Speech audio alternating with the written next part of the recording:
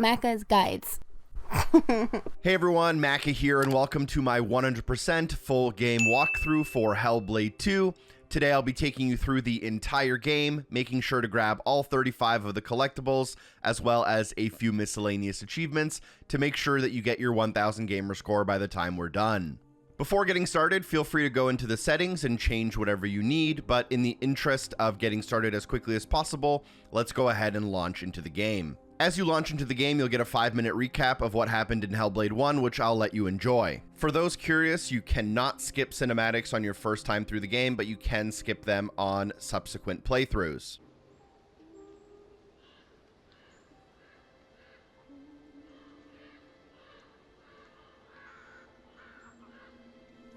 Senua, the outcast who became a warrior, who faced her demons and challenged the gods for her lover's soul, has accepted the voices, the furies, as part of herself.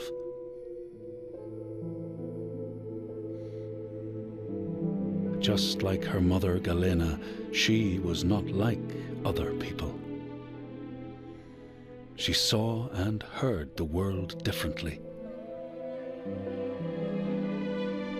Her father Zinbel told her she was evil, tainted by the sin of her mother. Tormented and afraid, she retreated from the world. Until love broke through like the rays of a new dawn. In Dillion's acceptance, she could live again. He gave light to her mind and freed a warrior from her body. But the voice of her father stayed with her, reminding her of her curse. And when the plague came to her land, the people blamed Senua. She took her darkness with her, banishing herself to the wilds. So she was not there when the Northmen massacred her people and sacrificed Dillion to the god of hell. Senua's torment was so deep that the world around her fell away. She took the head of her beloved, the vessel of his soul, and vowed to go to hell herself to save him. Through mist-shrouded horrors, she fought to find the secret path that would lead her to the very gates of hell. But the way was marked by fire and illusion.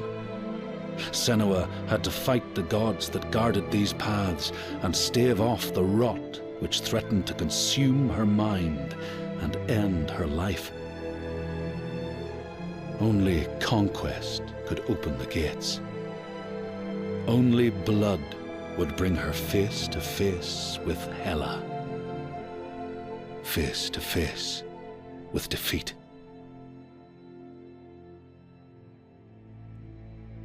Once again, Senua was engulfed in darkness, lost in a maze of misery and confusion, until Dillion's voice led her to the promise of victory. A sword that could kill a god. To win the sword, Senua would drown in her darkest memories, pulling at the shards lodged in flesh, mind, and soul. She pressed deeper into the underworld, resisting its grasping hands and deafening cries, until she found her prize before the guardian of Hell's gates. Senua released her rage, a fury that could not be stopped, not by savage jaws, not by waves of warriors, not by the pull of death itself. In defeat and desperation, Senua begged for her beloved's release. But a sacrifice must be made, and burdens cast away. Senua's fate was never in the hands of the gods, but in her own.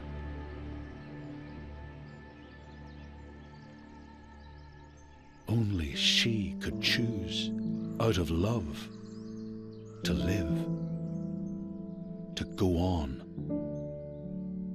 and to take us with her.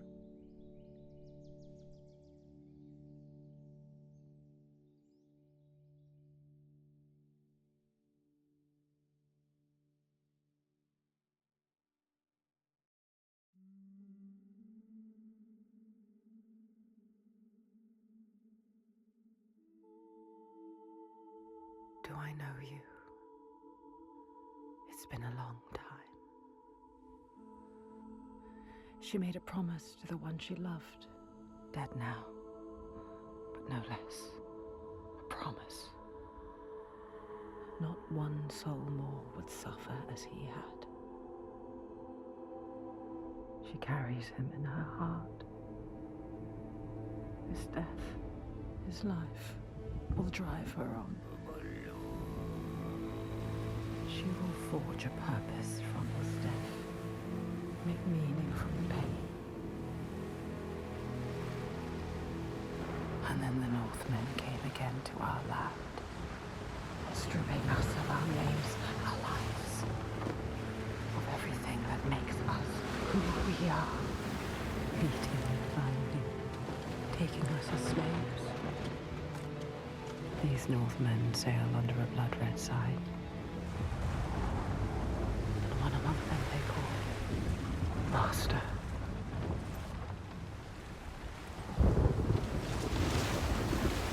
Senua will follow that sign. She let herself be taken, dragged in chains to their ships, so she can trace the poison to its source, find the heart, and cut it out. Stop the slaves. Keep her promise.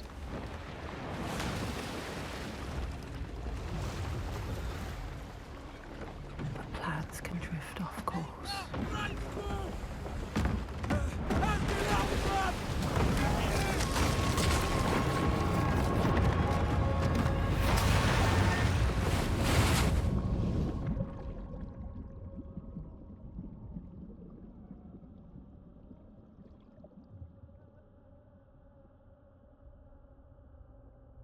It begins as it ends. Alone. In the dark.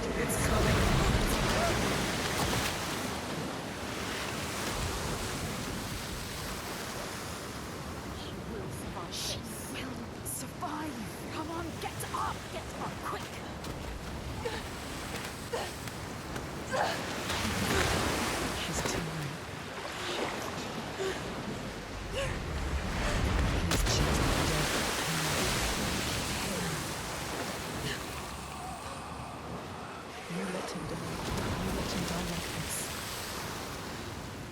Don't look anymore. No. No.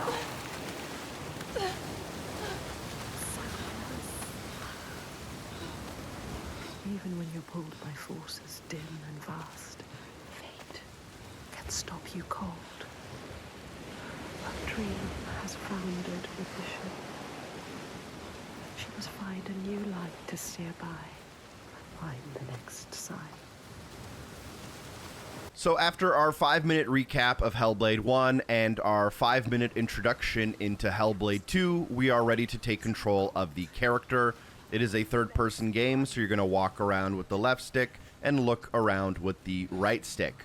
Now, as soon as you get started here, you're going to walk forward and interact with the ledge using the A button to climb up. The controls are very simple, and I'll explain them as that chance comes. Pretty much as soon as you take control of your character, you can also unlock your first achievement by pressing up on the D-pad or pausing the game and going into photo mode. This should unlock one called Worth 1,000 Words, and there are quite a few settings you can play around with here in order to make some really cool photos in the game, but feel free to close that and we will begin to move on. The game generally is pretty linear, so you can't get lost too often. There are some puzzles, some trickier than others, you might get stuck on, and there's definitely a couple of collectibles that are easy to miss. We'll be getting 18 lorestones as well as 17 faces during our time in the game. The faces reveal secret paths that have trees at the end of them. Both of these collectible types reveal kind of lore and backstory into the game, so if you want to know everything that's going on and get all of the meaning, you'll definitely want to grab the collectibles. Also, somewhat importantly, Hellblade 2 does offer a chapter select, and each chapter also has individual checkpoints that you're able to select, and there is a collectible counter in the menu for each chapter if you do want to mop up on your second playthrough. I have a separate video of only collectibles if you'd rather that. As you reach this wall in front of you, you will begin to climb it, and I'll rejoin you with commentary in just a minute. She's hurt. So tired. She's going to fall. No! Careful, Senua.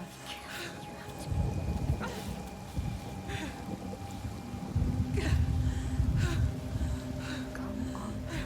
Climb. Come on. Don't listen. Don't listen to him. Listen to your mind. Coward! Why have we come here? Stupid! Come on, climb! She's too exhausted. Exhausted. It's too much. Don't look down like that. Don't let the fear get to you. Listen. What's that?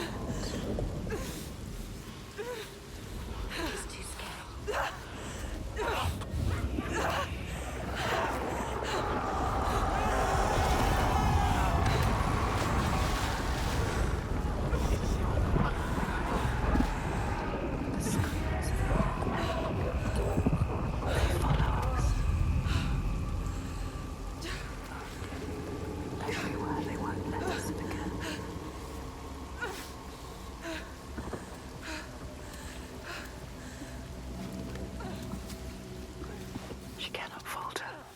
The voices draw her onward.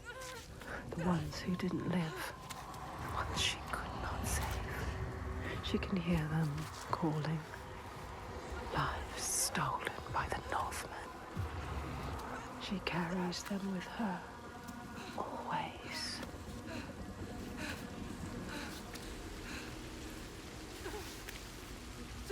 She is afraid, exhausted.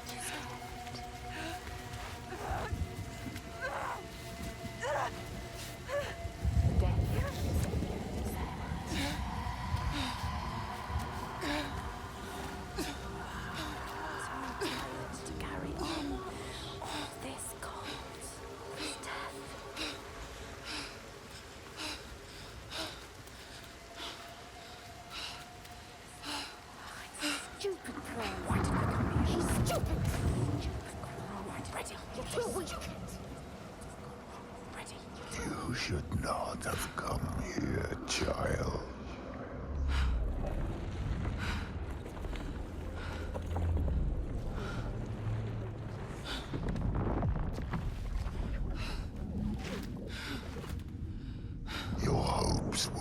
always doomed to fail.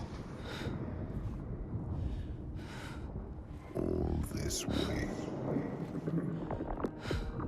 Just to die among strangers. You... Why did you come back? Did you think you had left me behind? I am always here. At this point in the game, you will regain control of your character. Pretty important control to know is that if you hold the left bumper, you do sprint. The sprint speed does vary throughout the game depending on the section. Sometimes you'll be able to sprint a little bit faster, whereas sometimes you are forced to walk a little bit more slowly. In Chapter 1, it's pretty straightforward and pretty linear. There are a couple of tiny little areas you can explore to the left and to the right, but generally speaking, the game is going to force you down the one main path here. And they're going to do that primarily through the use of audio in Chapter 1. I would highly recommend using a headset if you're able to. And you'll also notice a bunch of rocks that may be coated in a little bit of white.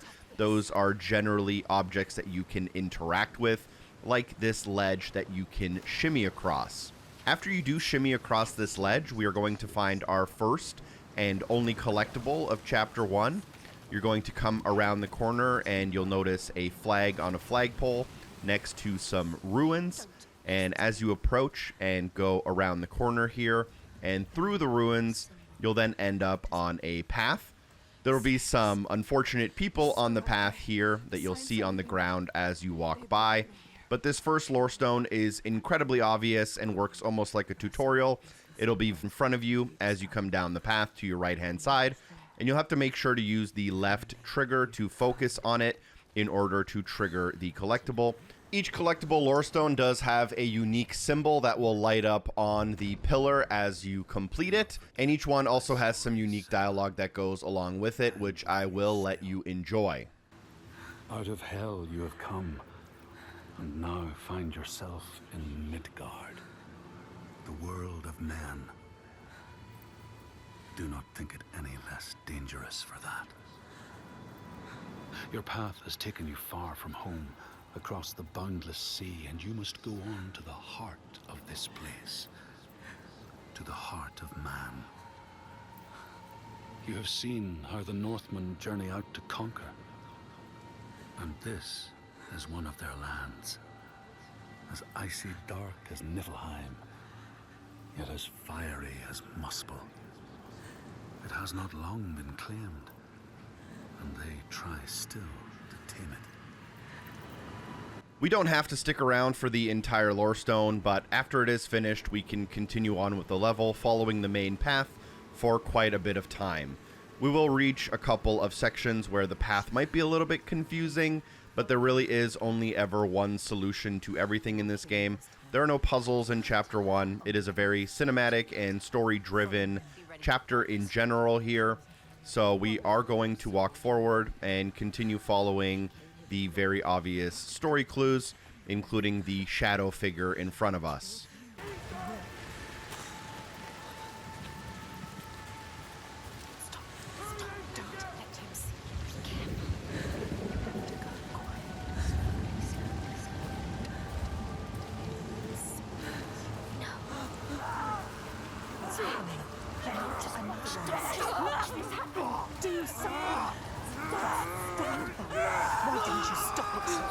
Unfortunately, these people fell off the cliff, but this is evidence to us that some of the slaves were survivors from the shipwreck earlier on in the game. And we are going to make it a little bit of our duty here in order to save some of them. And just past these ruins, we can find a path that goes a little bit down the hill and then curves around to the right. There will be a couple of rocks here. Again, there's only really one way to get through these rocks. There isn't much to explore here on the left or the right. No secret paths, no collectibles to be found either. Generally, we're just trying to make our way to the shoreline where there are a bunch of shipwrecks. Could stop this, but you have lost your mark. The sea tore him away, just like your hopes. Don't need to listen to him. You know this now. save them. They're already dead. You're a liar! The lost ones.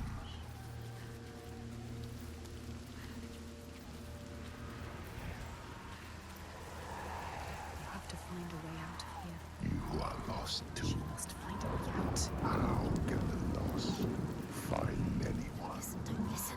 You failed them. Don't listen to him. They are dead, like your mother. Shut up! Shut up! Stop it!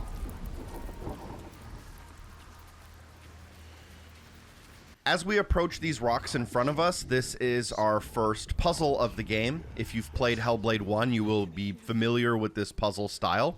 This is very easy as it's a bit of a tutorial, but there will be a symbol and you'll have to focus on that symbol. And then you have to find this symbol in the real world somewhere else. There will also be floating little icons in the air as you approach the correct area you should be standing in order to get the correct perspective. And you'll see that these are floating kind of in the middle of the sky. Just line up the pieces so that the symbol appears and then focus on the symbol in order to lock it in. Doing so will turn the red symbol on the door into a white symbol. And then as you approach this gate, it should open up and reveal the path in front of you. To understanding. Uncover the darkness, Senua. This is why you have come. I need to find the source of all this. I promised.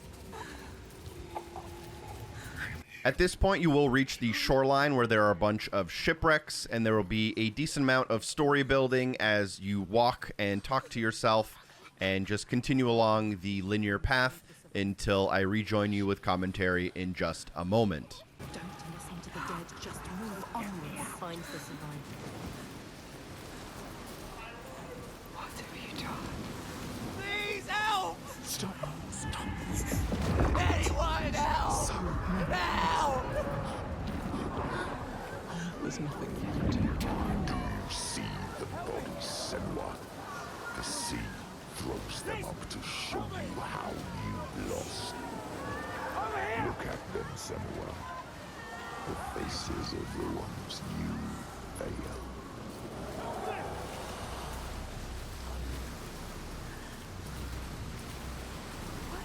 Look, wait, look. Some of them, they survived. They tried to, they were wounded. Oh no! They were it's scared. them! Alive. You can find them. They need you. Follow them. Help them. Find somewhere to hide.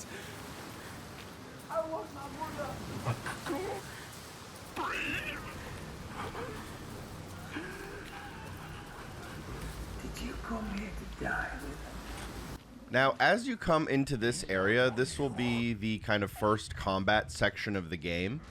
The combat can be pretty simple. There are a bunch of different difficulties. By default, you'll be on the dynamic difficulty, so it will adjust as you play.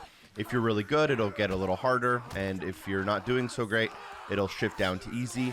You can also pick a difficulty, and there are quite a few accessibility options that you can also choose to make the fights even easier. You can actually make the offensive combat play for itself and the defensive combat play for itself independently.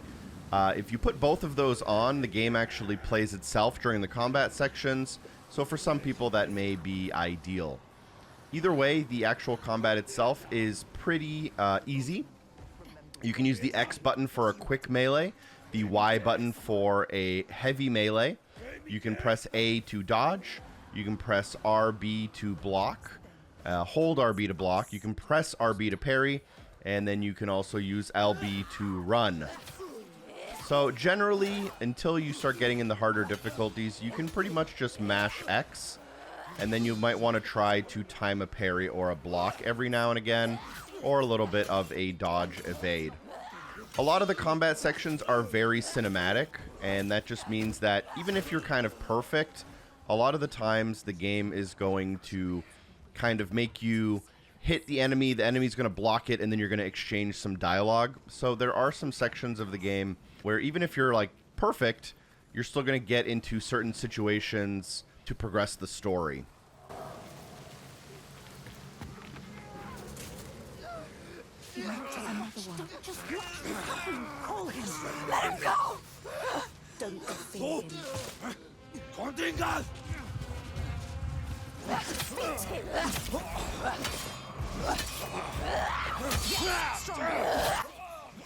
As you saw just there, if they block a certain amount of attacks in a row and then you hit them with a heavy, it should kind of break their stance, and then you can get a landing blow. Also, you can counter with a you can do a perfect parry, which is to tap the right bumper right as they're about to hit you and make contact. If you do a perfect parry, at least later on in the game, you can punish it with a counter attack that usually ends in an instant kill. We can then begin to move forward and a little bit further down the beach here. Why did you bring your curse here? The controller vibrations by default are also extremely heavy, so you may want to turn down the controller vibration just a little bit. Personally, I found that the parrying timing is a little bit difficult to get the perfect parry, and in a lot of the combat sections, it's actually just going to be easier to evade and just take a quick step backwards as they attack you, and then after they attack and miss because you evaded, you can pretty easily just land a quick attack into a combo to win the fight against each enemy. There's quite a few extended combat sections throughout the game, so you'll get used to it as you play here. Just hold on. Here you have to approach the boat, and this will start a small cinematic.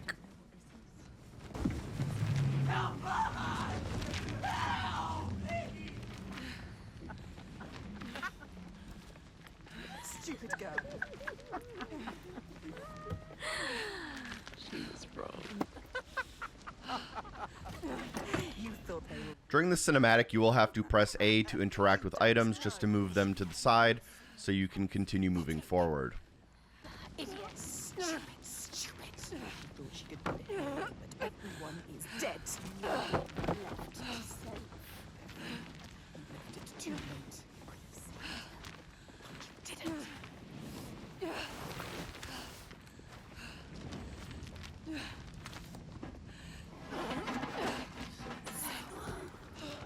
You could have saved us, but you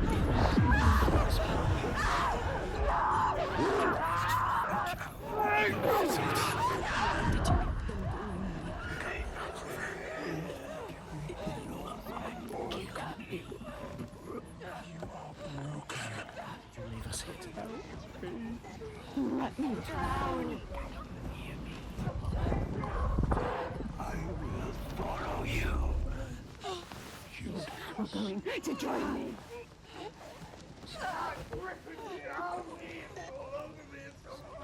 Killed your lover, they killed so many more will die. Do you know what's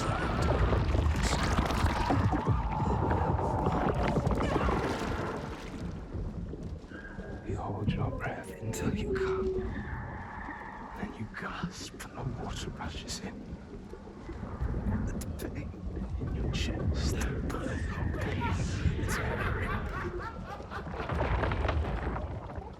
It's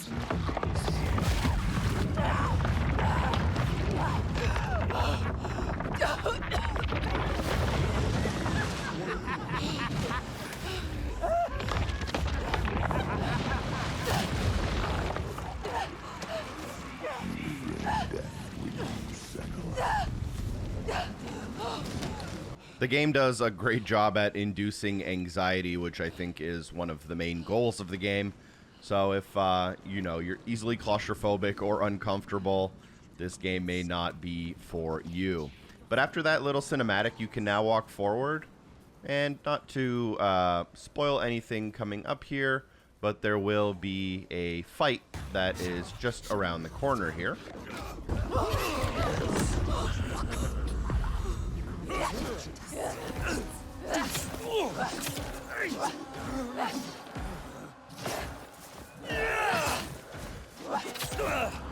And again, we're mostly going to be evading attacks and trying to punish with heavies.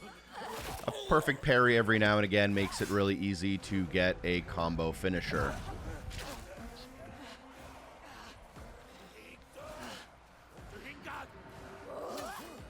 This will culminate in a bit of a larger fight that is coming up. These enemies are quite easy, but are just a little bit of practice. And I think they're there also to change the dynamic difficulty scaling. If you were to do very, very well at this fight, the upcoming fights will just get a little bit harder. After you kill those couple of enemies, you can try to leave the area by going around the corner here, and then following the path towards the shore and the next ships. As I said earlier, Chapter 1 isn't particularly long, in comparison at least to some of the other chapters. It is very cinematic heavy as well. But we are kind of starting to approach, we're getting closer to the end of the chapter. This is our first kind of boss fight, so to say. This is the Slave Master, and I'll let you enjoy the cinematic here.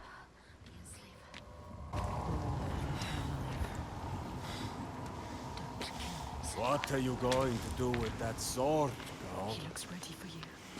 He is ready to fight. You're ready. We will end this. You're fucking dead. So this is going to be a longer fight. The enemy will block a lot, and a lot of those blocks will be perfect.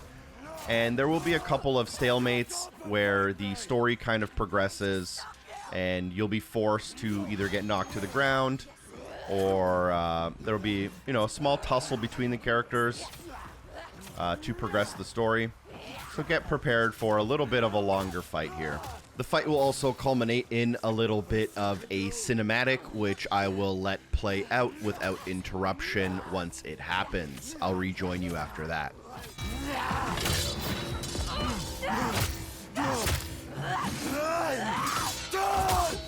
Get up! You have more to me alive. Come on, then.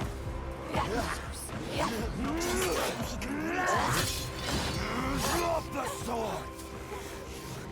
Going to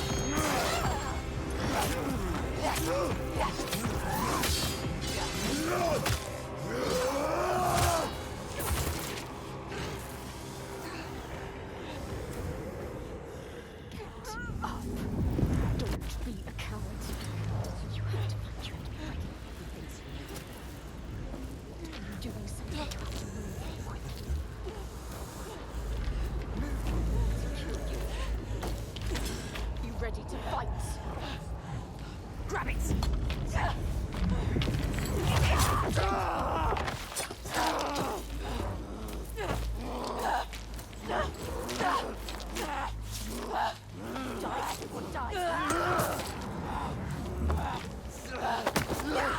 He took their lives.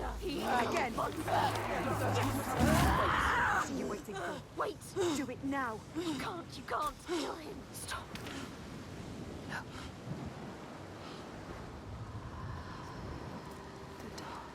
If you're going to kill me, just do it.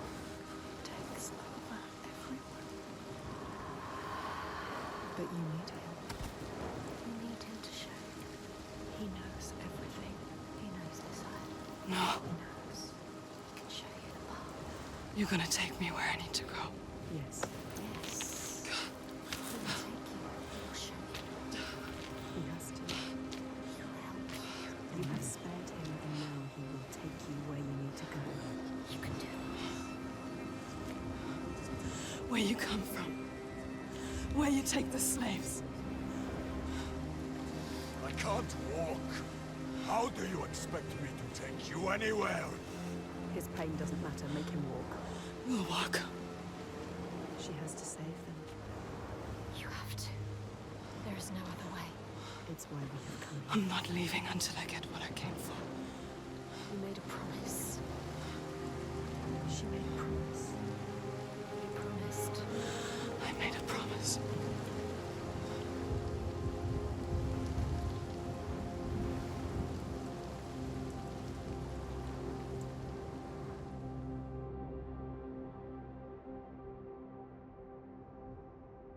She knew the path would open to her. A blood-carved stave, a soul sea falling, a too familiar darkness, an endless night. He is the next sign.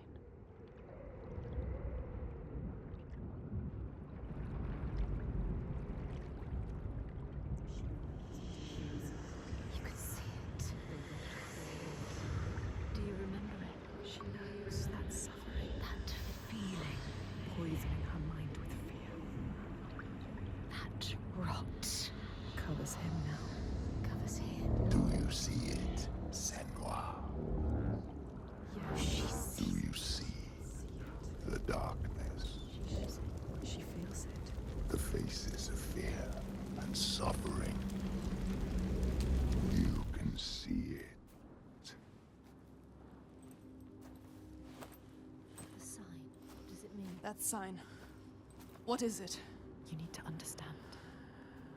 You need to understand. Answer. It is my father, Sigil. His father, Your father. The Gothi. monster. He's here. Look at him. No, The shadow. but this place is his. The people here are weak. They would not survive without his help. You have Like you. Does she? Enough.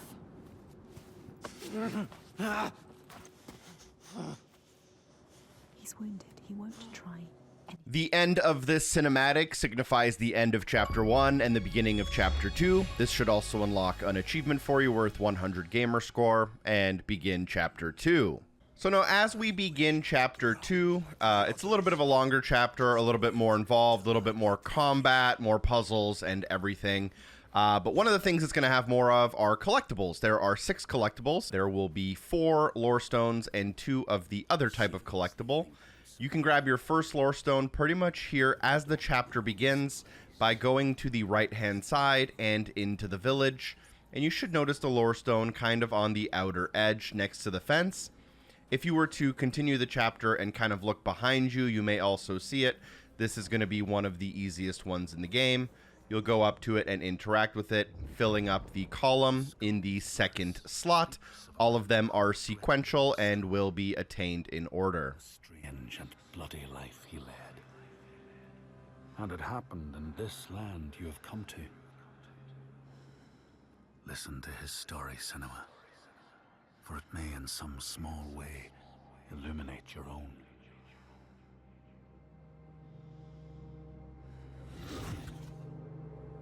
Once the dialogue finishes, we will move on. You don't have to wait for it to finish, but just to keep the video interesting for those watching, I will include it when possible. We can then continue forward with the slave master here and continue along the main path, following him towards the entrance of the settlement. Unfortunately, the entrance is not available, so we will have to go around a little bit here. It smells of death. He doesn't want The settlement has fallen to the Draga. Oiga. There is nothing but death beyond those gates. I don't want to see what's in there. Did you hear it? Did you hear it? Don't listen. Someone is suffering. Help me. You need to go inside. You need to help them. Someone needs your help. Everyone is dead in there. Everyone. Help us. Do you want to join them? You came here to help. Let's go. Listen to yourself. What is beyond there is too dark. We are leaving. Now. Don't give me orders, slaver. We'll find another way in. As the bridge across the water has fallen, we will have to take a right-hand turn here and follow a slightly different and longer path. You can hold LB to quote-unquote sprint here, but this is one of those walk and talk sections that is going to be building the story and introducing you into, you know, some ideas, some character building, some backstory, and whatnot. So we'll just follow the path for the next minute or two until we reach the next little cinematic. Again, you are able to skip cinematics on your second playthrough or when you're playing via chapter select, but during your first playthrough, you will have to experience all of the cutscenes. I thought your father protected these people. He does. Did. You can't protect people from their own stupidity. It looks like they let their guard down.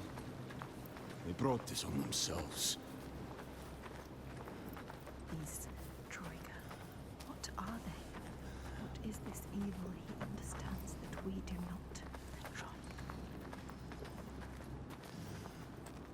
You see these graves?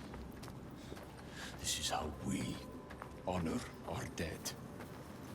There will be no one to bury you. These graves are new. So many bodies. So much death. Something's happened here. You haven't honored these graves.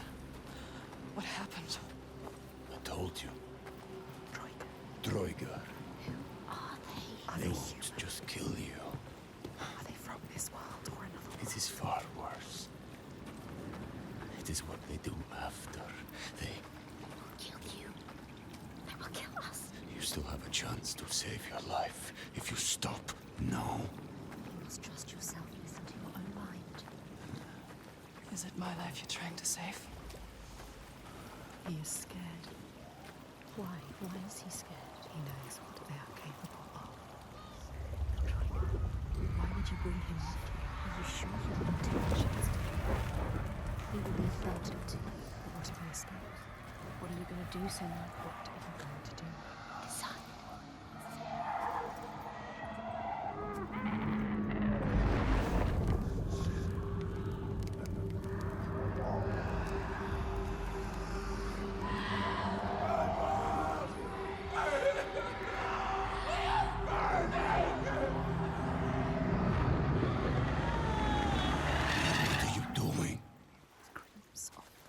There's something here. I need to find out what it is. They're dead. You're mad. She's not mad. Doesn't see the signs. Don't make sense. Stupid! He doesn't. You're mad. He doesn't know. He doesn't see the signs. There is no way. I am going in there. Look at him. Look at him. Wounded. Hurt. Defeated. But you need him. No. You're not. But we need him alive. He will try to escape. She has.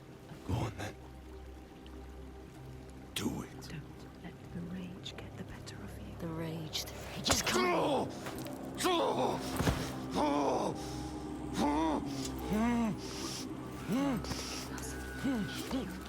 Just moments ago, to kill you. You shouldn't have saved him. This was a mistake. Senua, he enslaves people. How does it feel to be the one bound, helpless, waiting to die? When this heals, I will kill you, mad woman. For that, you'll need to stay alive.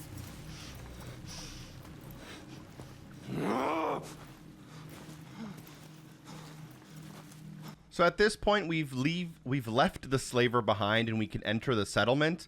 I don't want to be explaining cinematics too much. I think this game is a lot more enjoyable if you interpret the story yourself and kind of take it as it comes. So I'll be keeping it pretty surface level of like my own personal opinions on what's going on. But on the surface level, we are reaching this settlement where clearly you know, something has happened that is not good.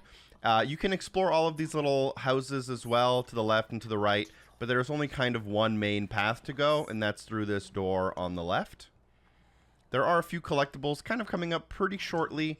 I'll make sure to mention them as we come to them, but for now we are just going to be going through the houses and reaching the far end of the settlement. The Northmen raided your village. They enslaved people. They took Dillion, your beloved Dillion. They killed him, Senua. He died because of them. Do you remember?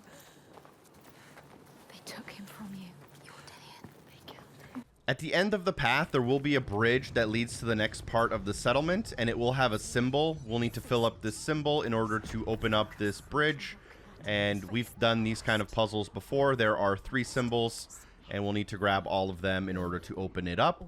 So the first symbol, directly to your left, you'll be able to find a path that leads into the back of this small house. And if you go into this house through the back, you can find a ladder. And if you climb that ladder, it should give you a vantage point to the first of 3 symbols. Just make sure you line up the sticks a little bit here. What you are looking for is the red sticks, and that will be the theme. That's a great color to try to follow around town to line up the sticks you need. So that'll take care of the left symbol. We can now go for the other 2 parts of the symbol by climbing back down the ladder and going back to where we came from. Back into the past and hold you there. You could have explored all of these areas before interacting with the gate and triggering the puzzle, but you're unable to grab the symbols until after you trigger the puzzle, which is why we did that first. You can then head back into town and go up the main road. And at the end of the path, you should be able to notice another set of red poles, and you can line them up in order to create the middle part of the symbol here. Face your fear. Focus. You found another path. One more to go. One more second. Last but not least, you want to turn around, start heading back towards the bridge, and you'll find a door on the right-hand side. Enter through that door. This will allow you access to the back side and a little bit of a secret path you wouldn't be able to access otherwise. Once here, turn to the left, and you'll want to follow the path through the next house.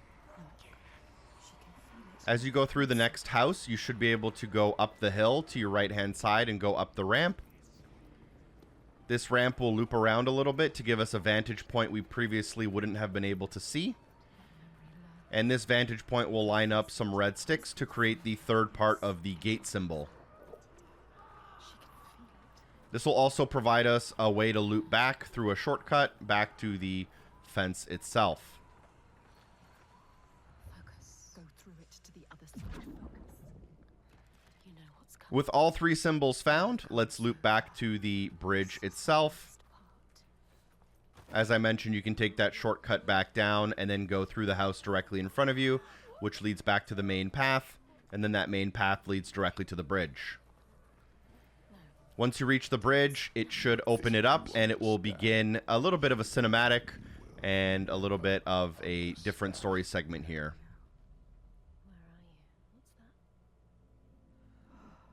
If you are going through checkpoint select, this checkpoint that just started now is called Welcome Home. And this is a checkpoint you will use to mop up a couple of collectibles which are coming up if you were to miss them in your first playthrough.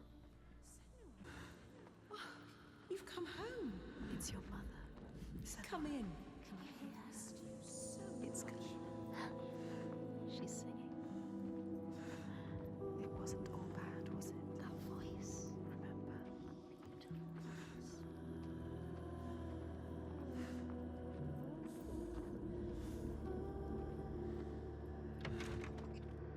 The mirror, Senua. It will help you fight your mirrors. You have to take it. Keep it with you. My mirror. As you interact with the mirror, this is actually an item you may be familiar with from the first Hellblade game. This is a combat aid that will allow you to build focus as you're fighting. You can then activate that focus in order to fight enemies more easily by manipulating time and slowing it down. And in some cases, a lot of enemies almost require this in a way, or else the fights can be really, really difficult. You'll see the mirror on your hip, and it will fill up with lights and rings, and as those rings kind of light up, you'll be able to use the focus. So here I go, building up the focus, and then I can press the right trigger to slow down time. And although I didn't do a very good job there, as I was trying to time my fighting with my commentary, you can imagine that once the time is slowed down, you can pretty much just land a combo and immediately end that enemy. One thing that is important is if you do a perfect parry, like I just did there, you are able to fill up your mirror pretty much instantly with one charge. So doing perfect parries can really help you in the fights as you play. During this fight, there are only going to be a few enemies. This is one of the shorter and easier ones in the game. But this will be something you do quite a bit of throughout the game. So you may want to practice your parries a little bit here, or change the difficulty accordingly if you feel as though you're not playing your best. You can also build your focus and then save that focus for the next enemy. So although you have focus available to you, you don't always have to use it immediately. After you do defeat a certain amount of enemies, it will transition you to a new scene. And we'll just follow the path right up the middle here during this scene.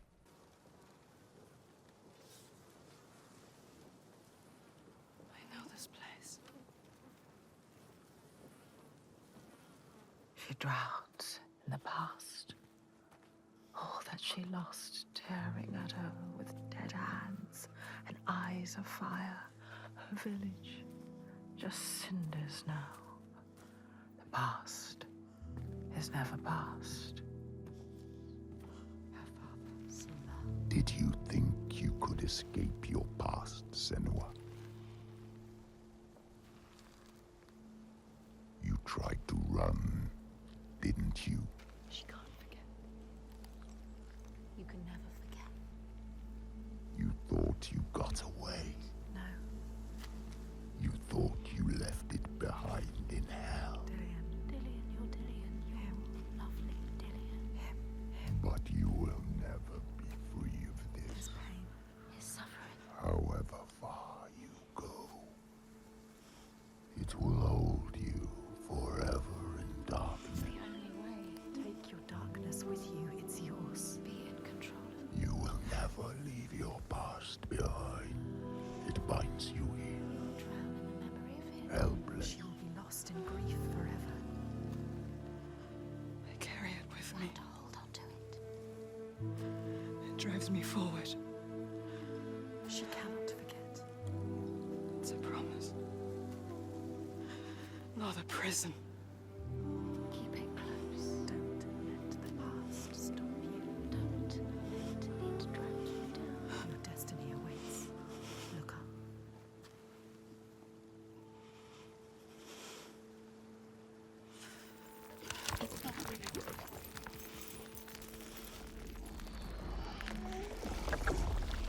As we come out of the cinematic, we get transported back to where we were previously, right after solving the puzzle, and we now have access to the bridge that we want to cross to get to the next part of the settlement. As we enter this next section of the settlement, there are two collectibles that I will have to make sure you put your attention to. As you enter, turn slightly to the right and then enter into the house through the wooden boards. There is a ladder here which you can climb just to see where you're headed in terms of the mission, but we are going to skip it as it is optional. There's also an altar here you can kind of interact with, but as you exit the house, take a left-hand turn and then take another left-hand turn and go through the wooden gates. As you enter into this open area, take another left-hand turn and go underneath the logs here. And as you enter this next area, which is decently well hidden, you should be able to find your next lorestone. I'll let you enjoy the backstory here.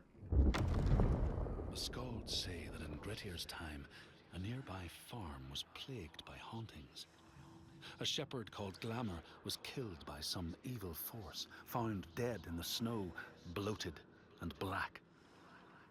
His body could not be taken to burial because he was held fast to the ground So it was left.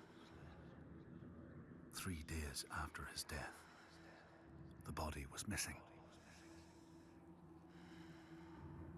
From this lorestone, we can also find our first quote-unquote face collectible.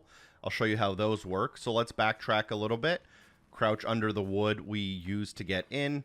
Exit the area through the right to get back to the main path. And then take a left-hand turn looking up the hill to locate the flame. Run towards the flame and look to the right of it. If you look to the right of it, you should notice a face. This is a face that is made of stone, and when you focus on it, it almost works like an illusion, and it clears away the face to reveal a secret path. There are 17 of these in the game, and as you go into the secret path, you will always find a tree at the end of it. Interacting with the tree will light up one of the white dots in the spiral and play a little bit of backstory. In all the places of the earth, they know that the gods and spirits affect man's path. All the misfortune that befalls man lies at their feet. If you have eyes to see, you see their presence and their power. Keep your eyes open, traveler, and you might see their faces. Each tree is uniquely numbered 1 through 17 and will fill up the appropriate dot in the spiral so you can keep track, and you can always mop up after if you want. Let's head back to the main path here and then cross by through the next bridge in order to progress the mission. We're headed towards the fire off in the distance.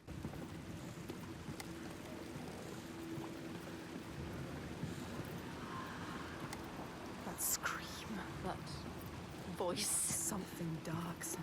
You need to go up now. Don't let them see you coming. You need to find out. Don't let the monsters find you. You can do this, Senua. We believe in you. She knows what it's like to fear. As a child, scared of the night, her mother's soft voice calmed her. But now, she's alone. And there's more to fear than just the darkness. There are ghosts that walk in the noonday sun. Monsters that climb out from under the bed. Some shadows can't just be dispelled with light. Some shadows don't want to scare you. They want your blood, your flesh, your life. But the voices are calling.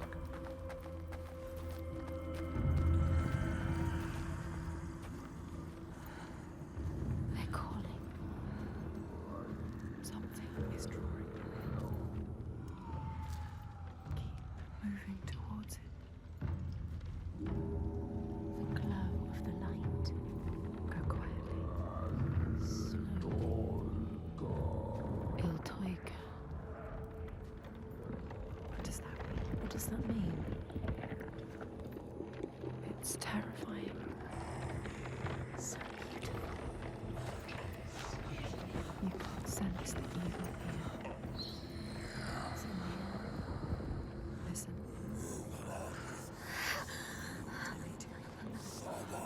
Torture. Kill you. They'll kill us.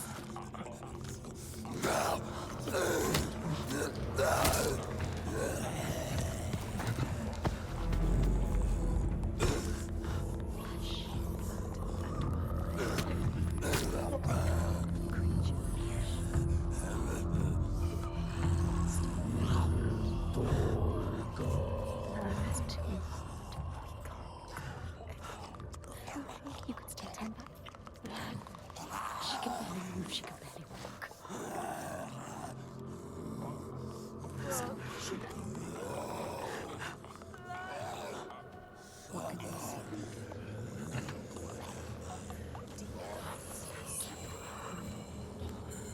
Control your fire. Control it. You can do this. The light is so enticing. We want to keep moving towards it. We'll lead you to where you need to be. She can't get in here. Find another way. You can do this. It's easy to turn back, turn away. when every nerve is screaming with fear. Be safe, be quiet, run and hide, run away. But to turn back is to lose yourself, lose your way, defeated and dead-eyed. When the path ahead is clear, soaked in blood and bile. We will be forced to turn around here and start heading the opposite way. This game obviously isn't necessarily set firmly in reality, so the path has now changed behind us and is leading to a completely different area. But it will kind of lead onto the cliff sides around where the Droigas are, where the flame is in the middle of the area. This is the next checkpoint, which I believe is called the Droiga Ceremony. And there are a lot of little vantage points here that you'll be able to see into the interior, which we are kind of headed towards as a part of the story.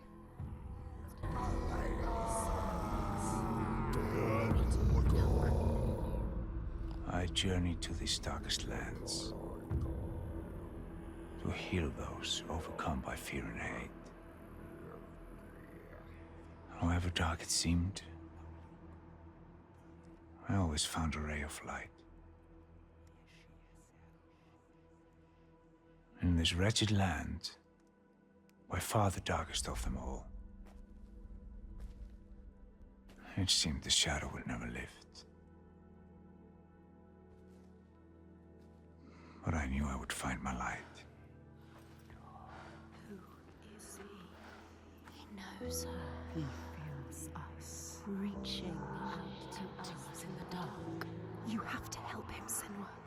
This is our quest. This is our destiny. Our mission. Senua, would you give your life for these outsiders? In my darkest hour, it was an outsider who saved me.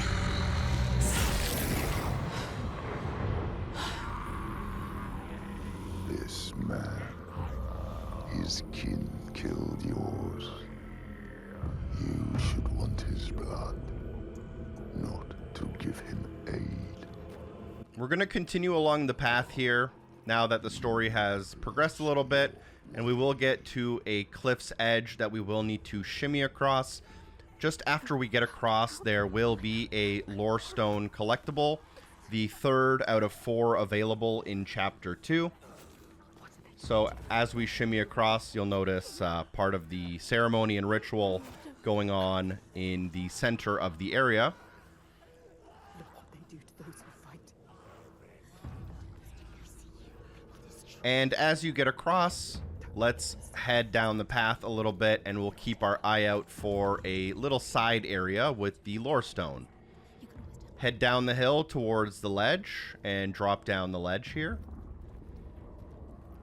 After you come around this corner to our left-hand side, you're supposed to go straight in order to make progress. But if you take a quick peek to your left right here, you'll notice that there is a ladder. We're going to climb that ladder. And I actually was up here and didn't even realize there was a collectible here on my first playthrough. What you do is you head up the path, and then there is a stone wall that you can mantle over halfway up here. And as you mantle over it, it reveals another path that leads us to our next lorestone. The Scalds tell how the revenant glamour roamed the settlements, terrifying all those who lived there. Each one he killed, in turn, rose to walk beside him. Thus, evil begets evil. But the man Grettir was proud and overbearing, and thought the Droigar no match for his strength.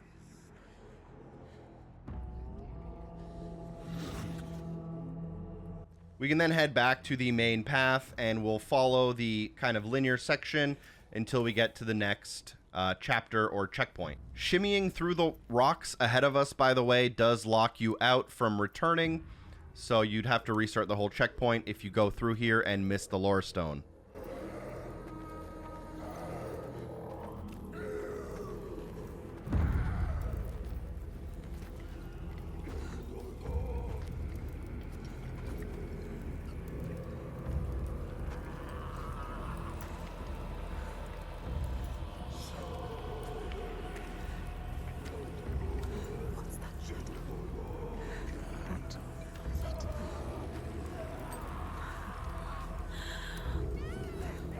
Slaughtering her. Slaughtering her.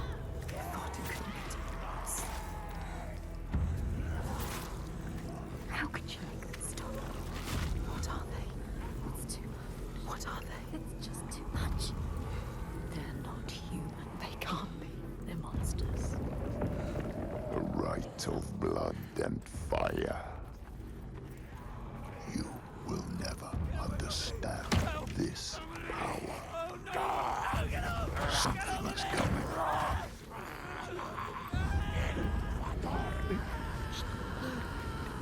don't want to go down there. You have to. She has no choice. There's no other path. But you will drown in the blood. Blood and bones. Our body. Blood and bones. And I want to die. I can't stand it anymore. I can't. Shh, don't. What's that?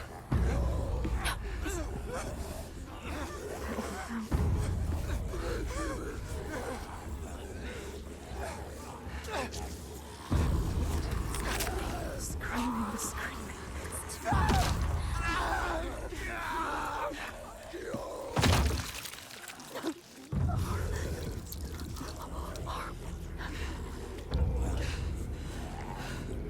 The bones just bones creaking. Close your eyes. Flesh. The sound is worse than murder happening above your head. It's too much.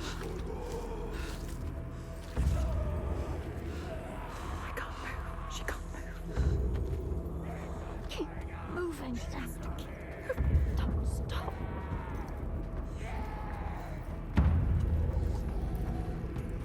The one whose voice cuts through the chaos. He is her next sign, the next step on her path. She will bathe in blood, her sword will sing, and she will free him. The dark tribe.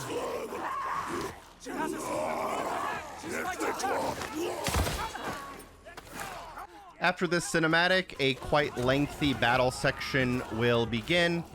So we're going to follow all of our regular rules, except now we do have our little focus mirror on our hip, which does allow us to slow down time and take care of enemies a little bit more quickly.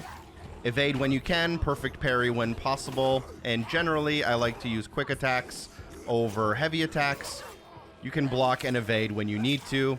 Some of the enemies do have throwing weapons now that you will have to either dodge. I don't know if perfect parrying is very useful against those. I typically try to evade or block when possible.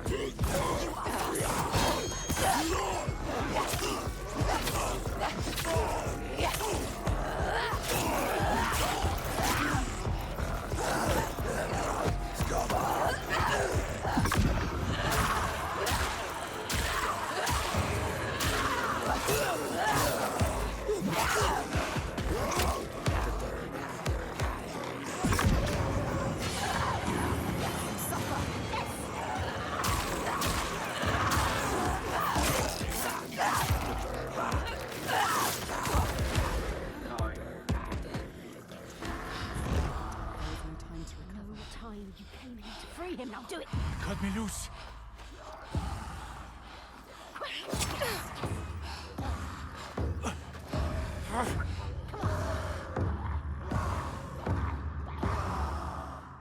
What's he going to do?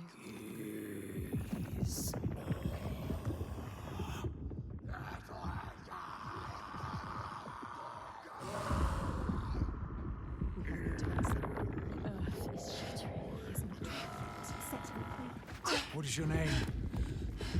Senua. I've been waiting for you. Do it. Do it now.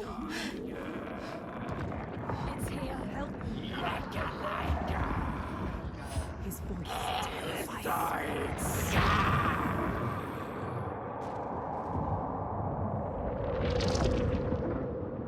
She is coming. Can you feel her? She can feel it. Something from the other world is coming.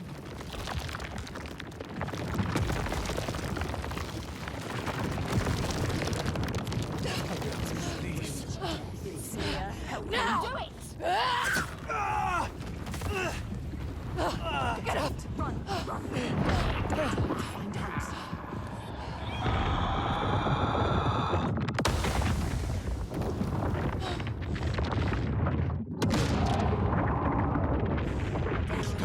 So despite our best efforts at interrupting the ceremony, they were successful in summoning El Toiga, and that is why the earth is shattering.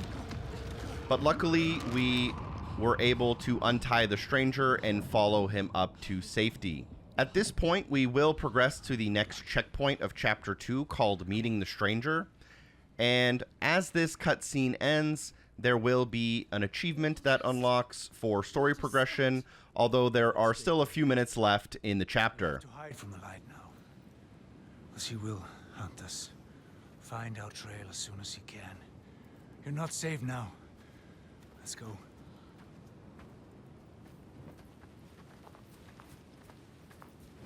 So there goes our second story-related achievement. Each story-related achievement is worth 100 gamerscore, except the last one, which is worth 150. There are still 2 collectibles to go, so we're going to make sure to grab both of them during this last checkpoint before Chapter 3 starts in only a few minutes. At this point, though, you can mostly follow the stranger that we met, and they'll let you know some of the backstory. Why were you bound to that pole? What were the Draga doing? We're calling to the creature, drawing her. As you do reach this kind of bridge in front of you, the natural story progression will be to take a right-hand turn and go down the hill, but there will be a collectible hidden on the left. So at this fork in the road, take a quick left-hand turn, and you may notice a somewhat obvious face in the rocks. We're going to use our focus to reveal the secret path behind the face. Walk forward in order to find the tree, which is the second of 17. Interact with it in order to get the dialogue that accompanies it. What are you going to do? What can we do? Here, they once said that Loki lies imprisoned in a cave, trapped by his enemies, who set a serpent above to drip venom on his face. His wife, Sigyn, sits beside to catch the venom in a bowl, but when she must leave to empty it, the poison falls unabated. His pain is so great that he thrashes and writhes. And here above, we see the earth shake and break apart. We'll now head back to that main path and follow the stranger down the hill. There is one more lore stone that we will grab along the way. It is definitely not hard, but it is a little bit hidden.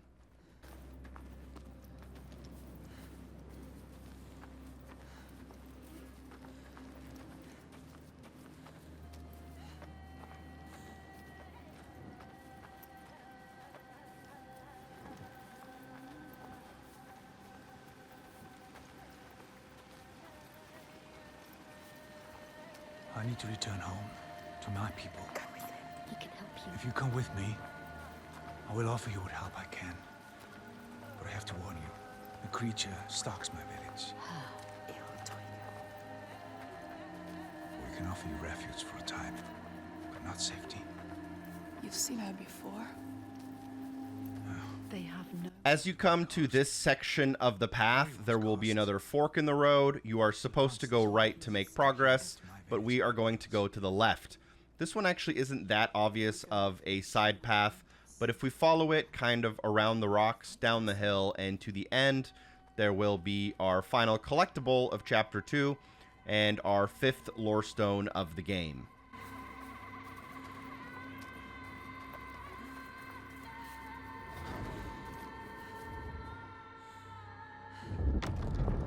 The Skalds say that Grettir fought and killed the Droigar Glamour, but not before Glamour had cursed him. His strength would be turned against him. His deeds bring death and exile. And he would be always before Grettir's eyes, making him afraid to be alone. He saw all sorts of phantoms wherever he looked.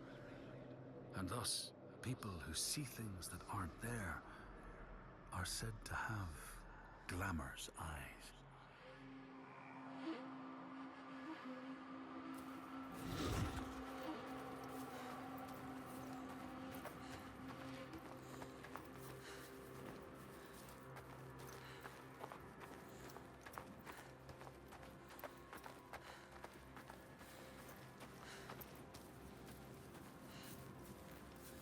As we are on the final checkpoint of Chapter 2, with all of the collectibles done, we mostly have story and cinematics to go at this point.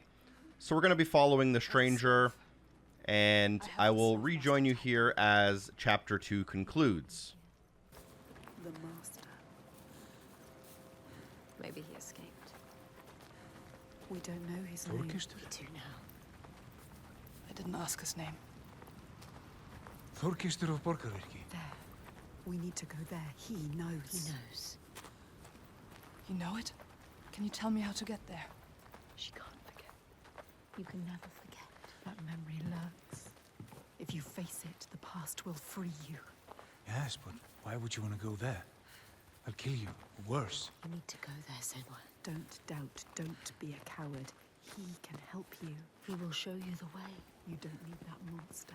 What was the name? Thorgester. By the gods. Oh, what a terrible thing this is. The Droigar were always savage. This is worse than I ever thought possible.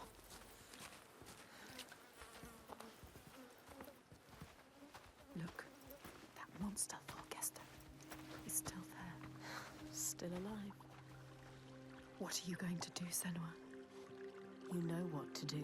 We don't need him anymore. What do you want to do about him? Nothing. Leave I him. don't need him. You can tell me where I need to go. He cares about him. Well, if you leave him, he will die. Droigar. Or simply starvation. Don't doubt, Senua. If the Droigar took him, it would be no less than he deserves. Help me. She is weak. Don't feel pity. He doesn't deserve it. She cannot do it. Something about him. She saw it. Not just a monster. She saw it. A ray of light. He is evil. There is no choice. So stupid. She's not listening to us. Stupid. She is saving him. That monster. Our wound looks bad, Thorgester. I don't want to talk And to you. if you accept my hospitality, I can have it treated. You will not make it far alone. I will come with you, but this changes nothing. Not expect any gratitude from me or my father. How could I? You still haven't told me what she is. Iltoiga. So many questions. She's a giant. They awaken at sundown. Iltoiga. Time. A giant. A cursed land. But now she has help. Fargrimar knows this land. Many have tried to fight them, but all have failed. They're immortal.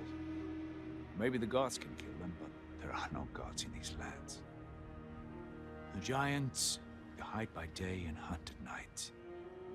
You may think, well, at least there's some respite by day. But know this, the nights grow longer. And come winter, there is no day, just endless night. Soon the time of man will end.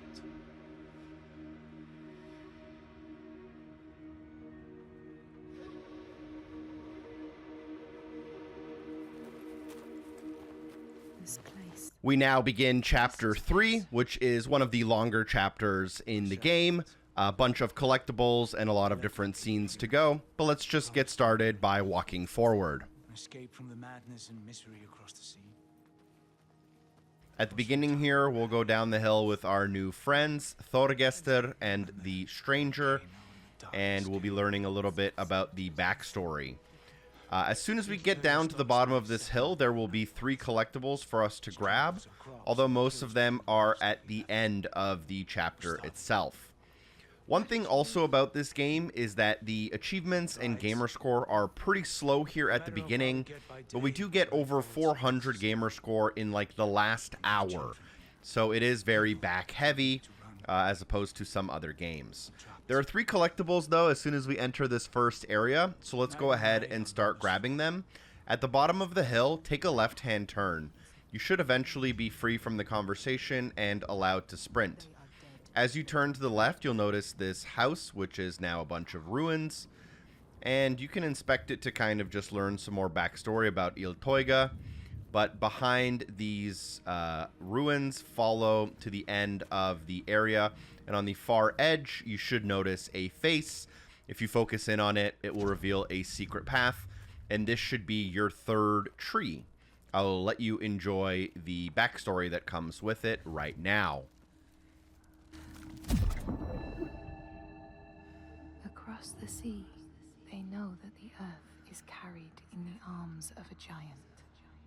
When he is vexed or injured, he may not carry his burden so gently, and the world will feel his anger and pain. After this, there's also a very nearby lorestone, so let's head back where we came from. As you exit where the face was, look to your left about 90 degrees, and you should be able to quite easily locate the lorestone very close by. Head up to it and focus on it in order to unlock it. The Skalds tell how in the time of Grettir's kinsman Thorgrim, there was a terrible famine. No crops could be grown, and the fish fled the nets. It lasted years, and the people were desperate. There was no respite even in spring, since terrible gales from the north would rise up and set in for weeks. This is a cold and unforgiving land, Senua. And from this lorestone, let's go ahead and grab the 3rd and final collectible in this area. Head back towards the hill we used to enter the area, and if you were to have gone straight, you would have continued the chapter, but instead, from the bottom of the hill, go towards the right, and there will be a bit of a dead-end path. I don't know how I missed this face on my first playthrough, but I guess I just wasn't looking hard enough. At the end of this path, if you turn to the left, you may notice the face, which you can focus on to reveal the path. Also, there is a time of day progression in this game, so it's very possible you have different lighting conditions than I do if you are at this section and have taken longer or done it faster. Locate the face to get the path, and then I'll let you enjoy the story before we progress a little bit further on in the chapter.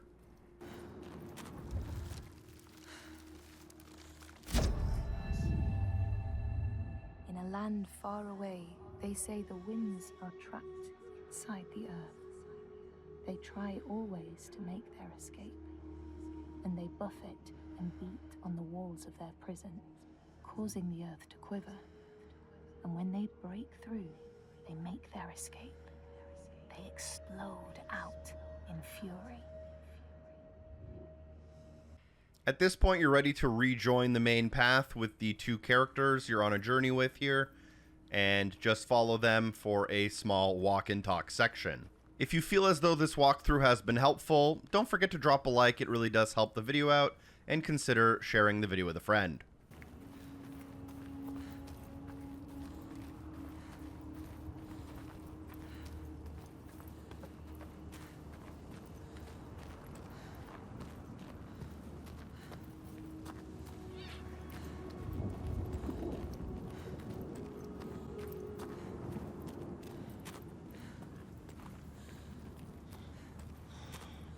Gods, what a ruin.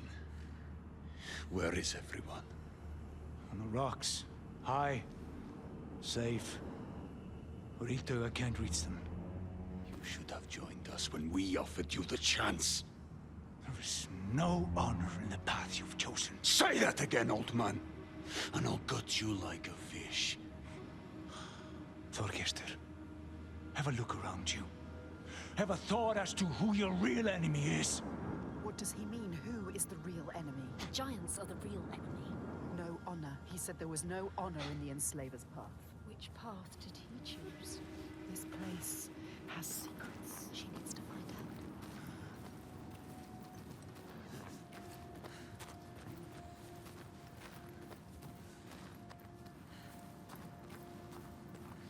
She can see the thread that binds the world, can feel its hidden pulse, and knows when that pulse quickens. She feels it now, a tremor on her skin, a being taking shape. Something is coming. What is it? Rising from beneath the earth. He knows. He can sense it too.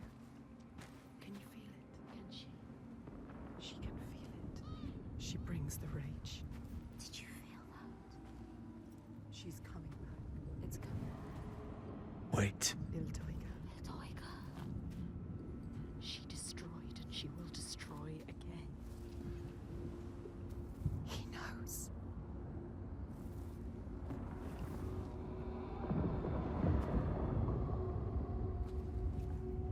She's here. You need to run. Run! She's here. Let's go. Get to the hills! Get out of here.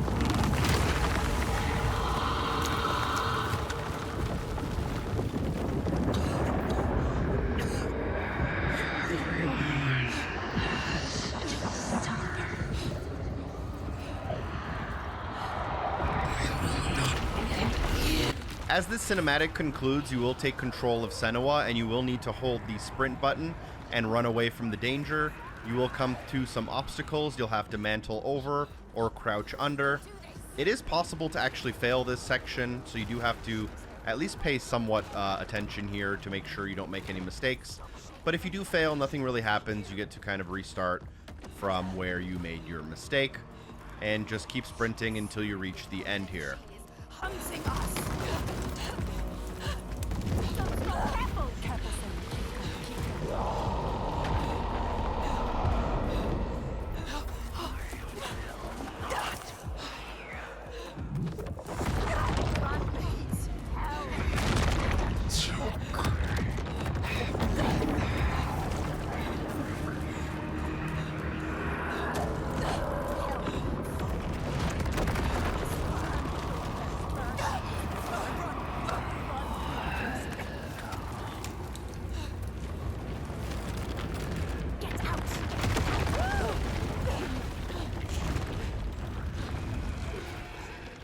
The end of the running section will trigger a little bit of a cinematic, and you will enter a cave here at this point in order to seek refuge and safety, and that is where we will begin the next part of the chapter.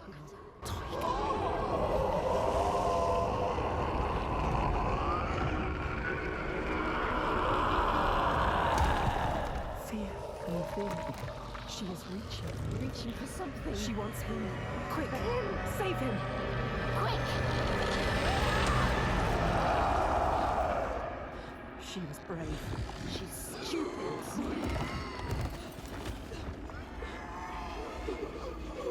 She can see into you.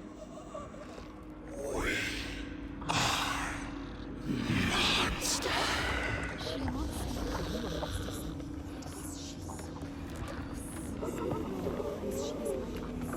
She is suffering like you. I can see her. She knows you.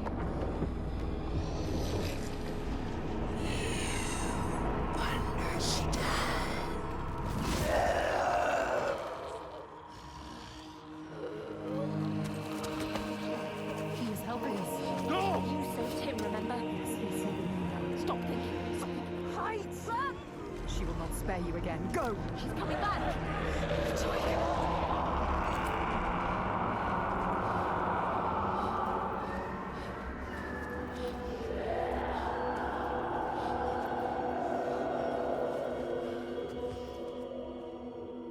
There are some wills so strong they dream a new world. A hell of their own creation. And they will not sit lonely in that nightmare. If you wake the dreamer, does the nightmare die?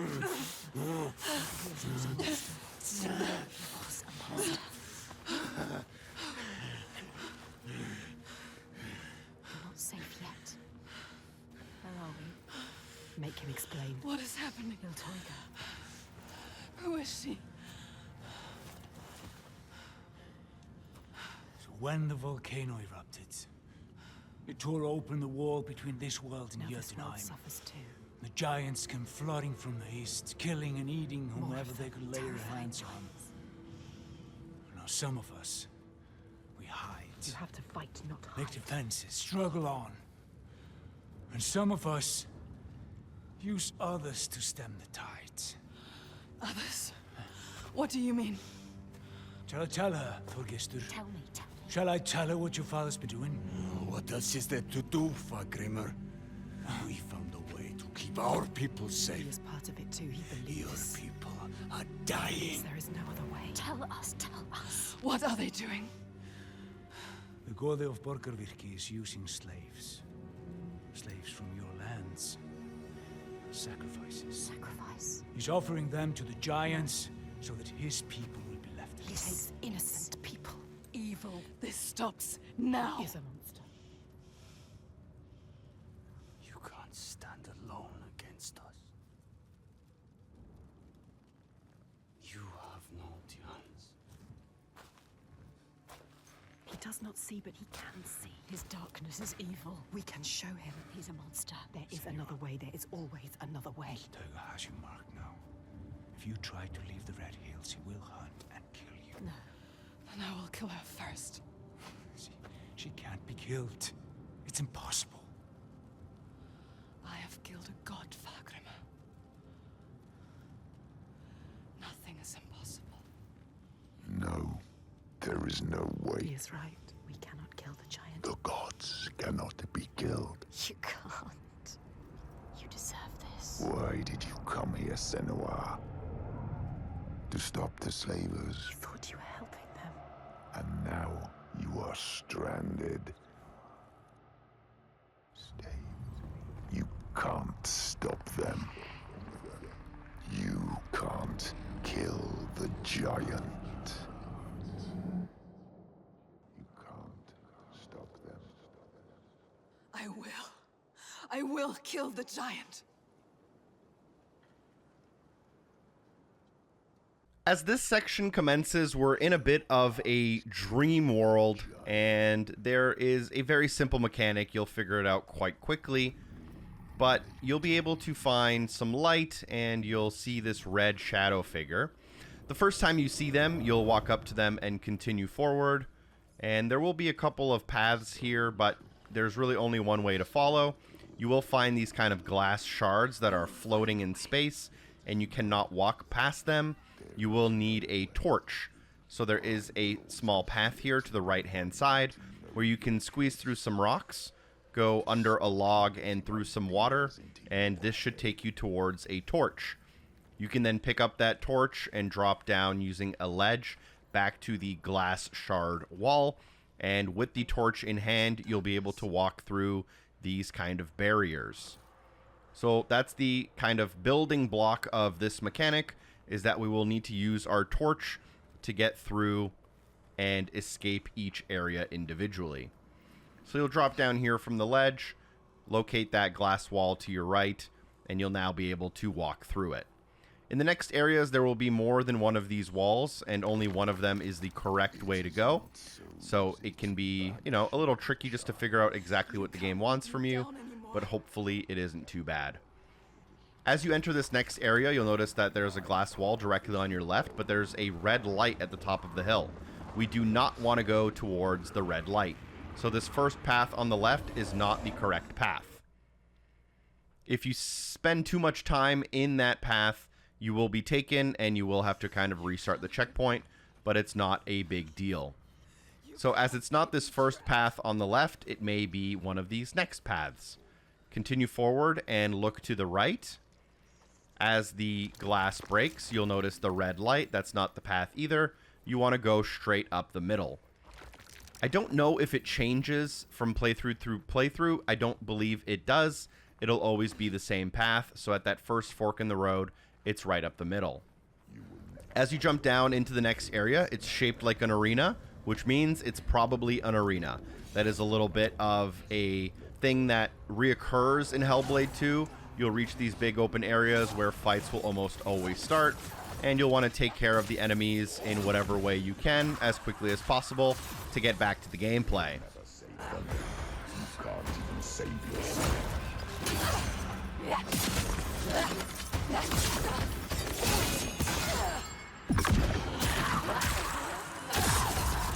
The gods cannot be destroyed.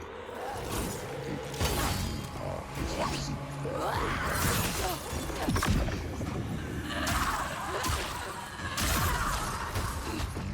Just listen to me, Senua. I speak for the gods. The only way to appease them is with sacrifice. After defeating the enemies, don't forget to pick up your torch. You don't necessarily have to be right next to it because you may have gotten spun around during the combat a little bit. So just take a quick peek and just find the door that doesn't have the red light. So the first door from the ledge is not the correct door on the right. Let's work our way counterclockwise. The middle door is the correct one.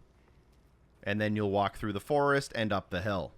You will never be free, never safe, unless you heed my words. You can't hurt me. I carry the light. Light fades, Senua. Your torch will be extinguished, but not a problem. Just continue forward into the next open area and relight your torch using the flame in the middle by interacting with it. This should start another combat section. There is always a way. No. You will see. Your blow can't recover from. An abyss you can't crawl out of. A nightmare you can't wake from. And I...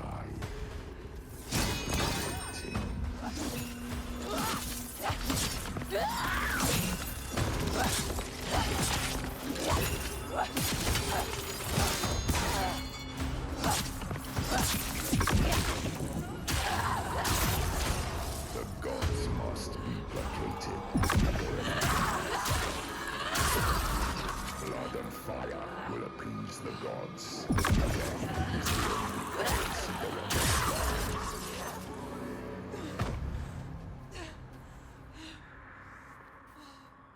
After defeating some more enemies, you can go and reclaim your torch from the center of the area and locate the door without the red shadow figure. If you check the door on the far left of the area, this is not the correct door. So let's go ahead and now go clockwise to the second door. And this is the correct one, so we can continue forward. You will submit to me, or you will die here. I won't let you stop me. It's time to give up, child. Leave this land. No. What you did to me, I see it here. They are cowed like I was. Lost like I was. Believing what they're told.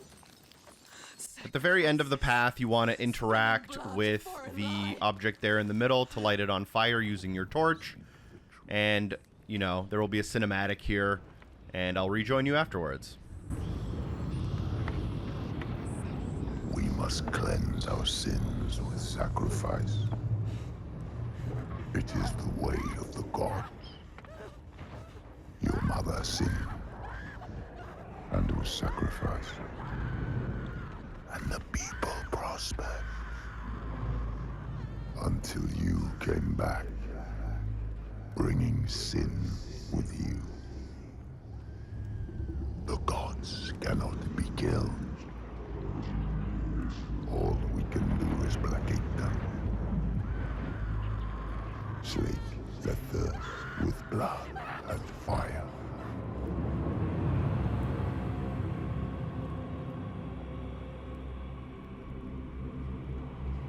I see through your darkness now. I see through your lies. And I will show them how to see as I do. I will not appease your gods. I will destroy them.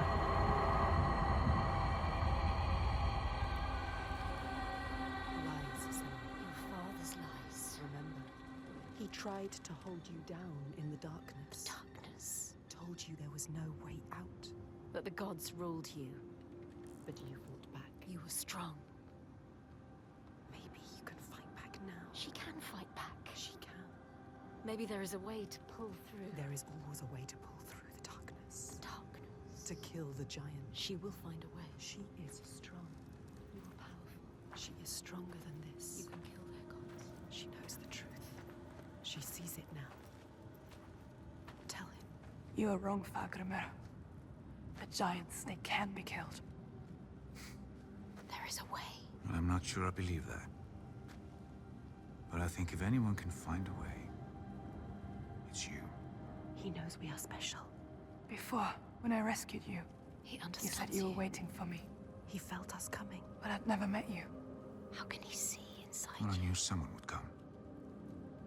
Somebody different. You are different. Somebody with the ability to look at the world and see what might be, You are special. not what is. She's not special. And that is you. She's just like the others. No, she I've is seen special. you listening to the voices that we cannot hear. To the Verdir and Gandir. Voices. How does he know about us? You have the ability to see behind the veil. You are a Sedkona, a seer, whether you know it yet or not. A seer. What is this he speaks of? Do you know, Senua? Do you know this is you? Iltoiga. Where does she go when the sun is up? She brings suffering to everyone. A monster. She hides down there, Hiding. under the Waiting. cover of the cliff. She's there most days, just staying close, These people live in waiting fear. for us to slip. Constant fear. They are waiting But to you cannot die. approach her down there in the shadows. You don't stand a chance. And she won't come out until it's night. You have to do something. This is why you have been called here, Senua. They shouldn't live in fear. He knows. Listen to him.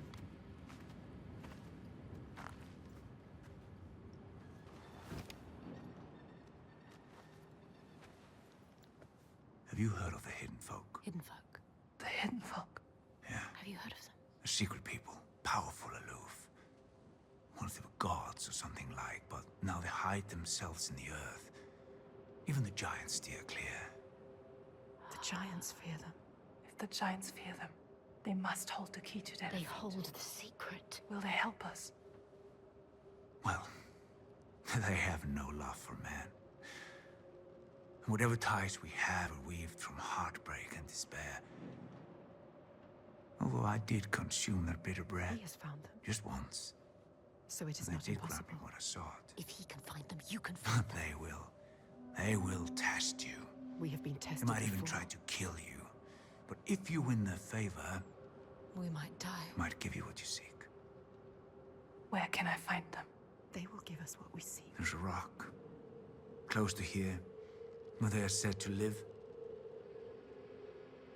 Its entrance is hidden.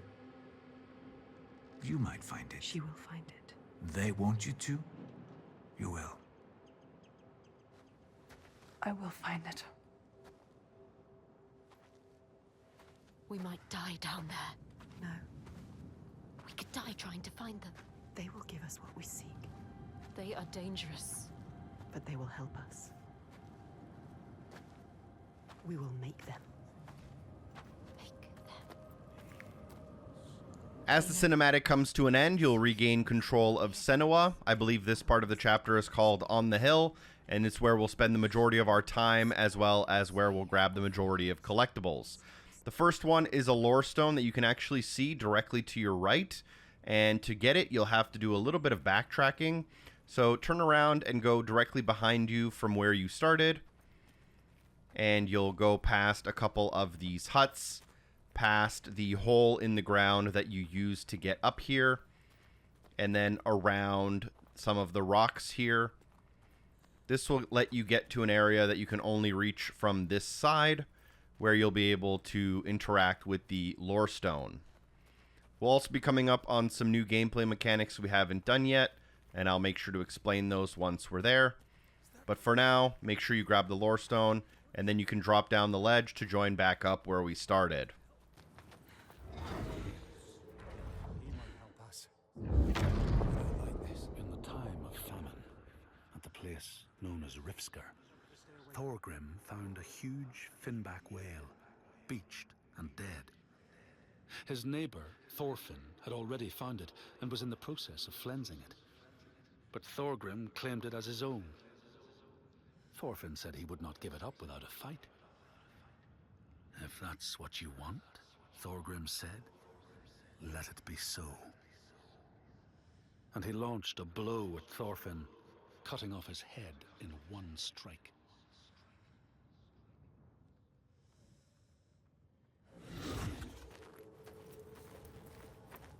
So if you were to continue down the path we were kind of headed, you'll now link back to where we just were when we started this point of the chapter. Once you drop down, turn to your right, and you'll be able to go down a ladder and end up kind of at the bottom of this tall hill, where there is another collectible awaiting us very, very soon. I was a little surprised that using the sprint button doesn't allow you to climb down ladders even faster. But once at the bottom, just start following the one and only linear path.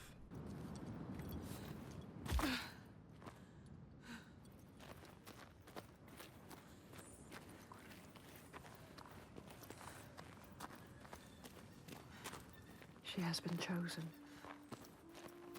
All the lost ones. Only she can save them. All the people here dying in this nightmare. Only she can save. As you come around this curve to the left, you may notice a small puddle of water to your right-hand side. That means that we're getting pretty close to the next face collectible.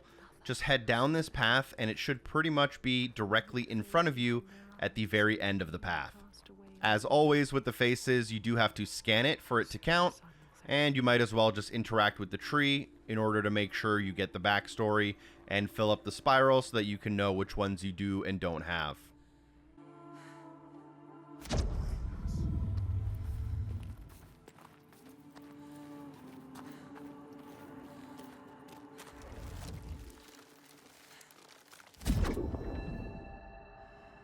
In the lands of your birth, people live hidden too, in the hills and stones.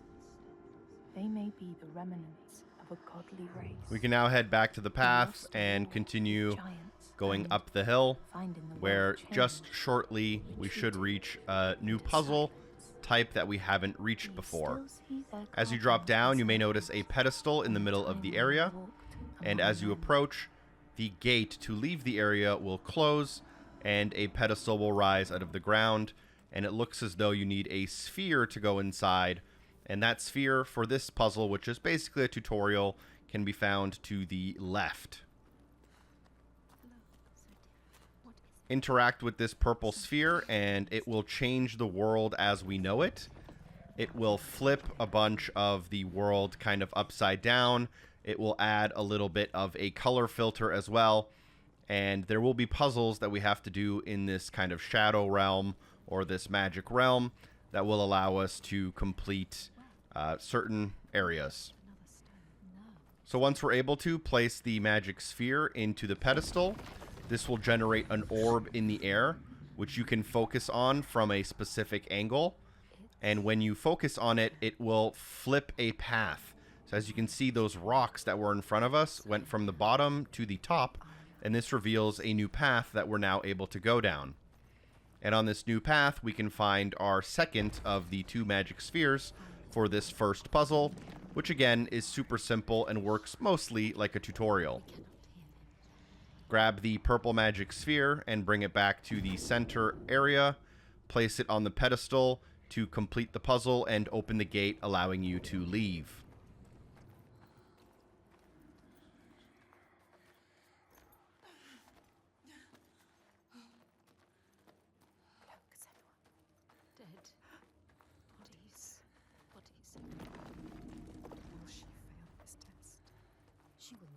They are listening, watching.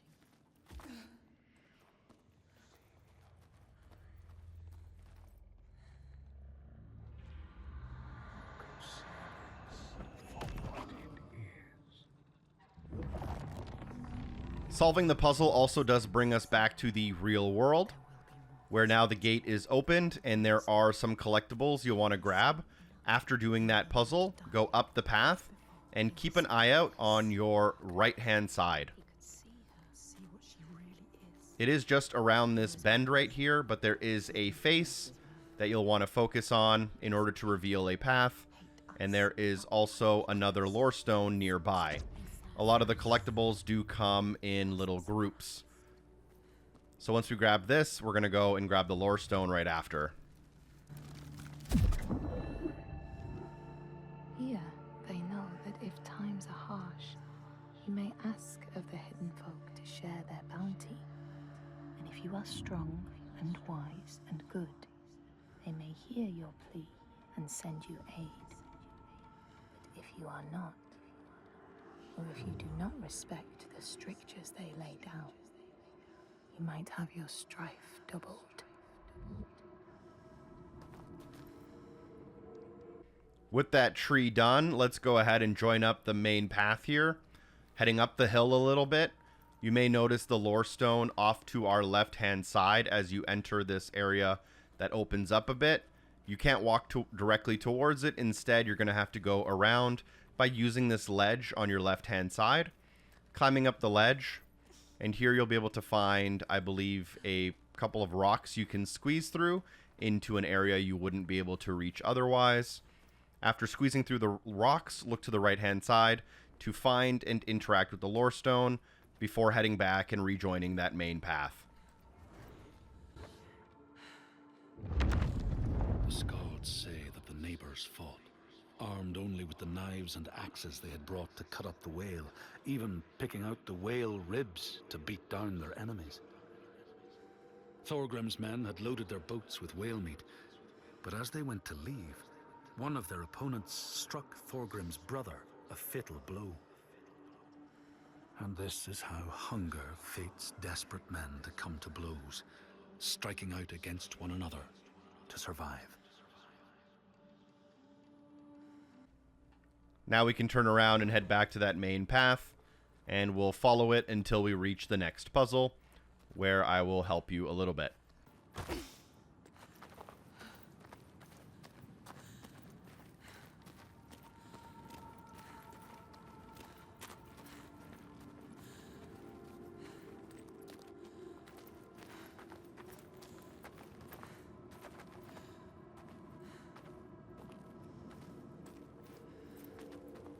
This next puzzle is pretty similar. You'll drop down into an area. The pedestal in the middle does accept the kind of purple magic balls.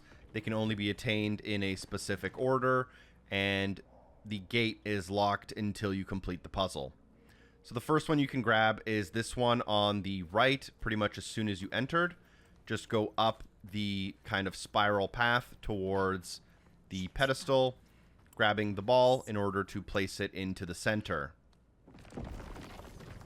This will also bring us into the shadow world, and keeping in mind that placing the ball down allows us to interact with orbs in the air to change and alter other paths that will allow us access to other orbs. Find the altar. So here's the altar, and we'll place the sphere, and we'll see that this allows us to flip this orb here. And doing so will unveil a path for us where we can now walk up.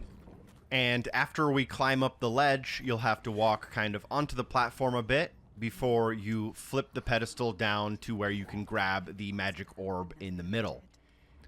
Now you're unable to leave, but at least you have the magic orb. So go ahead and flip the left and right areas again. You can now jump down the ledge back to the central altar to place this second sphere.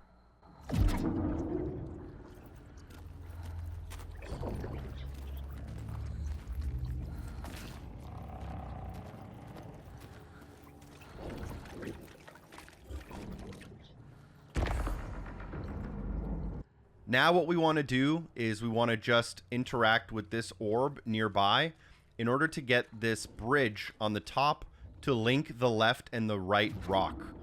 This now allows us to go across this gap, which previously we couldn't have. At the end of this bridge, you can now interact with a floating orb in order to get the pedestal to come from the roof and come back down to the ground. You can then cross the bridge and loop back to where we kind of started this section. This allows you to interact with the orb and flip the bridge back up to the ceiling. But now behind this bridge, we have access to an orb we previously didn't. Grab this orb and put it back into the central altar in order to complete the puzzle, and open the door in order to leave the area. Bring it back to them. Let them see you are not like the others.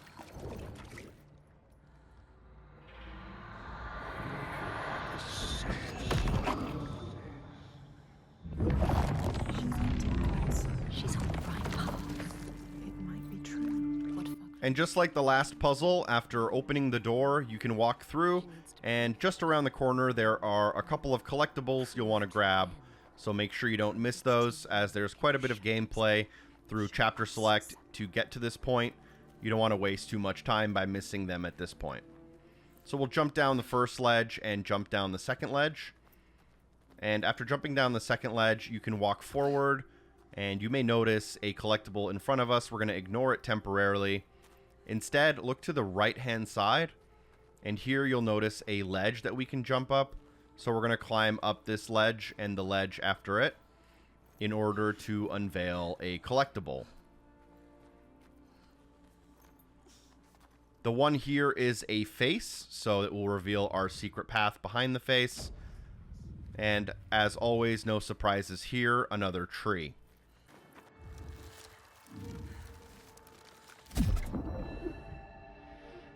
In the lands of your birth, and in these lands too, they know that people can be taken by the secret fair ones.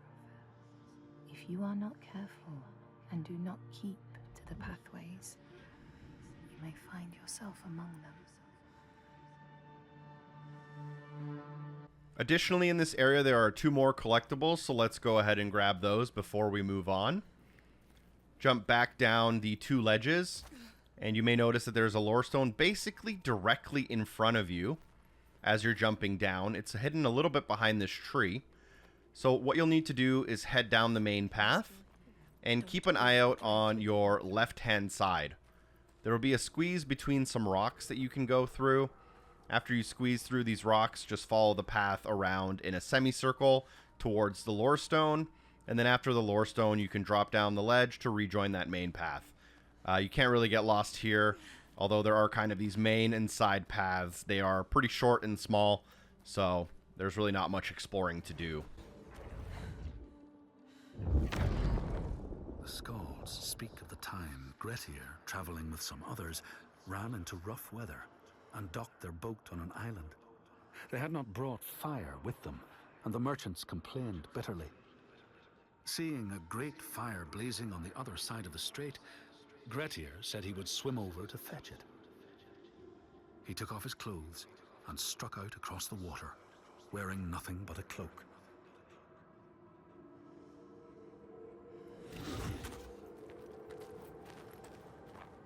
After you do drop down that ledge, you'll take a left-hand turn, and then you'll see that there's a hill in front of you. Be careful here. If you go to the very end of the hill, you'll miss a collectible and you can't come back. So as you're coming up this hill, take a quick peek to your right-hand side, and you'll notice that there is a little bit of a tunnel. And if you walk towards this tunnel, you'll crouch through it and end up on the other side. On the other side is a path that leads up to our second to last lorestone.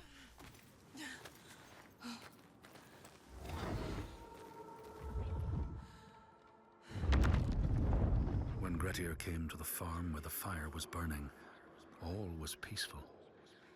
By the time he reached them, his cloak was frozen stiff, and he looked like nothing more than some huge troll. The frightened farmhands struck out at him with the first things to hand, the burning logs from the fire. Grettir fought them off and got the fire he sought. But the sparks from the logs spread fire all over the house, and nobody survived the blaze.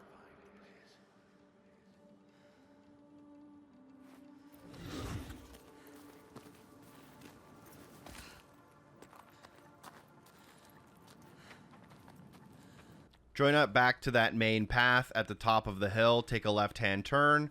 This completes this checkpoint, but there is the next checkpoint. I believe it's called Find the Hidden Folk. It involves kind of one large puzzle here at the lake for now. And this is also where we'll find our final collectible for this chapter. It is a little bit of the more involved collectibles. It takes kind of a few minutes and a couple of steps. I'll show you it, I'll explain the puzzle, and then we'll make sure to grab it before we finish the puzzle. You'll come down to the lake, and this is a continuation of the mechanics we've been learning previously. There is the altar in the middle, as well as a bunch of pedestals we'll need to fill. So this first one, if you look to the right-hand side, you can just walk right up to it, interact with it, grab it. This will switch you to kind of the magic spirit world, and you'll be able to grab the sphere and bring it back to the altar to generate a sky orb that will allow you to flip the world in various ways. They question you. Are you the one, Sen? She has to be. The lake is here too. Look at the water. This doesn't feel right. So Now, as you're walking towards the altar in the middle, if you look to your left here, you may notice that there is a lorestone. We can't grab it for several minutes, so let's just focus on the puzzles for now instead by placing the sphere in the center. What this does, it allows us to flip the land so that on the right-hand side we flip it down, on the left-hand side it flips up. Once we flip the right to the bottom, we can then just walk right up to the pedestal and bring it to the altar.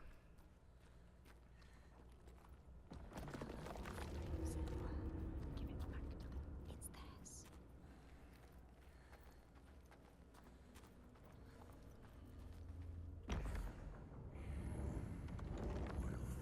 Our third sphere is located on the ceiling right here, but we're actually going to leave the magic orb on the roof because we actually need the platform on the bottom in order to get close enough to the lorestone.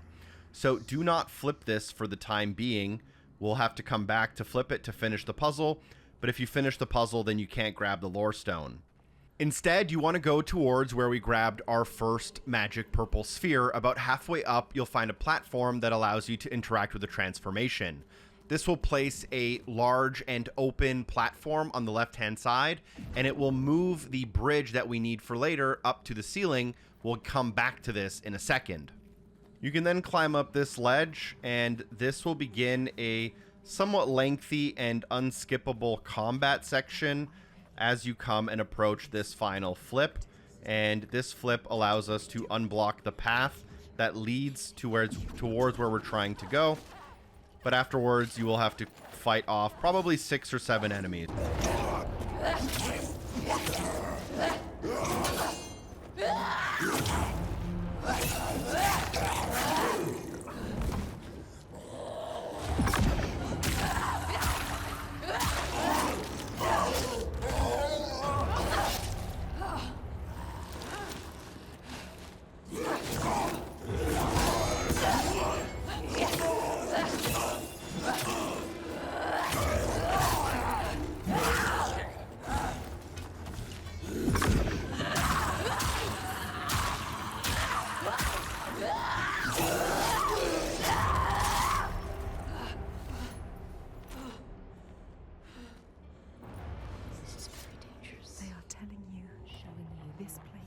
Dangerous. So after defeating the combat section, let's go ahead and take a look at this orb up here again.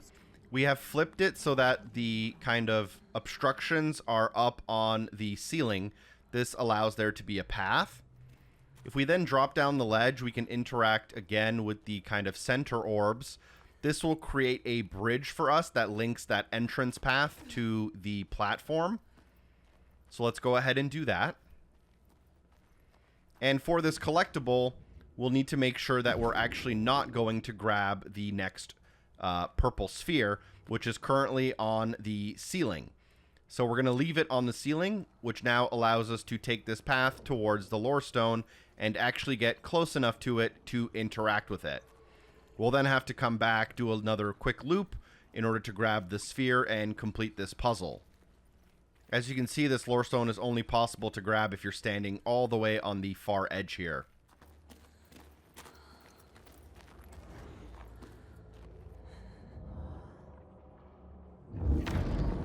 The Skalds say that Grettir swam back across the strait, keeping the fire safe from the water.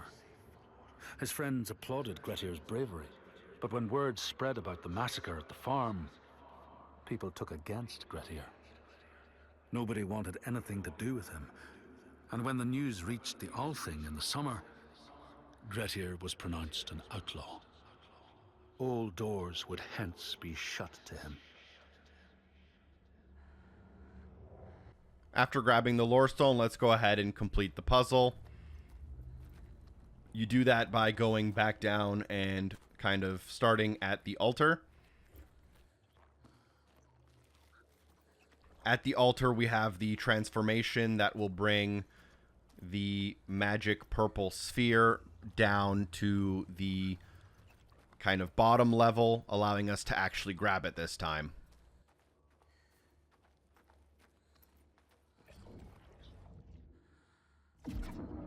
With it now being possible to grab, let's go ahead and get it. This lorestone actually did trick me a little bit. I thought after completing the puzzle I'd be able to grab it when it kind of came back to the real world. But after you complete this puzzle, I don't believe you can grab it. So you do have to grab it during the puzzle. After you do grab the purple sphere, let's bring it back to that central altar. To complete the puzzle, we can then look towards the red light to see the effect of it.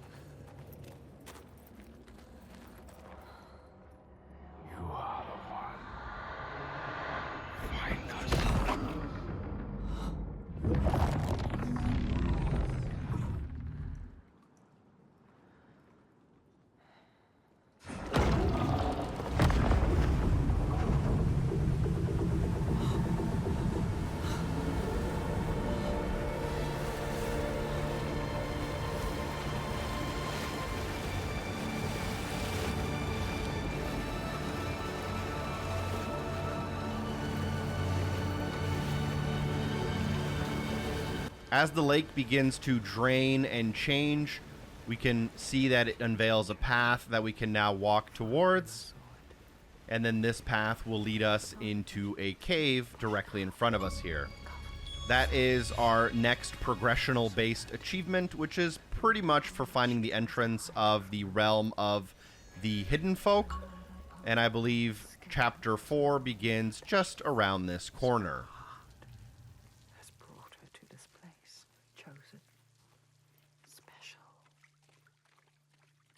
But will she be enough? What will they ask of her? Can she give it?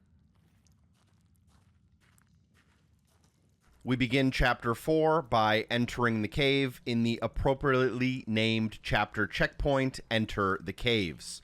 This is the lengthiest chapter in the game, clocking in over an hour. There are a total of 7 collectibles we'll be grabbing. I believe that's 3 lorestones and 4 of the face paths. There are a couple we'll keep an eye out for as soon as we enter. There are quite a few checkpoints, and a lot of the checkpoints are actually really long individually on their own. There's even a little surprise mechanic at the end of the chapter. I'll explain it once we're a little bit closer and once it makes more sense. But we are now searching for the Hidden Folk by entering this cave. And once we do gain control of Senua here, it is a pretty dark chapter in a lot of the sections, so we'll have to keep a specific eye out for certain things.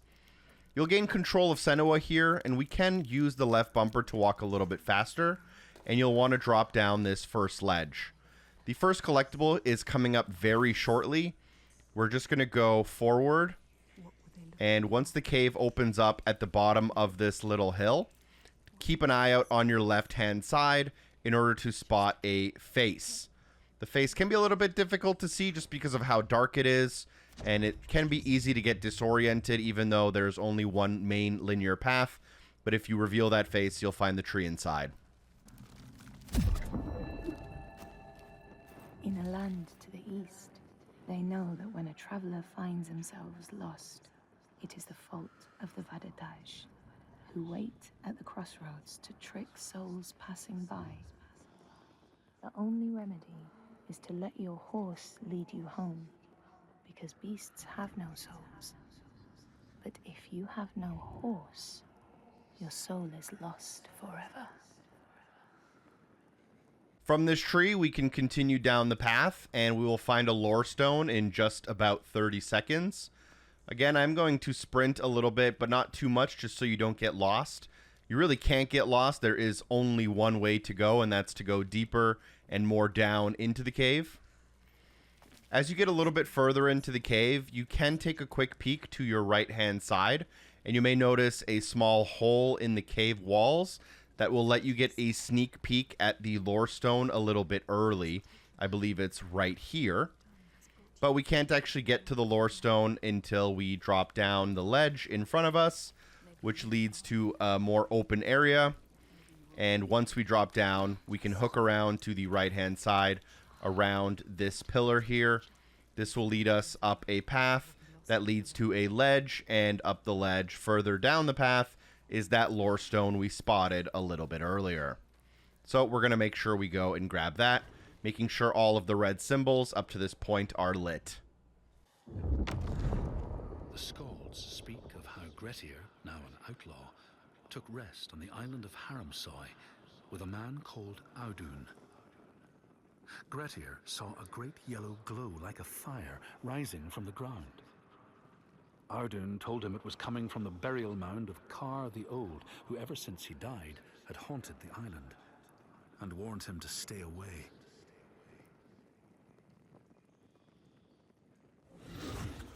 All right, that is one of the shorter lore stones in the game. And if you haven't noticed, lore stones are officially called Lorestangir in the game. I believe that's the Icelandic name for lore stones. I don't know how to exactly pronounce that, or officially how to say it. So I did just call them lore stones, which is the same name as the first game. You can then go through the little cave hole, and you'll enter into this room. There's only one way to go, and that's to go around up the ledge and up to this little flame pool. And once you light it, it will change the world around you. It will light a blue flame, and it will change the blue area of this cave. So you'll notice that the blue area is now a ramp, whereas previously it was a little bit of a stone wall that we weren't able to climb. You'll also notice that there's a little bit of a filter on these rocks. They're almost like polychrome or rainbow. So that's how you know what items will be affected by lighting the flame. You can also, as you'll see in the next room, take the flame away. So you can light it to change the room in one way, and then basically extinguish it to do something else. You're going to follow the linear cave until you drop down the ledge into the next room, where you will find your next collectible as well. You'll drop down and notice the kind of polychrome door entrance. On the right-hand side is a flame that's already lit, and to reach it, you'll have to follow this path around and loop up the ramp towards that flame. As you're coming to this flame, though, if you keep an eye out on the right-hand side, you'll notice that same kind of polychrome rainbow filter. So we'll take a quick peek at what shows up behind us, but we're going to interact with the flame and extinguish it to reveal the door in front of us. We can now go through that door, but I said we're going to take a peek behind us, as the flame now revealed a secret face, which we can interact with in order to reveal a secret path with a tree at the end, as always. I believe this is number 9. In this place, they know that sometimes the hidden folk will take their children and leave another in their place. These children may look the same as their own, but will be dazed and far away, or ill-tempered. And you know then you have a changeling in your house.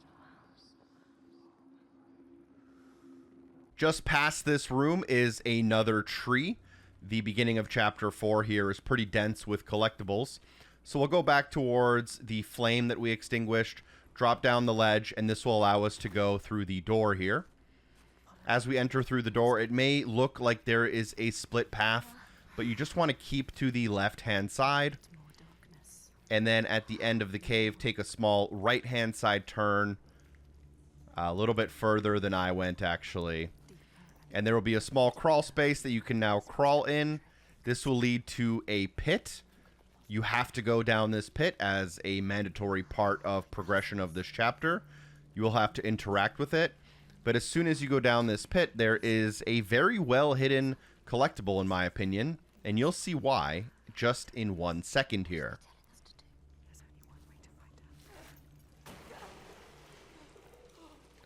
Now, once you drop down, the collectible location is a pretty obvious one. It's going to be directly behind you, as there is a dead-end path here. The reason it's difficult is because it's actually very difficult to make out the face. Or I guess it seems pretty easy now. The first time I was here, I literally couldn't see it, and I just got lucky. But here you'll be able to reveal that face, and as always, find the tree at the end of the cave, behind you after dropping down the hole. In this land, when people cannot raise their children, they will leave them in a sacred place for the hidden folk to take and care for.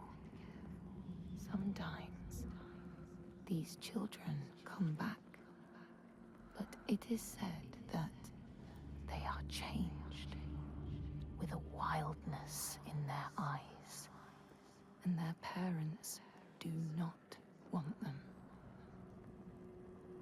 All right, we can now go and start walking in the direction we were going once we did fall down this hole. Things are going to be pretty dark in this chapter generally for at least a good portion of it, but generally very linear, and you can't really make too many mistakes. You'll have to go through this crack in the rocks, so you'll put your torch kind of on top automatically in a cutscene, and then you'll swim under and then grab it from the other side.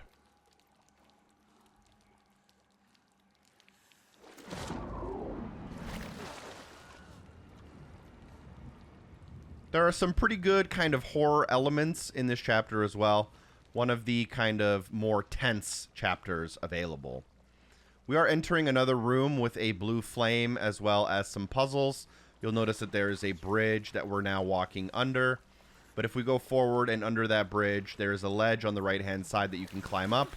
This is really the only place to go.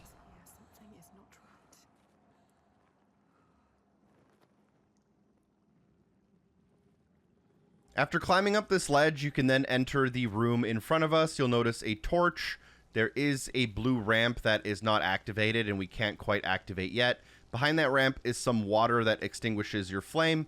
So the only real way to go is in between the ramp and the flame. There is a crack in the rocks that you can squeeze through, but do make sure that you have a lit torch with you, or else you won't be able to do the next step of the puzzle. As you make it through, do a quick loop and activate the flame. Activating the flame will activate the ramp in front of you. At this point, you can drop down the ledge and head up that ramp.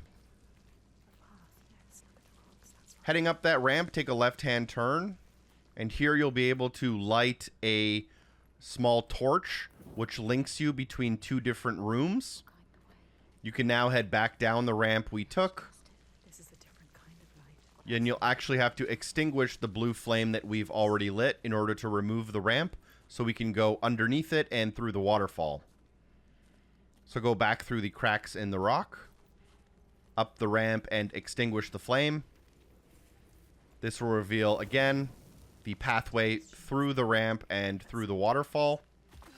Going through the waterfall will extinguish our flame. That should be pretty obvious. But now we have a lit flame on the other side of the waterfall that we can use to solve the puzzle.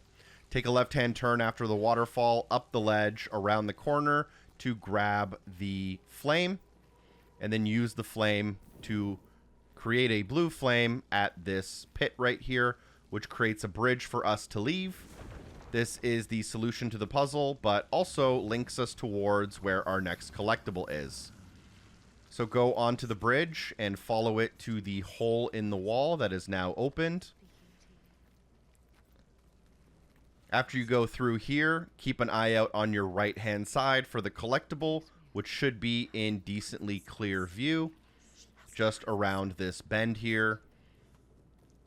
As you notice it on your right-hand side, there will be a small bridge that links the paths. So drop down onto that small rock bridge, jump up the ledge, and activate the lorestone before you move on.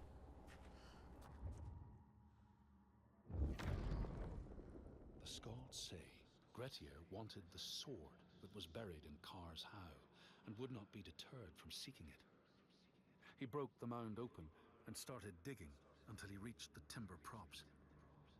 By this time it was night. Audun warned him again not to continue, but Grettir threw down a rope and went inside the mound. No light penetrated it, and it reeked of death. But he persisted in exploring. We'll now continue down the path towards completing the chapter. There is a decently sized break here between collectibles. Of course, I will remind you once we start to get closer here, but expect quite a few cutscenes and some story building and a few puzzles and chapters or checkpoints within the chapter that don't involve any collectibles for just a little bit of time. Following the main path, you will enter into this area and you'll see this mysterious blue figure, which we will follow out and into this new area. The blue figure did disappear, but luckily we can try to follow it for now by dropping down into the water. And the thing that will protect us in the water is the torch we have in our hands. The water. They know what you're scared of. They can hear us. They can hear you thinking. They can hear what we fear. Quiet now. You'll notice the kind of rainbow filter on this rock on the right-hand side. And then the only thing we can do is interact with this ledge to bring us up the ramp and around to light the flame, which will change that rock, allowing us access into the next area. Extinguishing this flame does, however, take away all of the light in the room, which makes the shadow figures who were there earlier reappear. Luckily, the torch in our hand will keep us safe from now, as they will not be able to touch us while we have a torch. I'm sure you can use your imagination as to what will happen to our torch later on in the chapter. Just continue forward past all the shadow figures towards the ledge, though.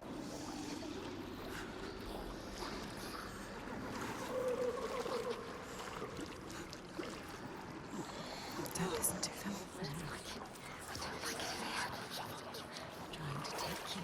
You're preying on your fear. Don't let them. And without further ado, right around the corner, you'll take a left-hand turn through this tight squeeze in the cave, extinguishing your flame. Something's coming, something's coming, something doesn't feel. Luckily for us, if you take a left-hand turn, you'll be able to shimmy across this rock. As you shimmy across, there will be some, tension building. But on the other side of this rock, you can relight your torch and safely navigate across the water. Drowned. Reaching for you. They want to drag you down.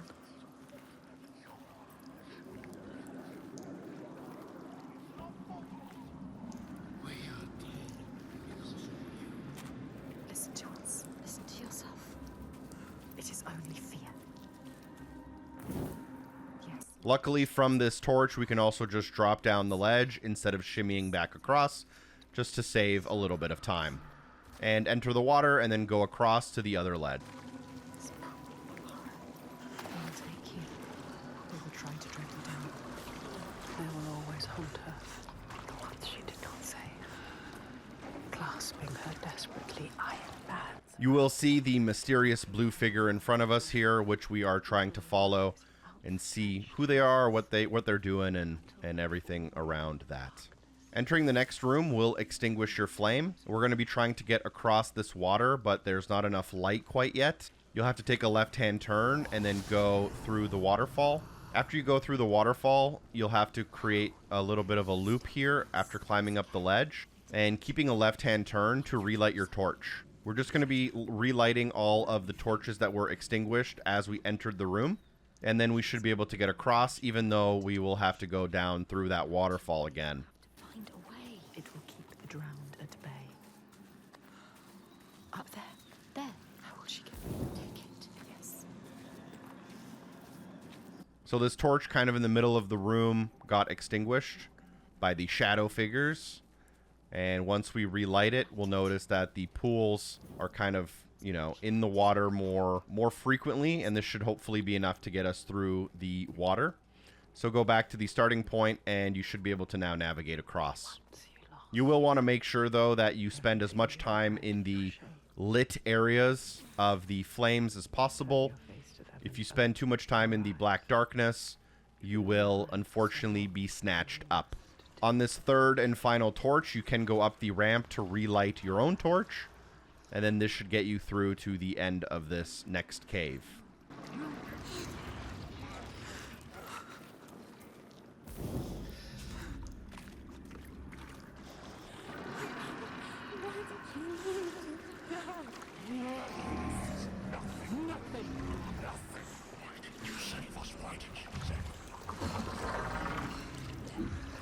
The time is now.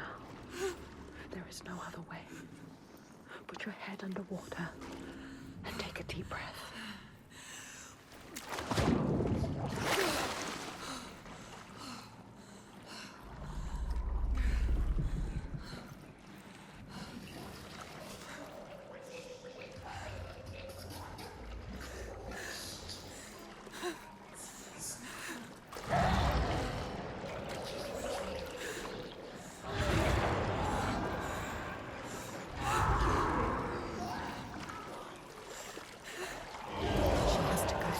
Unfortunately, here there is a waterfall. You'll just have to sprint through it and get to the ledge. As long as you're sprinting and interacting with the ledge, you should make it out safely. We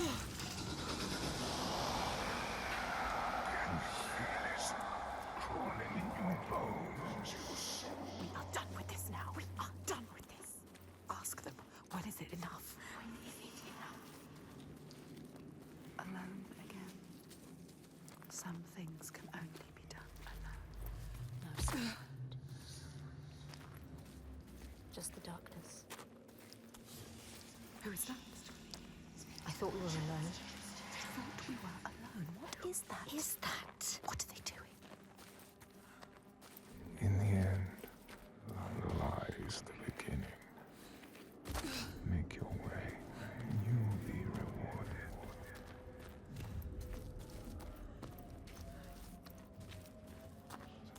A light. A light. So we'll notice that the blue figure actually put a torch into a hole in the wall, and it worked almost like a portal and transported itself to the beginning of this cave. We'll interact with the torch in order to grab it, but it does seem like this blue mysterious figure is helping us. We can then walk forward to reveal the area. We've actually made it outside somehow, and the only thing you can really interact with right now is this blue flame right here. Too deep for this kind of... So this blue flame is one of the only things we can interact with, and doing so will change some of the blue mist items for us. We'll notice that the stranger can run across the bridge after we put the flame up. And once they make it out safely, we'll notice that there's also a bridge that now connects the left side that we're on to a right side with some other things to do. Again, it's really the only way to go, so the game is pretty good at kind of explaining to you what to do through context clues.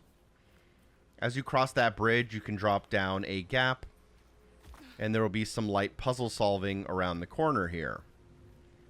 You'll immediately notice the rainbow rocks in front of us, and there is only one flame to interact with, we can extinguish it here.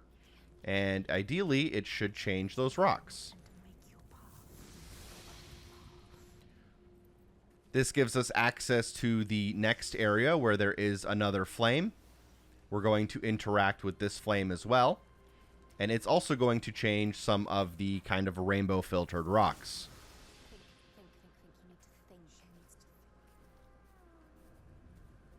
We can now head back towards the first flame in this area that we extinguished to light it back up.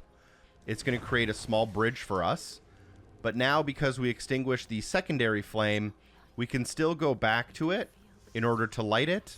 So now we're inside and we have access to both flames. We now have a bridge that can get us across to where we're going, and that bridge is now active when we're in the right location at the start of the bridge.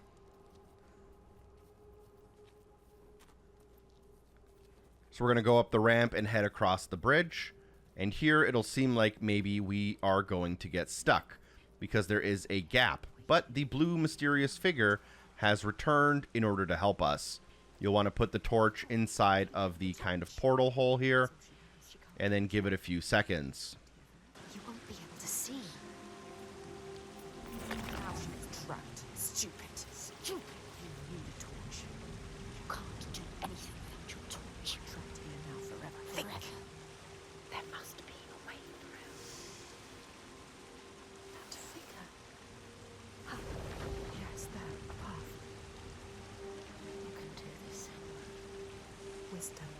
So the blue figure has lit a torch for us. So let's go ahead and try to see if we can get back to it. We should be able to, because although we don't have a torch to light a flame, we can still extinguish the flame without a torch. So we'll head towards the only flame that we can interact with and extinguish it. This should give us an exit from the area and allow us to go towards where the mysterious stranger lit one of the flames.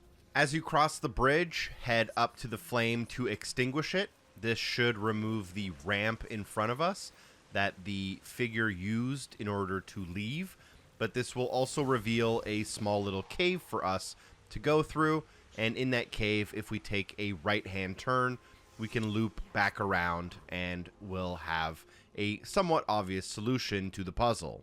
After coming out of the tunnel, you should notice your blue helper putting a torch through the portal hole, and you'll need this now that you're on the other side of the bridge. After you re-grab the torch, we should have everything we need to complete this puzzle, so let's backtrack a little bit here. Go through the tunnel, and as you exit, relight the flame. This should create a ramp instead of a tunnel, which now leads us to the next flame.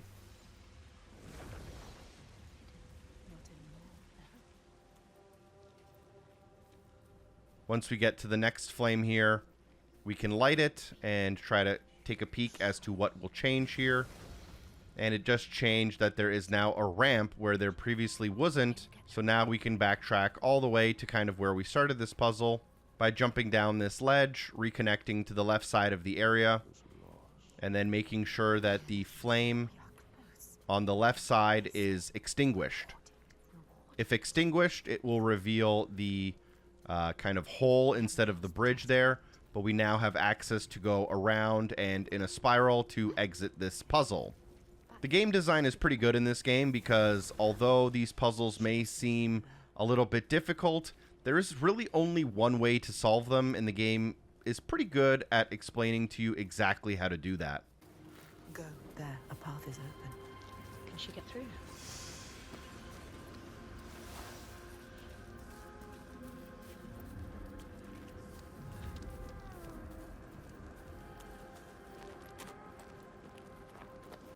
Once we do make it up the spiral, you do want to put the torch into the kind of portal here.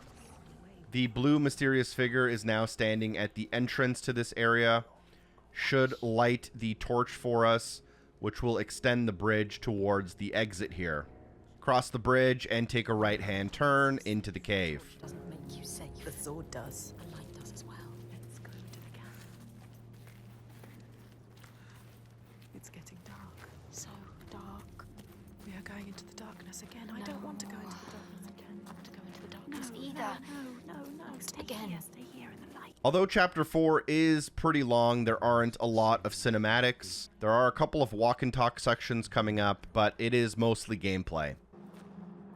Let yourself be guided by us. This is our reward. At this point in the game, the cave will be lit by these kind of blue orbs of light, and this is our general waypoint. The cave is extremely dark, but you'll be following these blue dots as the story unfolds and you learn more about these mysterious figures. She doesn't have the answer yet. But they will tear it from her mouth. As you enter this arena, it will begin a little bit of a combat section. We're going to use all of our regular skills and abilities here to defeat these enemies as quickly as possible.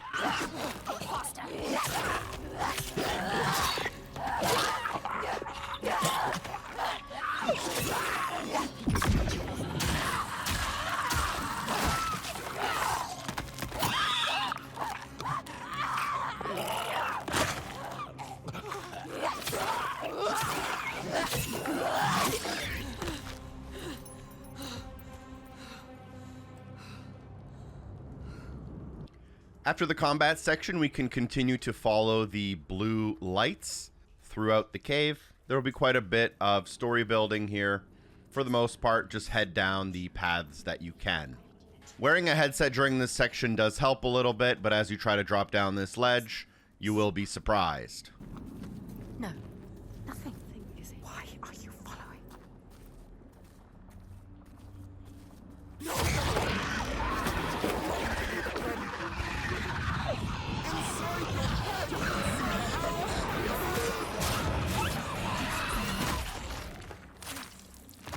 Senua. There could be more. Another one dead. What is down there? Where did it go? I don't like it. Can we tell them there is no going back? Each of these tests takes another.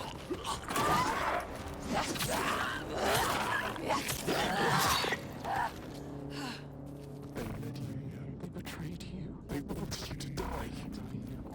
You cannot trust them. They're trying to destroy you.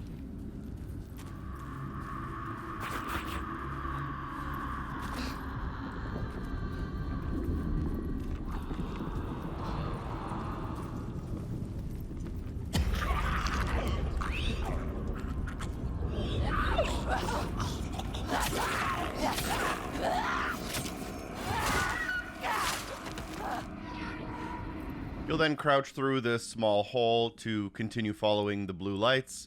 And for the next solid chunk of gameplay, there will be a little bit of combat and mostly following the blue lights through the dark cave. Someone is following us. Quick. Someone is watching us. Eyes everywhere. Shh. Look, an entrance. There, keep following. Light. Or just another trick from the hidden folk. Another trick. What do they want with us? Luring you in. Keeping you here. Be careful. Did the lights? Trapped.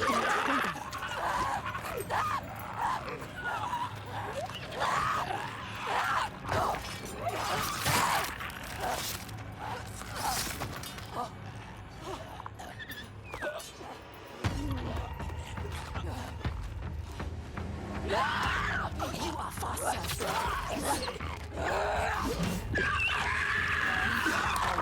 Make him suffer.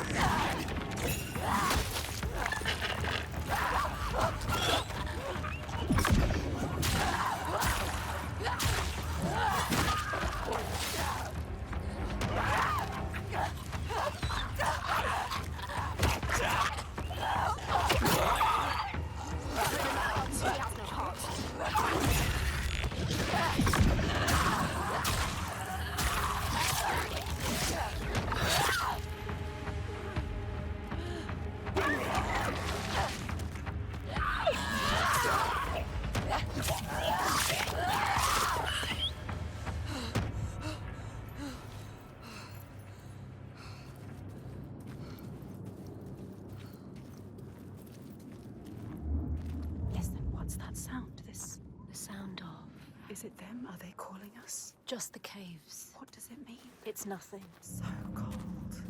Wait. Are they here? Then you will meet your destiny. Can you feel them? Within the depths. The cave is singing to you. It's guiding you. The Listen. walls are singing to you. They know, are they?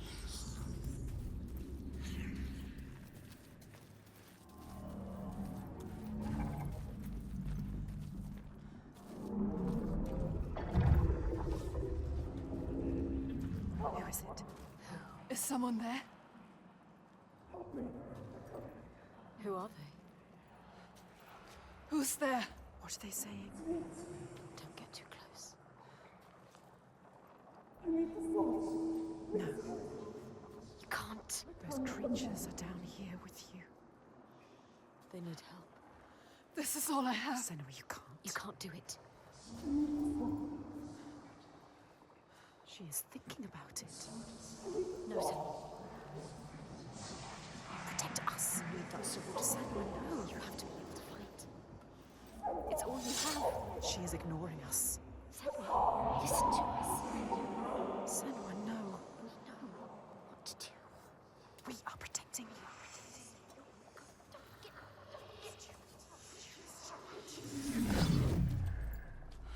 What are you going to do now? Sacrifices must have meaning. She has given away that which makes her strong. A protector. A avenger. The thing she grips tight when darkness overwhelms her. What is a warrior without her sword? What is she now? She must forge a new path, defenseless against the dead ones. The armor has fallen away. So now that we've given away our sword, we've given away really our only means of defense and our means of protecting ourselves. So at this point, we will have to follow the light in order to make sure we stay out of the darkness. This is the only way we can survive. I would recommend sprinting the entire time and just making sure that at any corners, you take a note as to which way the light goes. So for example, there we had to go left, and just follow the brightest sense of light. If you do fall behind at any point, it's not a big deal. You will get snatched up in a little bit of a cutscene, and then you will have to just restart from the previous kind of intersection before you got tagged. There are a couple of turns and a couple of, bends around the corner here, but generally it's pretty easy to follow the lights until you reach the next section. You will also get some visual noise that kind of shows up on screen, letting you know that you're too close to the darkness and that you are about to get grabbed. This is just to kind of freak you out, but if you do fall behind, the kind of visual artifacts grow and grow and grow until they do get... You have to be brave, Senua. Can't see where you're going. Learn to trust. We'll take you there.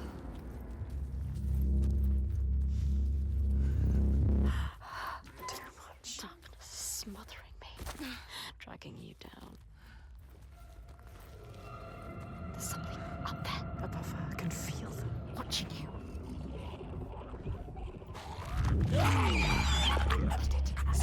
Don't make a sound. Does it have eyes? It can smell us. It will kill you. It is looking for us. It knows. There's more of them. I can feel them. I don't like it. They're right there. I can feel their breath. Who are they?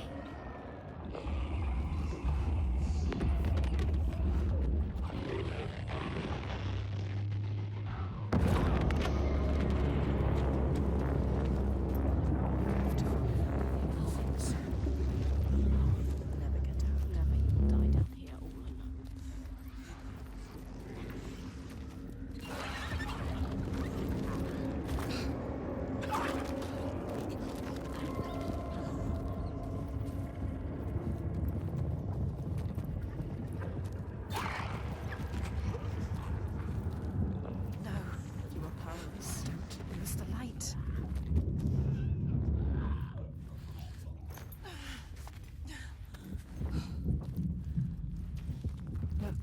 entrance. There, keep following. Light shining through.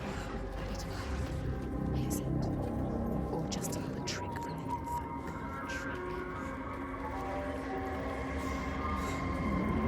The doors will come from it. Be careful. One wrong foot. You could fall. Fall to your death. Down there, more creatures.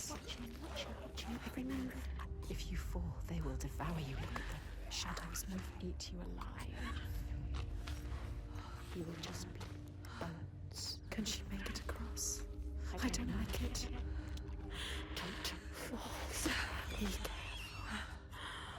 We can do this. We can do this. She can do this. Remember to breathe. Go to the light. Go. Go. I hate it here. It's too terrifying.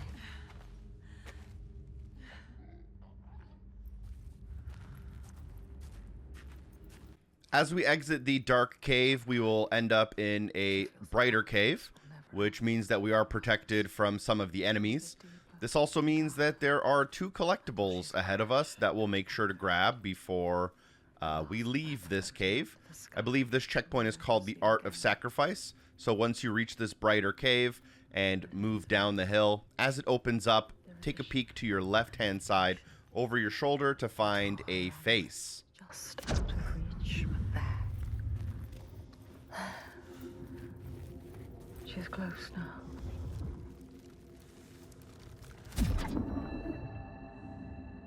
These people know that children who have died uncared for can return as Utburður, small ghosts clad in fluttering rags.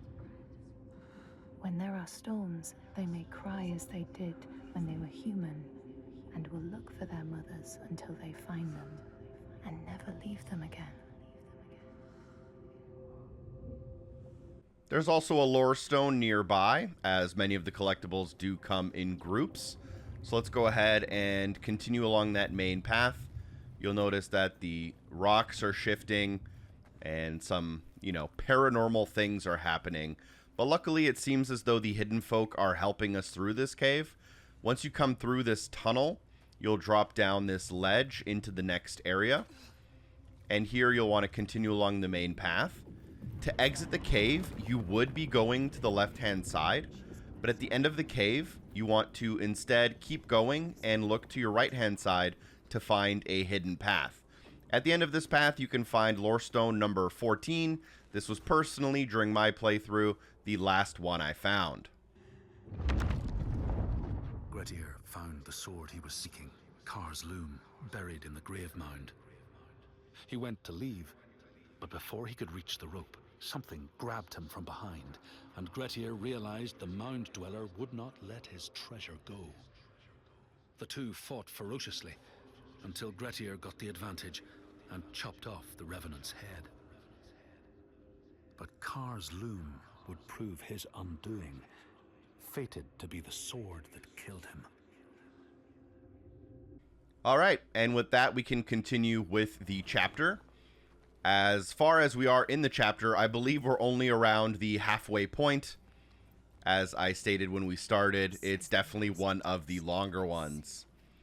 We'll reach this room here with a giant floating orb in the middle, jumping down the ledge to kind of begin this puzzle. You'll notice that there is the blue stranger here, and there will be an exit that they go through. We're going to have to manipulate the world in order to also go through this exit. And we have to wait for the room to kind of start here. What we want to do is wait for this orb in the middle. And we're going to be going to the left-hand side. So don't shift the orb, as this allows you to go through the first rock. After you do that, go and interact with this smaller orb to drop this large rock in the middle here. And now what you can do is look to the middle of the room, interact with the orb, and this should be able to generate something for you behind us here. We'll now be able to continue along that same path we were going previously. As you get to the next little rocks that are impeding your path, you can interact with that orb all the way in the middle of the room again to move those rocks so you can continue forward. You And then once you reach the end of the path here, you want to look to the center again and interact with it. You do have to stand at a certain part of the ledge here. This will create a bit of a bridge, and as we use this bridge, we can use it to go and transform the exit of the cave down into the bottom area. Now we have to go backwards and exit through that hole. Again, you will be blocked on your way out the same way you were blocked on your way up. So you will have to do a couple of the transformations using the orb in the center of the room. Anytime you can't make progress, general good idea is to just interact with that orb and see if it lets you go down a path you weren't able to previously. This puzzle at first, when I came into this room, I thought, oh, this is going to be one of the more confusing ones. We might get stuck here a little bit. But as with most of the puzzles in Hellblade II, I think, unfortunately, they are so easy that maybe they are a little bit too easy for their own good. Although, through a game design perspective, they're great at guiding you through the puzzles. They are kind of so simplistic that they remove a large part of the challenge and feeling of accomplishment. As you reach the exit, though, you will be able to push forward in this kind of interactive cinematic in order to get to the next area. She can see herself. All the other selves. Us. We. She is thinking in all the pieces. The fragments that helped her here. We know all of them. All signs. We can see them clearly. All connected. All meaningful. Yes.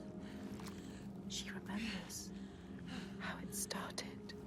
Almost an end. Drowning in the ocean. But we saved her. We saved you. We screamed your name till you heard us. And we fought together. We survived. We were lost in this new land. Hurt. Broken. You had no hope. Once again, we helped you. We always help you. We helped you find courage. An unbreakable It purpose started with a promise. that holds so much power over you. Dillian. Always loved. Always dead. And at the end, we found him. Thorgester. Strong. Proud. And we helped you. We told you to stop. We always help you. Or you may have killed him. We saw it. We saw in him what you understand. His goodness. And you saved him. And he saved us. Now, If we defeat her, Hellblade, his world will collapse. like yours, He needs to believe in the world of his father. he believes his father more than anyone. We know, Senua. That is where change happens. We saw it. He saw it. The hidden folk. They broke us. They changed us. You. They are everything. They are here. She can feel them slipping through her soul, following the threads of her mind. She's here to find them. The ones who hide. They will tell her how to defeat the giants. And she will keep her promise.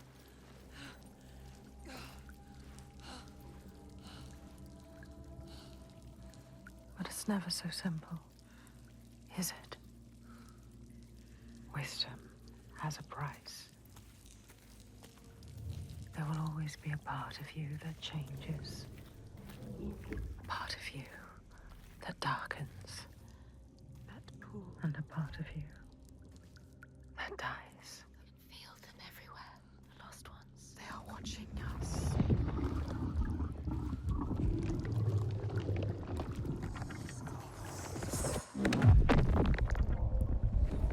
You should never have come here. They can see us. What is going to happen? It's time to find out. How can we make it happen? It's time to find out. Why are they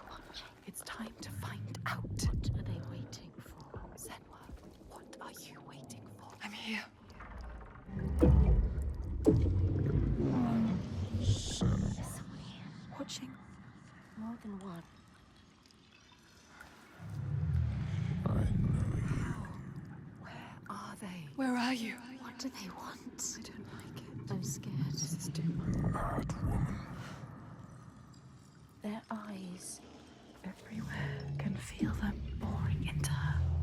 Witch. What is she supposed to do? Do something. Ask Them. What do you want me to do?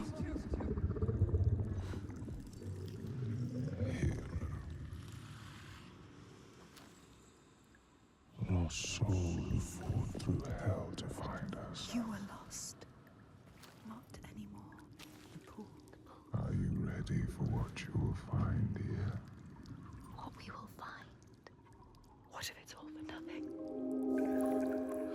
What is that? There. They are waiting. There. It's them. It's you. What will they do to her? What will we do to us? Touch it.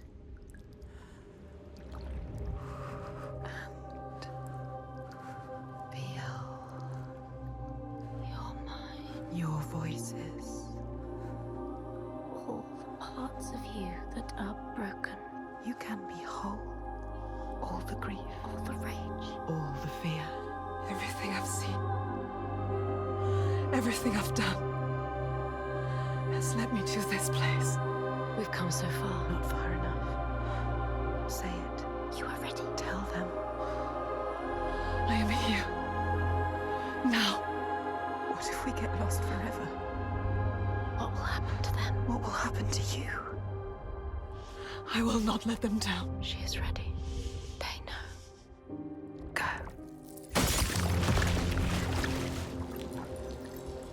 Who are these around you, Senua? Those you have saved. Those who have led to death. What are you becoming?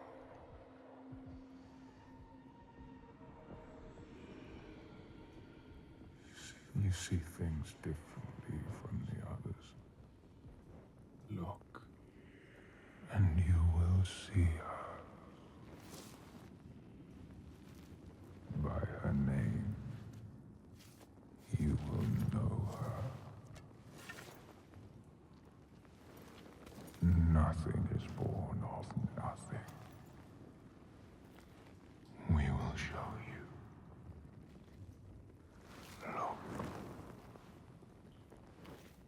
This next section here, generally you'll be walking forward and viewing the kind of memories of the hidden folk.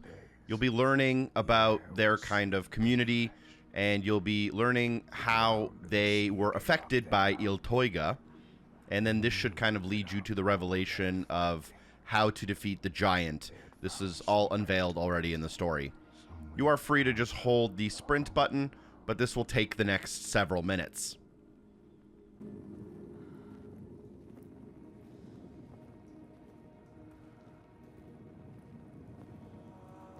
But then Askia screamed her fury. Her words blotted out the sun.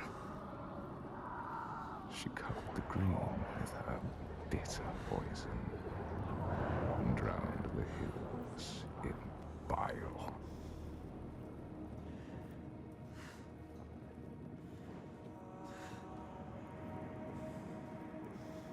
Nothing could breathe through her hatred. All their animals choked. Their crops withered in the ground. And the people withered too. The woman had to leave her home, go in search of food. But everywhere there was nothing. Where were their gods? All had turned their backs. The terror of hunger and the thirst drove the people to fury.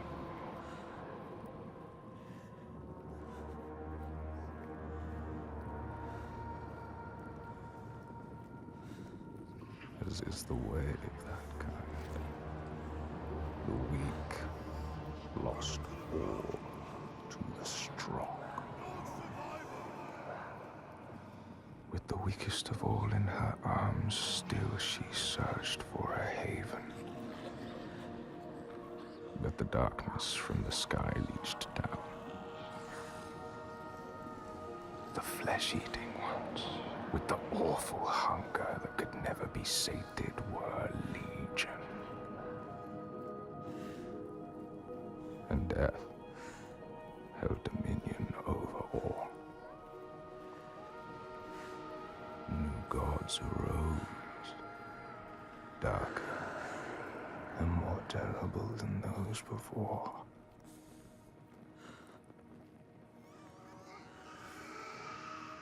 She could not let the child live in such a world. So she brought her to a cave where the hidden folk were set to live, hoping they would take her child and raise her free from care. Free from the darkness. She had nothing to feed her now but her rage and despair. She made a deal. I will give myself to you, Askia, if you will give me the power to triumph in this world you have created. Take my life and give me your death. Entering into this area through these rocks does start a small cinematic, which is then followed by a combat section. I think it's going to be one of the lengthier ones in the game, but you're going to have to complete it in order to get to the next section. Help! The creatures. Help me! All around. They're coming everywhere. You need to fight. It's me. It's you. I need the sword. Please hurry. Make her give you the sword. I can't let them down. You need that sword. You are nothing without your sword. They're coming. I need the sword. Senua, now. There's no time. I need the sword. Please. Hurry. Take it. She survived. Without her sword. And now she has it back. Invested with her sacrifice. All her blood that might have spilled. All the deaths she might have died. A new soul. A new self. A new Senua who can see the giant's truth. How will you ever win this? You're faster. You're getting strong like rocks. You have to hit harder. Eat what they killed. Don't let them kill you.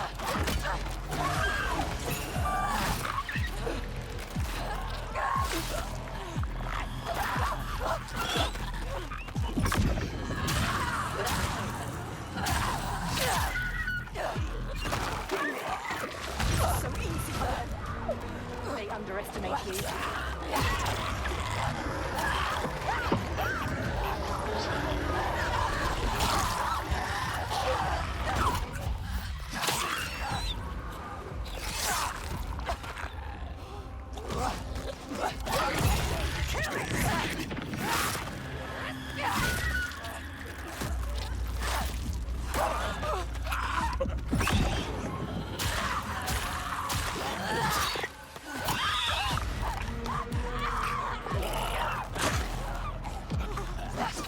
See the battle and feel it.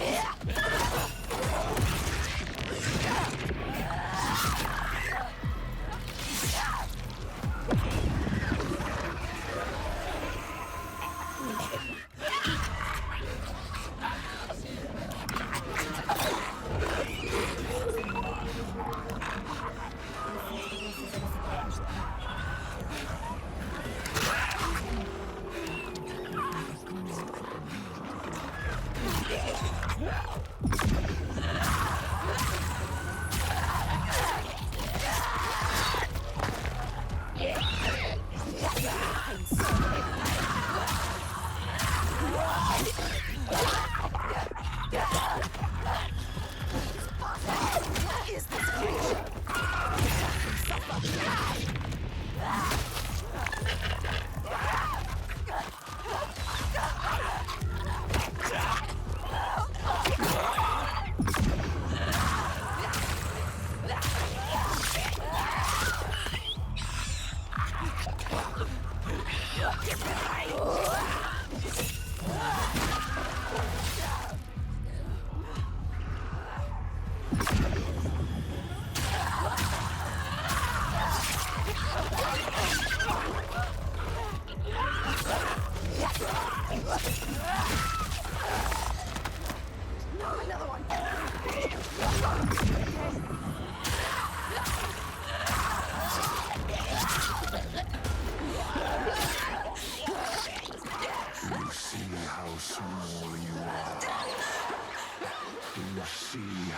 Pitiless world stamps you down. You are nothing.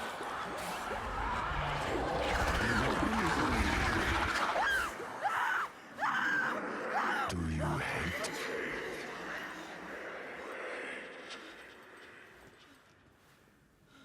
What would you do to change?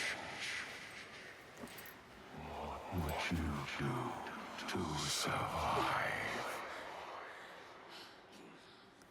You cannot kill the giants. Secrets fester in the darkness. And only the light can burn them away.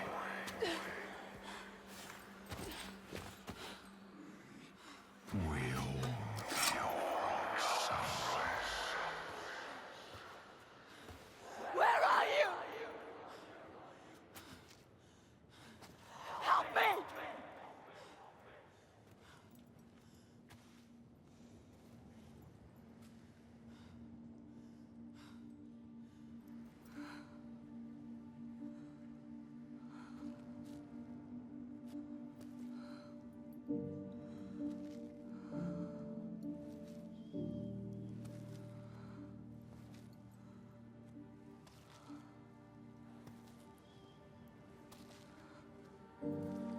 Iltoiga's baby.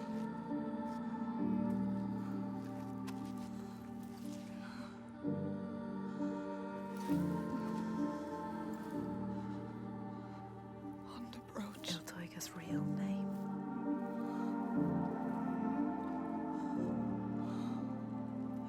Inga. Her name. Inga. We all have names, given or chosen. We change them, charge them, invest them with meaning. Names torn away leave us raw and bleeding. Rootless, selfless. All the names that were lost, she will find and hold. She knows her name now. Ingun. She knows her.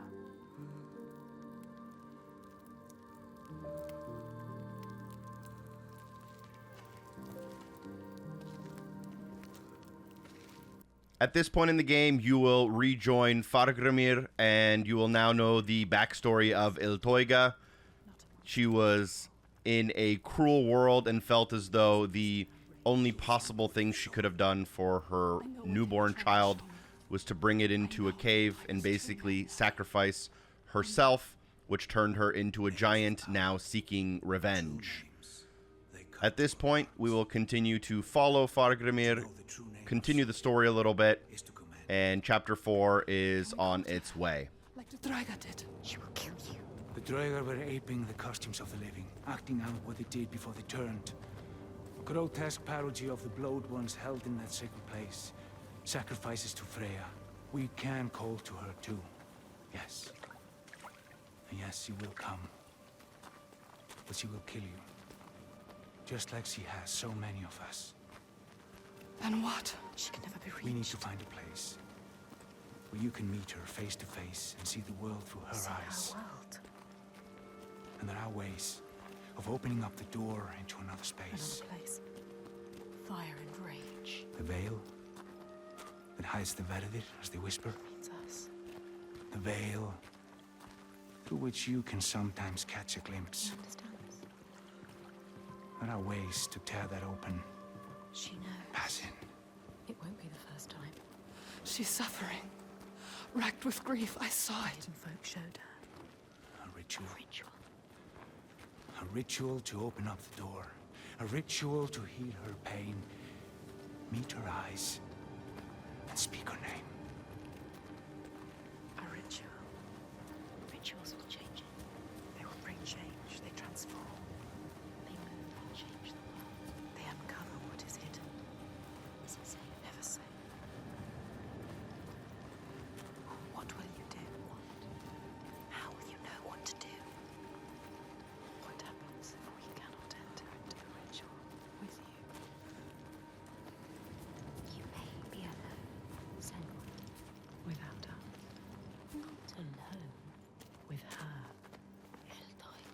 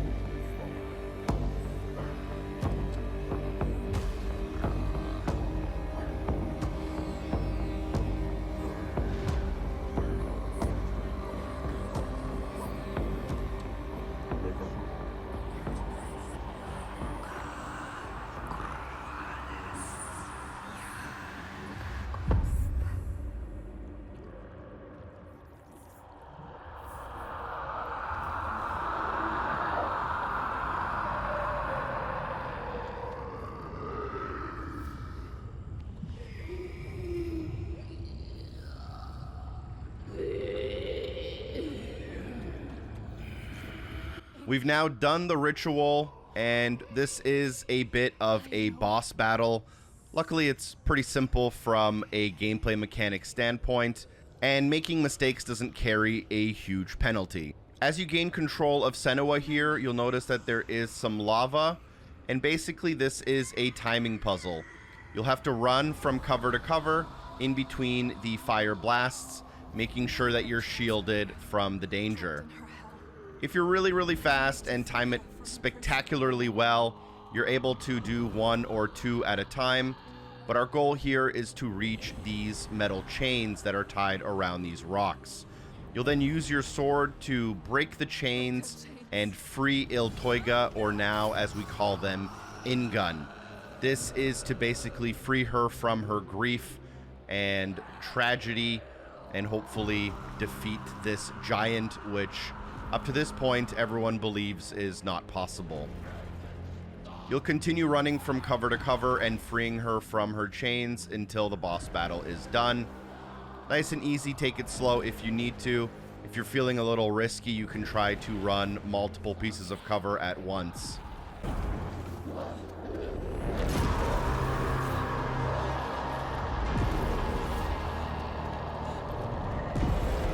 Ingun, I can help you.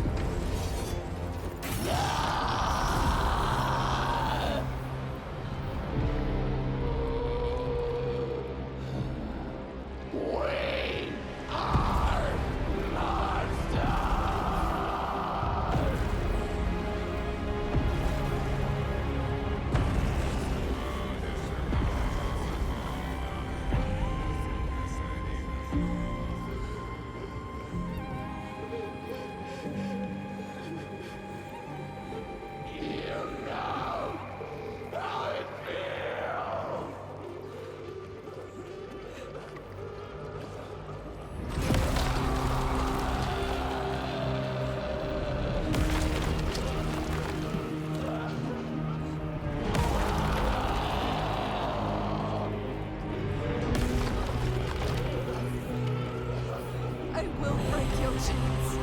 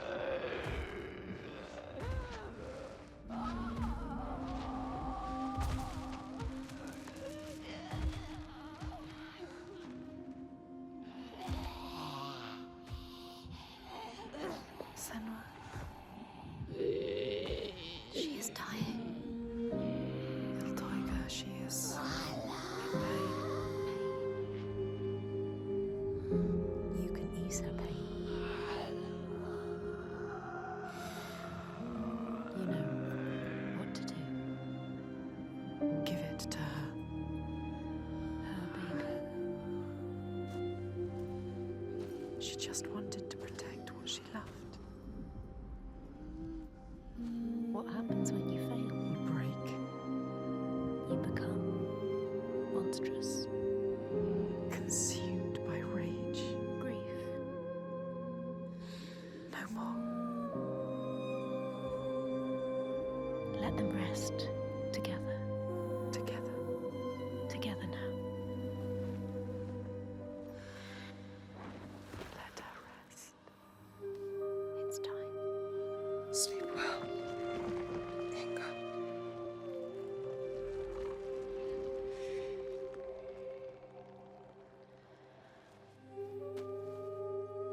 Silence. She is gone now. All the rage. All the fear. All the grief. All died with her. Gone. You did it, Senua. Now people will be free again. You brought hope. Yes. You think you have triumphed, but this means nothing. This woman was no god. She was weak, like you. This changes nothing. I need to go home. Will your father join us if you tell him what you saw? Yes. He will not run from battle. He will lead us into it. There is more than the sword here. More than he can understand. No more slaves. And no more sacrifices. He is trying to swear? understand. Is No he? sacrifices. No more cowering in our fortress. We could fight. We have, but not in the way he thinks. No more sacrifices, swear. I never wanted any of that. I just did not believe it was possible to defeat them. And now I see. A ray of hope. If this is real, no more sacrifices. You have my word. This needs to be for something. Be sure of that. She is exhausted. We leave at sunrise. I will come with you. I know the Gordy, and he respected me. Once. I will bear witness to what was done here today. What are we going to do next, Senua?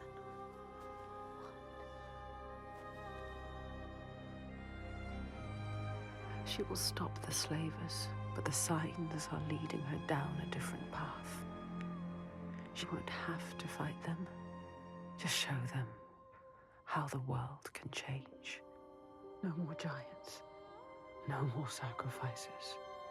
She has found out the secret. She has the key, but wisdom has a price.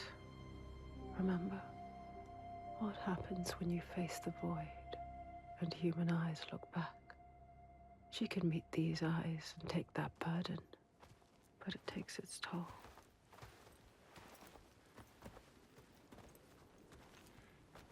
This isn't the right way. I told you we need to head further inland. Well, perhaps you're right. We need food and shelter. And there is a settlement nearby. Badarvik. Yes. Are you mad?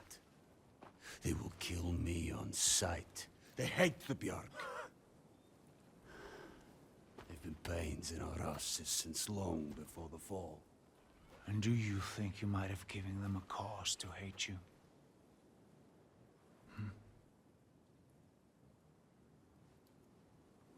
Don't worry, lad. I'll protect you.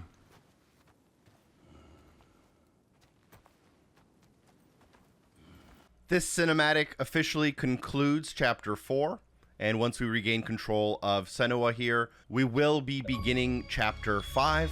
We'll also unlock a progressional-based achievement for 100 gamerscore, bringing us to a total of 425. Chapter 5 is another lengthy one with quite a few collectibles, but we'll get started by walking forward and following our allies here. There can be beauty.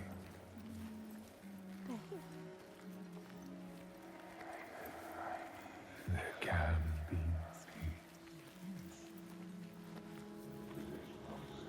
it is as much this place as the fire and sharp rocks, choking dust. Something called us here. Something called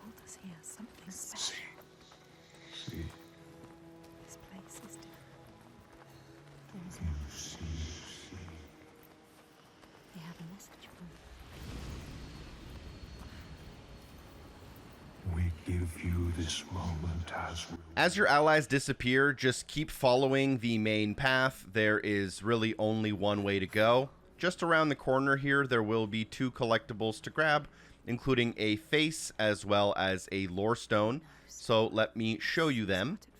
As it opens up here, you'll see that there is a waterfall on your right-hand side that kind of comes out of the side of the cliffs. You may even notice that there's a lore stone directly in front of you, but ignore it for now because there is a collectible that's even closer. As you reach the ravine, look to the right-hand side to find the face, revealing the tree inside. Make sure you grab that before you move on to the lore stone. This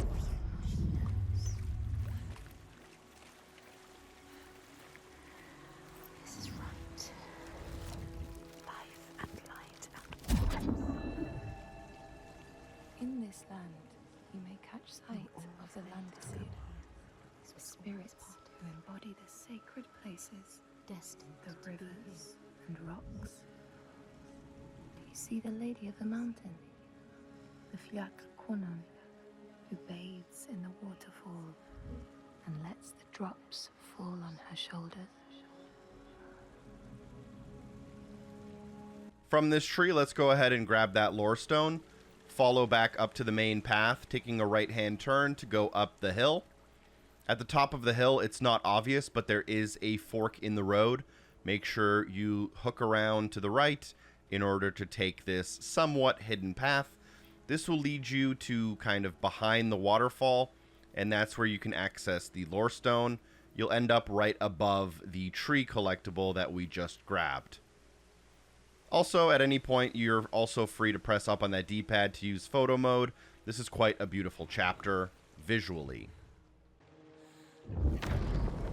The Skald's verse tells how Grettir made many enemies with his proud and overbearing nature. Always quick to anger, his strength and fighting prowess meant that even the most trivial of quarrels met a fatal end.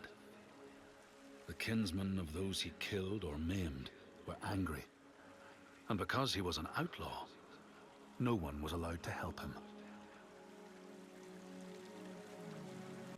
From the lore stone, rejoin the path using the cliff here and the ledge, and then follow that path until the next section.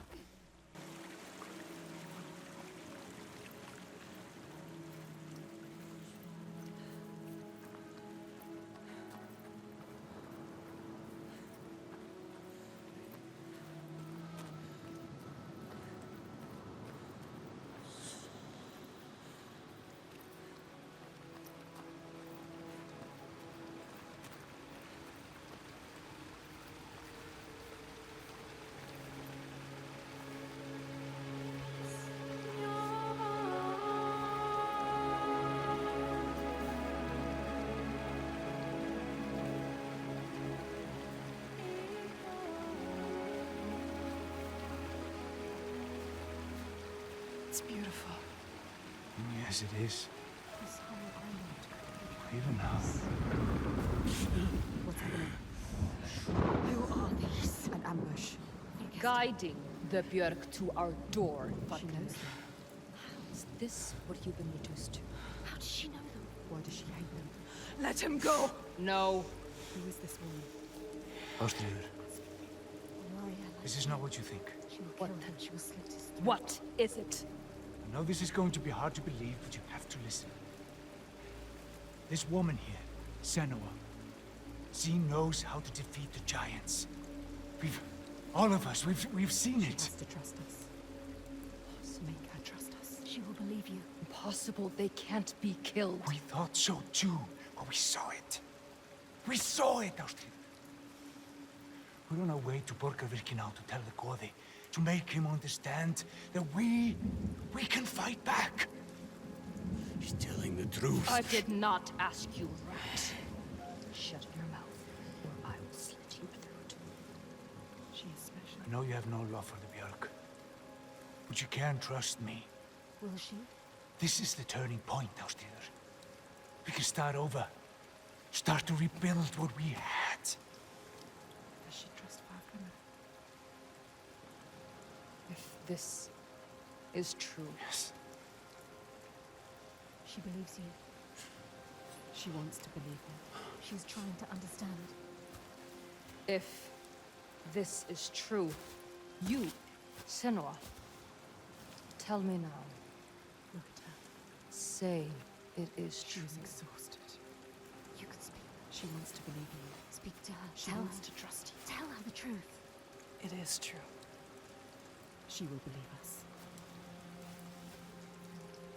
She knows. She can see that we bring hope. We do. Okay. Prove it then. There's a giant here. Another giant. Another giant. He roams the beaches and sinks our boats, cutting us off from the sea. More death. And we're close to running out of food. More darkness. We can help these people. You can overcome it. Kill it. We need to get to Borgavik. Please. Remember, there are other people you must save. I cannot let more of my people die. Her people or the insane. Don't get distracted. We should kill it. We've taken down one, but there is a whole land of them. We need the practice. People will die if you help her. People And will I die if you want to don't. fight. There's no way you can win. Please. Senua, People will die if you stay here. we are dying. People will die if you don't. You have to help her. Now it is time to lead someone. Now you have to choose. You can feel it. All right. Hold on to her. We will help.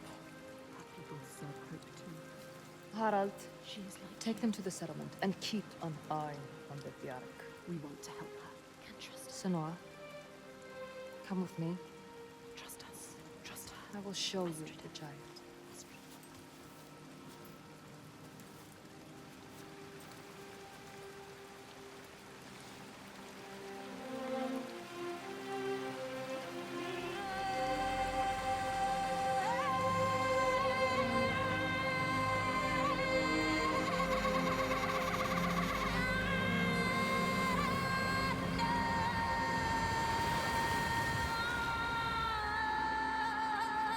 All her life she had been alone. No, not alone, not quite alone. But in this loneliest place she has found others, lost in darkness, just like she was. Others who might look to her to lead them into the light. Can her shoulders bear this burden? She so learned to keep her guard up, can she ever let it down? You are an outlander. So now we have a new quote-unquote ally. We didn't meet under the best circumstances, but for now we are joined together. And we're going to do them a favor of defeating one of the giants that is basically ruining their village. And hopefully as a return favor, they will let us go. We're going to run up and do this walk and talk section. But as we round this corner to the right-hand side, there will be a squeeze through a couple of rocks. There is, however, a face collectible to the right-hand side just before you reach this area. So let's make sure we grab it before we go through. If you do go through, it's not a big deal. There is a chapter select for this checkpoint. That is only about 30 seconds ago, so you can always come back and mop up in a bit. She wants to help. But can she?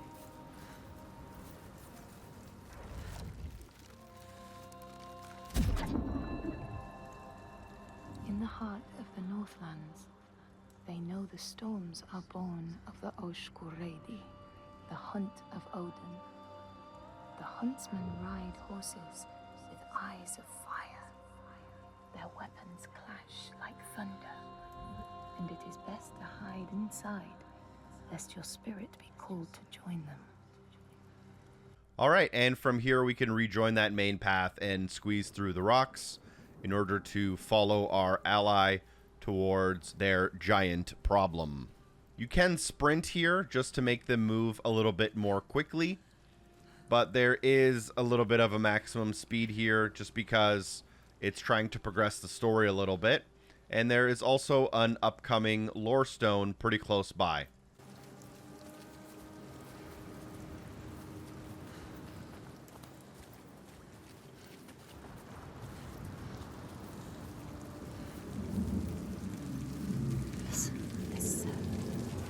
that? That's him. That's him.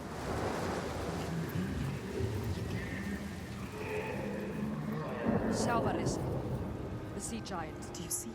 Where is he? He brings the storms with him. Cry is born on a storm. Where is he? We haven't seen the sun in weeks.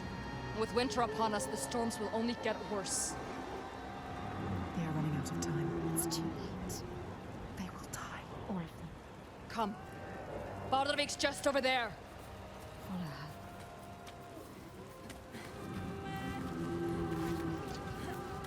He is calling to us.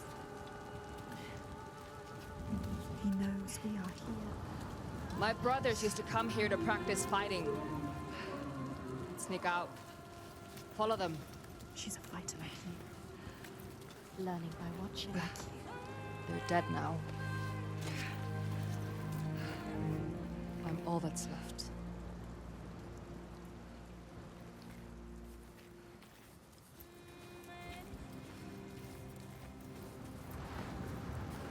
She is alone like you. Alone in the world. Who do you have? No one.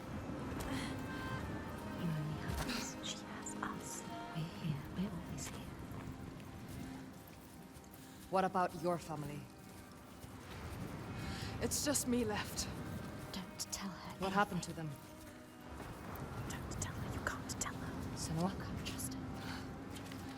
She might understand. She won't. No one will understand. No one knows what it's like to be you. Don't tell her about your mother. She will turn from you. Turn from us. What about your mother? They always do. My mother was a fighter. She never A gave up. fighter like her. Not even at the very end. So strong. She is not giving up. My As you come down this ledge right here, father tried. you may have spotted a lorestone, although it's quite difficult to see. You'll follow this path and then come up this ledge into this next area. Your ally will continue forward and to the left, but if you take a quick peek to your right, you may see that lorestone just barely poking up over the hill in front of you. You can't walk directly towards this one. You do have to take the path that goes kind of around and to the right. If you follow here, you'll come through a small hole in the rocks, allowing you to go under. This will allow you to go to the lorestone and interact with it. And after it, you'll have to just backtrack your steps to get back to that main path. The outlaw Grettir fled to the island of Drangi. His enemies knew he was there, but he was still so strong and fierce, nobody could shift him. Thorbjorn, first among his foe, sent his foster mother to see Grettir. She was a Seithkona and very wily. She enchanted a tree branch and sent it to wash up on Drangi. Grettir tried to cut it up for firewood, but his axe flew back and struck him in the leg. The wound blackened and festered, and Grettir feared his time was close.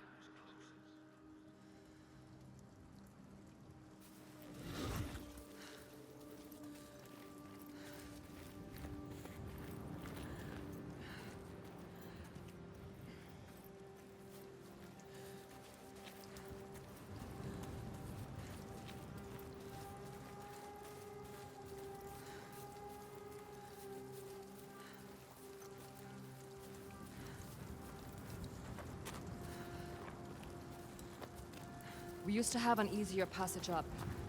We don't have the tools to make repairs. Can you climb this? They built this. Yes. They made a place to live. That struggle climbs like it's nothing. You must follow. She knows this place so well. She understands it. She loves this place. Even now, Even after all of that. she leads the people here.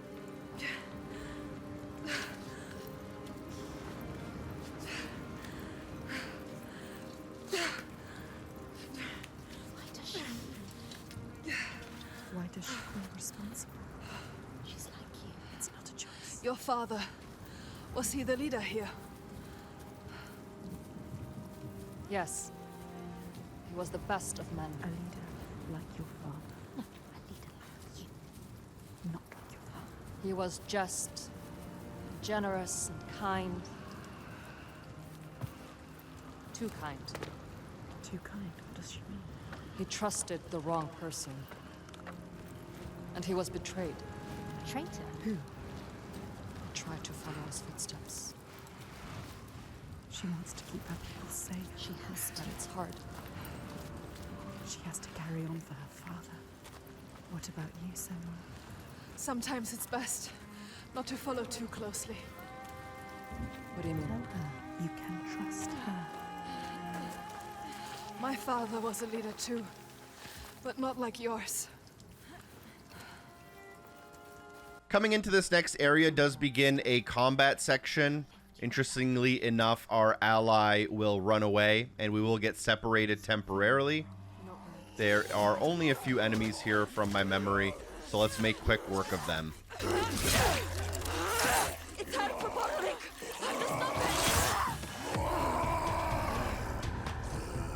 They underestimate you.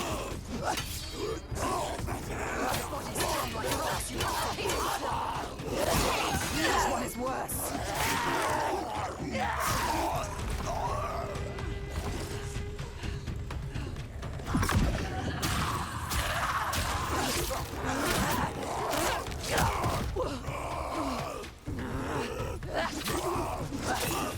They eat what they kill. Don't let them kill you.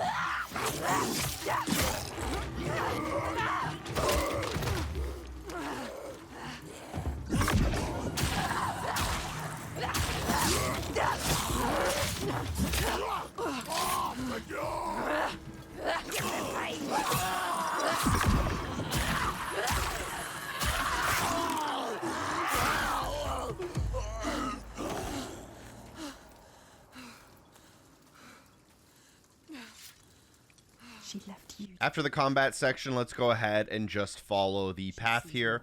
There is a little bit of a watchtower, which you can take a step onto if you want to see the areas that are coming up and the landscapes, take a cool photo. But if you're just looking to make some progress, you can jump down the ledge and head into the next area. Here you will notice some of that rainbow filter on some of these rocks, meaning that there is likely a puzzle to be done here. As you approach the exit, it will get locked up. A symbol will present itself that looks kind of like a bunch of sixes. And now we have to find the 3 symbols to open up this door. This can be a little bit tricky, but if you just wander around long enough, you'll figure it out. The first one I'd recommend going for is this one kind of directly behind us. What you want to do is interact with the orb to your left. This should shift a large amount of the world, including the rocks behind us. And we can now go into this area. And we're trying to make these symbols using the kind of yellow moss that's growing on the rocks here. So the first symbol can be found right here somewhere.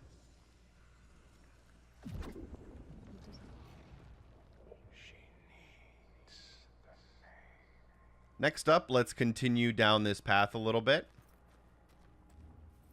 and interact with this secondary orb over here. After using that orb, you should now be able to continue down the path we were on. You will kind of be locked in here, so there's only one way to go, but we are behind the rocks that separate us from the area we were in earlier. At the end of the path, you should be able to line up some of the yellow moss to make our second piece of the symbol. At this point, you should be able to turn around, and we're going to head back into the area we kind of started in. So we can go ahead and interact with the closest orb, which should bring us back into the center of the area. And then as you round the corner and go through the mist, you can interact with the orb here to generate a ramp that lets you stand on the platform in the very center. You can then come up this ramp, look to your left to line up some of that moss, creating the final part of the symbol. With all 3 parts of the symbol created, the door should now be able to open. And luckily for us, there is also a collectible just past this door. Approach it, and it should, I believe, automatically open up. And after you come through, let's keep an eye out on the right-hand side for a face. I believe it's down the hill here and slightly around the corner. As you come around the corner, keep your eye out on the right-hand side to find one of the more obvious collectible locations in the game, in my opinion. Although, they're all kind of equally difficult. This one does have a longer path towards the tree. Technically, you don't need to interact with the tree for this collectible type to count, but I would highly recommend it because then you can actually keep track of what you have and what you've missed.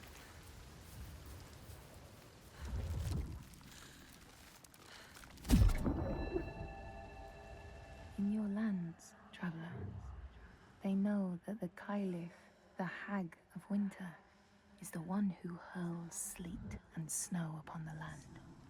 She lives in a sea rock and rules the waves of the roiling winter ocean with her blackthorn staff. She strikes the ground to destroy the shoots of growing green, so the winter will lie long and low on the land. I believe with this one completed, we only have 5 collectibles left, 3 of them being hidden face baths and 2 of them being the lorestones. Of course, I will show you where they are as we get there, but for now, you can rejoin that main path and continue forward. You should rejoin your ally pretty soon here, and then there will be one of the probably most complicated puzzles in the game coming up. Draugar don't usually come this close to the settlement. The Draugr. I have to warn them. Your followers too. They're here as well. They're not my followers. I just showed them how things could be different. But they follow you. She was I see weak. it. She left us. Maybe one day I Don't can trust also see how things can be different. We need to find the hidden folk. Find them. You're not coming? There's something I need to find. Bardavik is just along the shore. I would say be careful of the She needs to understand. Find a way. She can't handle herself. You are a warrior, She Senua. left as soon as it was hard. Why did the Draugr come? What were they looking for? Are they following us? Yes, they must be following us. We'll then come to the shoreline with the wrecked ships over here. We'll just try to make forward progress. We will be locked out, but it will start our next puzzle.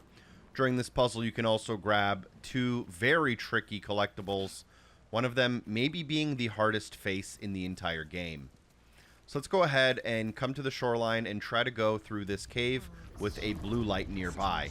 Unfortunately, we will be locked out from going, but if we are able to focus on the door, we'll see the 3 symbols we need in order to open it.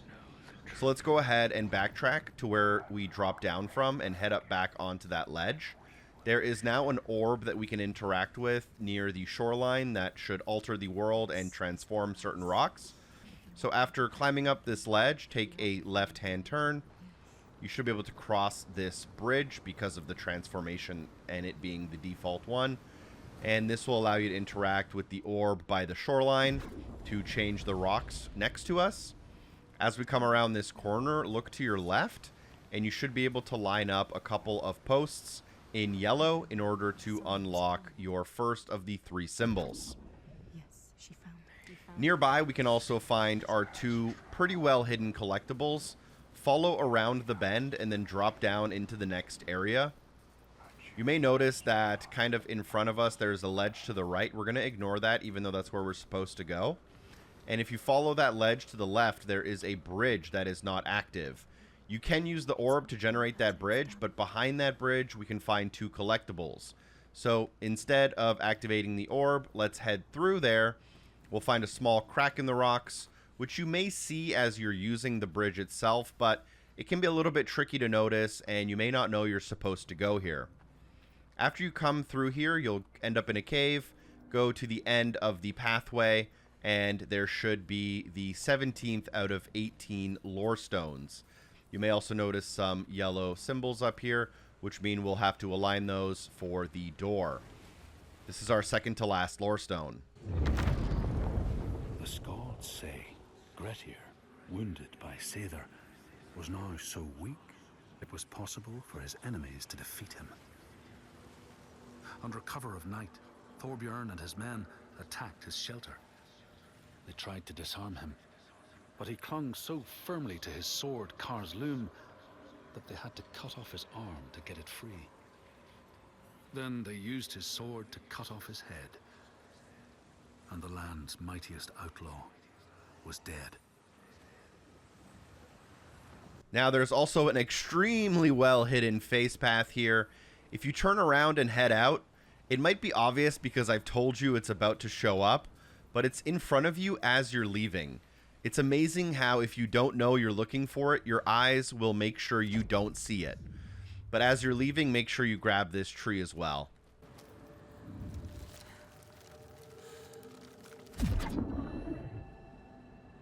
These people know that the sea god, Ran, sets out nets to trap sailors and drag them to her world. She sends the waves, her daughters, to wreck boats so she will have more men to take. And jealously, she pulls them down beneath the water. All right, and then from this collectible, we can head back through that cave, take a left-hand turn to end up back where we came from. After we do squeeze through the rocks, we will have to eventually interact here with the orb. So come through the rocks and keep to the left. You'll notice the ledge here. We're going to actually climb the ledge first. We're going to go through the blue mist so that we're not blocked. And only after we pass this blue mist should we interact with the orb to transform and create a bridge for ourselves. With that being said, you won't be able to reach the orb all the way by the shoreline. There will be a new orb that appears pretty much directly in the opposite direction.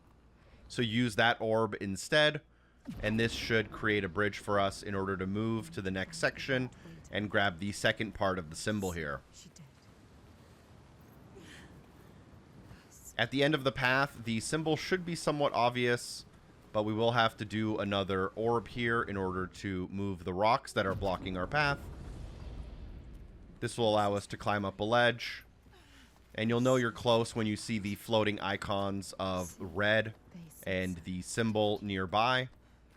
You want to line up the yellow, so you'll see that there is some yellow here in the middle, but there's also some yellow here in the ruins. So let's head inside the ruins to try to line up these markings to create the correct symbol. We are now 2/3 of the way done with the door solution, and the third solution or third symbol is pretty much on the opposite end of the beach. So let's take a minute to backtrack our steps to where we came from. As you come down this ledge, though, you will have to interact with the orb near the shoreline in order to unblock the path that will be around this corner for us. Only after you jump down the next ledge and pass the rock blocks, once you're blocked again, should you interact with the orb, this time on the opposite side, to unblock your path. You should now be able to backtrack your way almost all the way back to the door.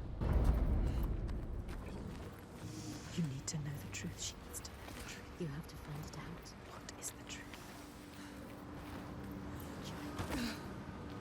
Maybe he needs you. So many truths. Help someone. Maybe she should just help herself. Help us. Ignore the orb until you go through the blue mist. Once you're blocked because there is no bridge for you to go across, interact with the orb to generate yourself a bridge. Turn to the right to look towards the door, and we'll have to head behind this giant shipwreck that is kind of directly in front of us as we drop down. The path will be blocked here for us, so we will have to interact with the orb at the shoreline in order to move the rocks behind this shipwreck. So now that we have shifted into the upside down world, go behind the ship, and now we can go up these ledges which were previously blocked by rocks. Once behind the ship, though, you do have to interact with the orb again to generate yourself a step, and now you can use the steps to get up top. My first time up here, I was positive there would be a collectible, but there is not. Instead, go around the loop here. interact with the orb in order to move some of the rocks that we went by. Now you can backtrack a little bit here. You will be, I believe you're blocked from leaving, but you are able to now come down this newly opened path to find a new perspective on the shipwreck. You should be able to line up some symbols here to create the final part of our door puzzle. With the entire symbol done now, let's return to the door and proceed to continue the chapter. Head back to the path, take a left-hand turn. You should be able to drop down the ledge here. It's a double drop now, but you should be able to connect all the way back to the main door without having to use the orbs at all. And at this point, you can just pretty much walk right through the door in order to continue. They are letting her in. She has found it. What is this place? Where are you? What does it mean? Where are we? This power she feels draws her on. The certainty. She wants to hold it. Even if it blinds her. She's come to them again with another promise, another question. But there will always be that price to pay. The truth can drown you deep. They bear the heart of you, hidden for years. It hurts. Down there, see the water. Where? What does it mean? She has to go down again. And what will be there waiting for her? Be alert, Senua. Be careful. Always be careful. Will he be there?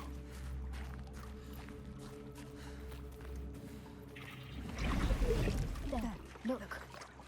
they're here. Focus.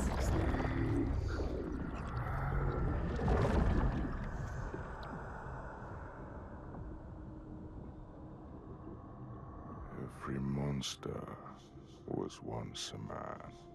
We will show you. Look. This underwater section is also a part of the same checkpoint we've been playing called Another Reason. The section after this is also part of that same checkpoint, so if you were to miss a collectible now, there is quite a bit of replaying to do. But this is another one of those memory sections where we are just moving through the blue lights and allowing some of the backstory to play out about the other giant here. Just continue following the blue lights and allowing the memories to play out until this section is over.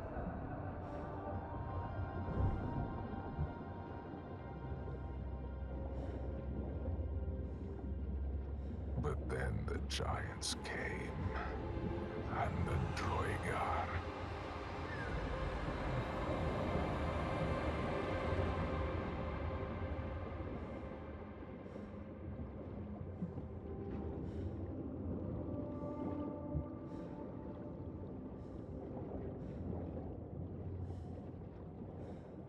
And worst of all, the Bjerg.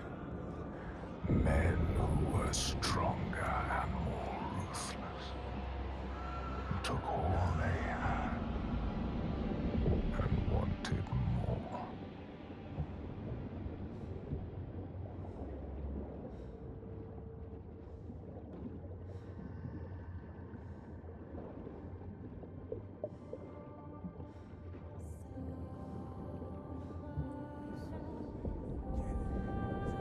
The man loved his friends, but he feared the men more. So when the men came to him and offered a bloody bargain, he agreed. He would, by trickery, make over his leader to them. And in return, they would not trouble him.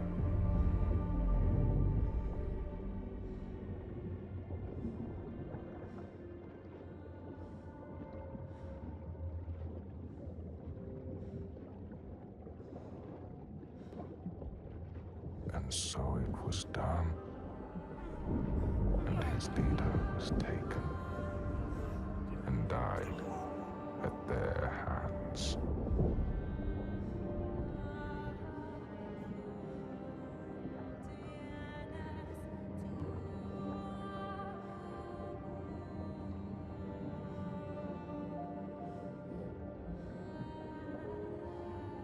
man was ashamed. He had thought himself safe. But they found out his secret, and all stood against him.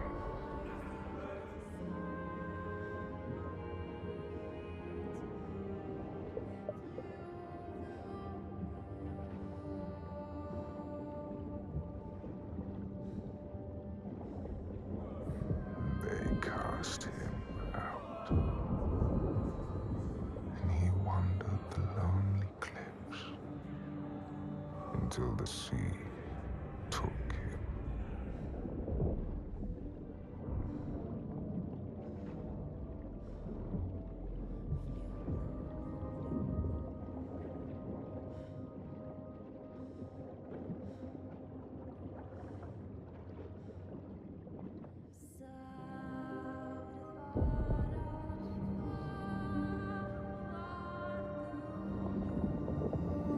The sea took him and turned his blood to brine and spat him back on shore, a giant. Now he wanders that same shore and hunts the ones he once called kin. We now regain control of our character. We are still in the same checkpoint called Another Reason or Another Question. And luckily for us, some of the final collectibles we need are right around the corner. So let's go ahead and grab them and get some achievements popping. You'll run up and around the corner to your right. You will see the giant at the end of the path here, but I believe it is a little bit of a vision. Halfway down the hill, you'll pass one flame on your right and then a flame on your left. And halfway down this hill, just past this post, you can take a right-hand turn into this kind of small fenced-in barn area. At the end of this area, you can find your second-to-last face. Interact with it, finding the tree inside.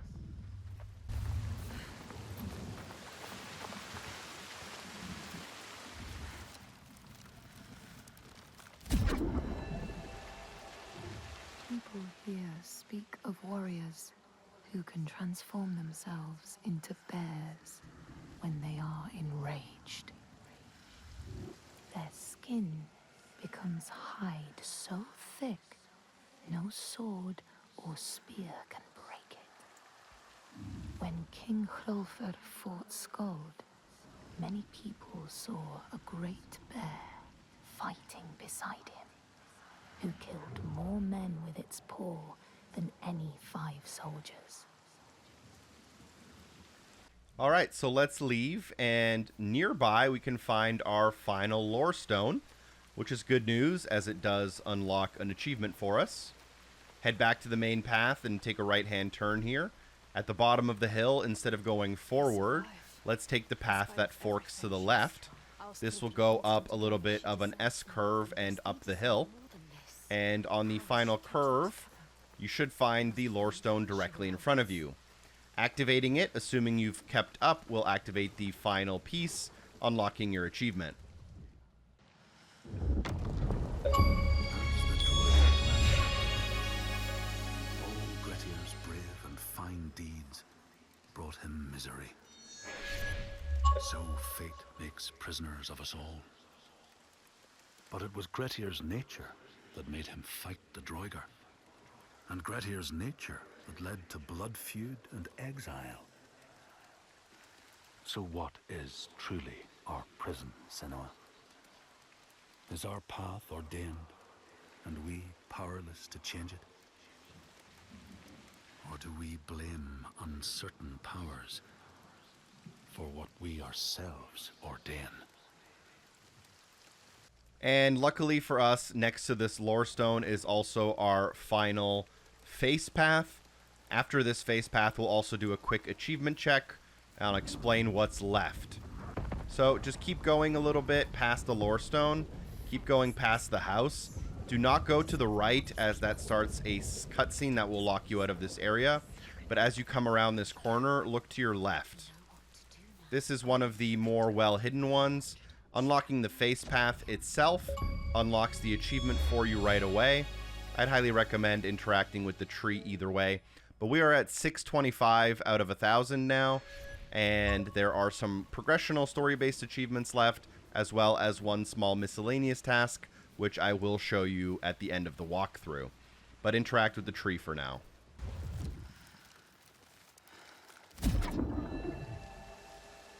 Men here will tell of how Jarl Hakon worshipped the giant Thorgerða and sought her aid in the middle of battle when the tide was turning against him.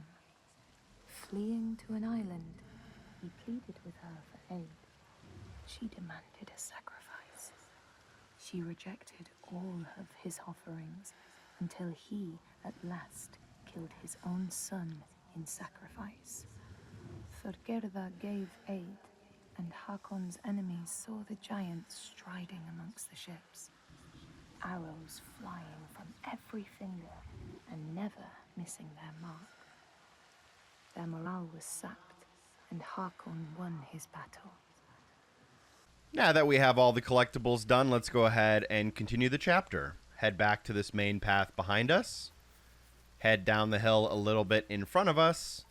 You'll notice that there is a house off to our left near some flames. Interacting with this house starts a cutscene and begins the next checkpoint of the chapter.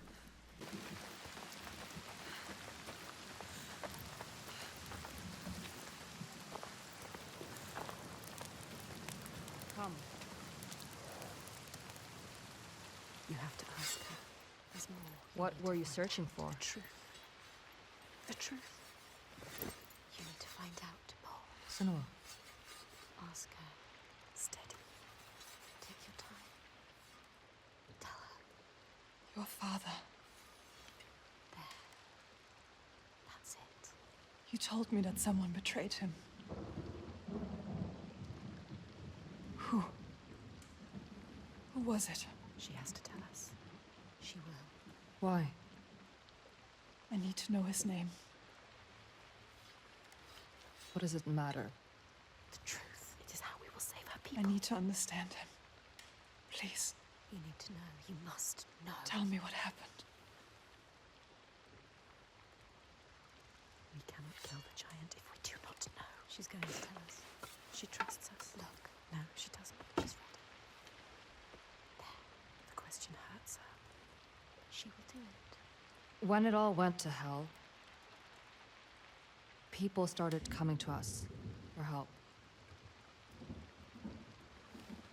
We were just barely scraping by, but She doesn't like to remember. we opened our doors to them, She's trying to help. even as the food was dwindling, and the Björk grew more demanding. It's hard for her to say. Little by little, this settlement became my tribe. Just like yours. Remember. You had a home once. And then a man came. And we took him in. We made him one of us. That man. We trusted him. What was his name? And he betrayed me. He betrayed my father. It's him. There is more to this than she is saying. So I cast him out. I haven't seen him since. His name was Saga. The truth. There it is. Now we know the truth. Now we know. You can use it. You can trust her. Tell her. I'm sorry. Saigir. He is your giant. What will she do? Will she believe us? I saw it. She has to. How? You have to trust me. It was the same with Ingun. I saw her. I learned her name. Something's coming. This cinematic concludes in a combat section, so just make sure you succeed in the battle. No matter how well you do, some of the events of this fight are scripted, but try your best nonetheless.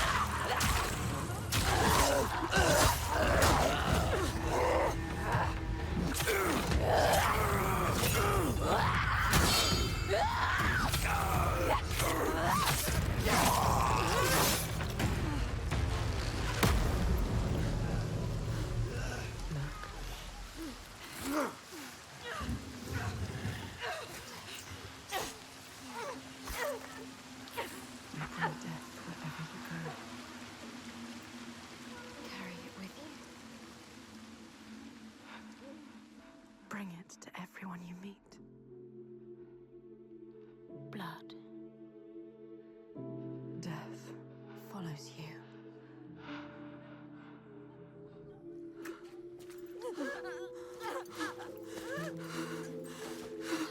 It's too late for her. In front of your eyes. More death. Watch it. More innocence dying in your arms. Look into her eyes. How could you? See what you have done. You think you can run from your past? You can't. Your past always follows you. It's there. Right behind you. Right behind you. Can you feel it? Always coming. All the death, Yes. all the suffering. Right there. You have brought this on them. He's right. You, with your darkness, All because of you. your curse. You tell yourself you are trying to help. You have damned them all. How will you keep going now? How How will you live with yourself? With this heaviness. Yes, feel it. Let it wear you down. Feel it, Senua. I can feel it. You deserve to feel it. I can feel them on my skin. They will never leave you.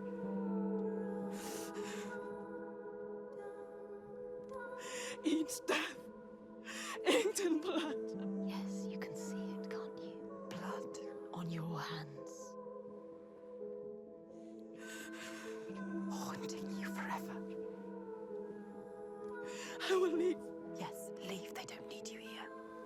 Coward. I will take it away. Oh, Senua.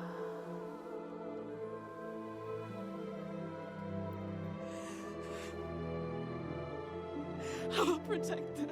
It's too late. You can't protect anyone. Your father was always right. Your rot, your darkness. Die with them. Taking over everyone. Alone. Unloved. Unwanted.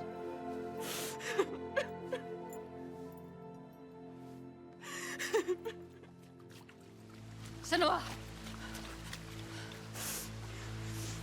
Are you hurt? You don't deserve her help. Don't show her. Don't let her in. She sees us. She sees what you are thinking. She needs you to be strong. Can you? No. Can you be? No. We need a plan. She doesn't have a plan. Why does she believe in you? You are nothing. You don't know what you're doing. No, Senua. Death after death after death. Think. Death after death after death. Are you sure? You still want my help? You can't help her. You are more than what your father thinks. You are nothing. Take her hand. Trust her. We can do this together. That depends on the plan.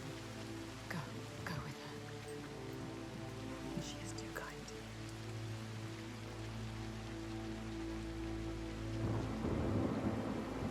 She's brought them here, the hungry ones.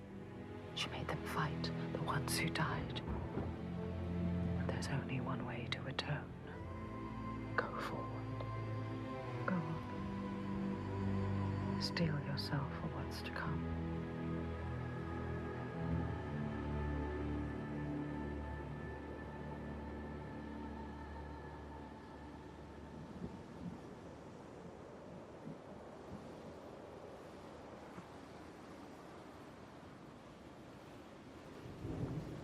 I know his name.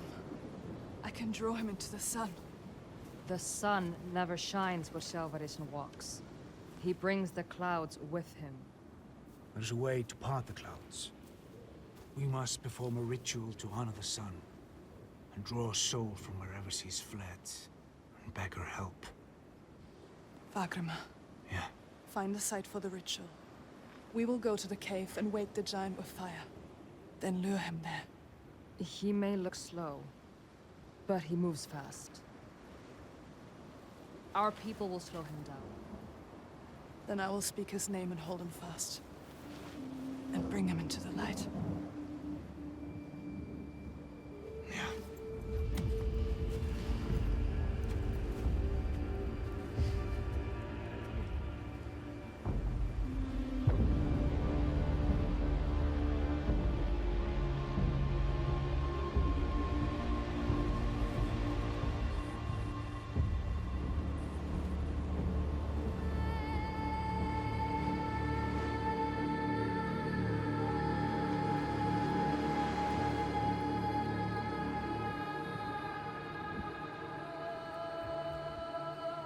Now that was quite the lengthy cutscene. There's going to be a little bit of gameplay sprinkled in here, but we do have a plan together.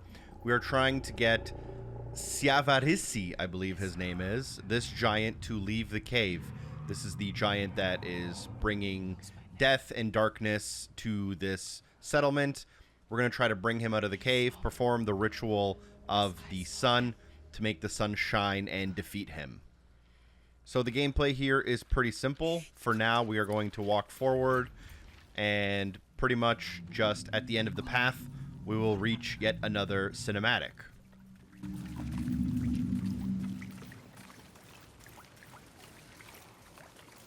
Varric, this one.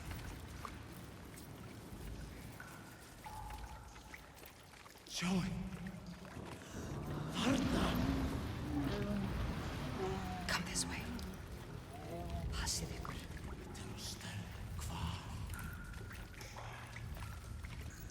Death is coming. You know what you have to do.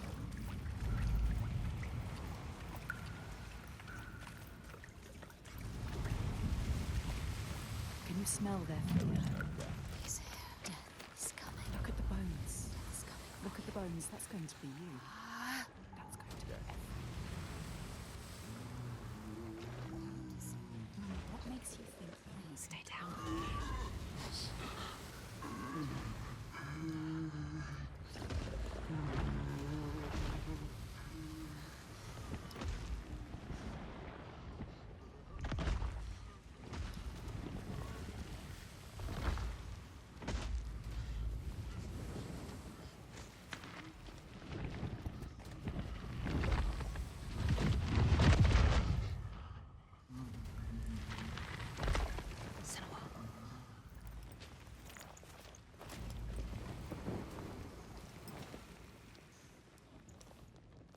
Get ready.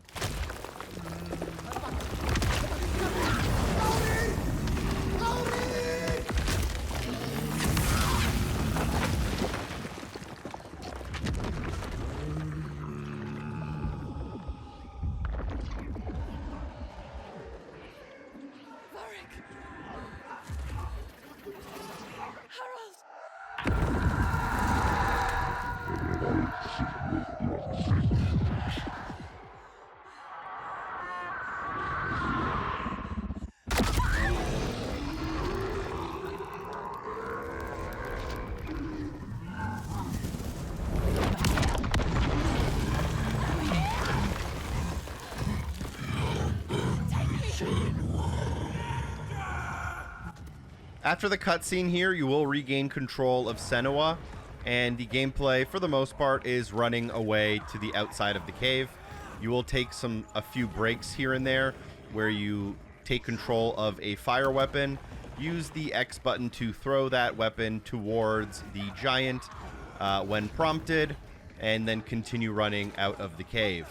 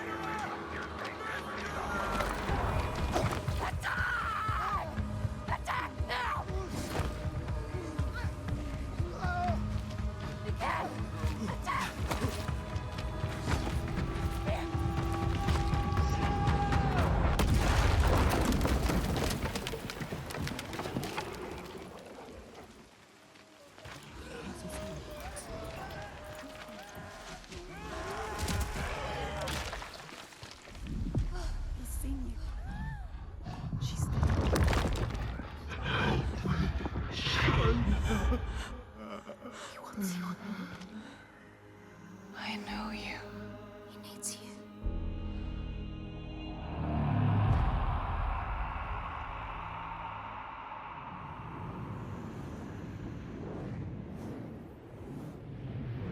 Similarly to the previous boss battle, during the Ritual of the Sun here, we will be transported into a kind of alternate dimension, and here is where the next boss battle will take place. So what we need to do to start the boss battle is to go to the Eye of the Storm, which is the storm right in front of you as you spawn here. This will commence the next boss battle against this next giant, and defeating them should help us complete Chapter 5 pretty soon here. So just continue until you get to the storm for now, and then I'll talk about the boss battle itself.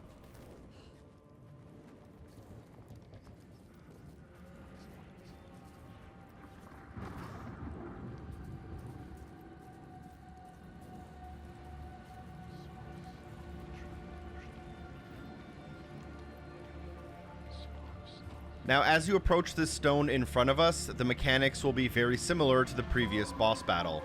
You'll see that water comes rushing in, and that is a danger to us. It's going to be on a bit of a timer. In order to stay safe, you'll need to go up to these rocks, interact with the loops, and hold on until the water rushes through. After it rushes through, you can go to the next rock, and again, hold the ring until the water rushes through. Generally, when the screen blinks red, that is when you're free to move on to the next rock. You're going to continue doing this until you finish the first and second phase. I believe after that, it kind of continues doing the same thing.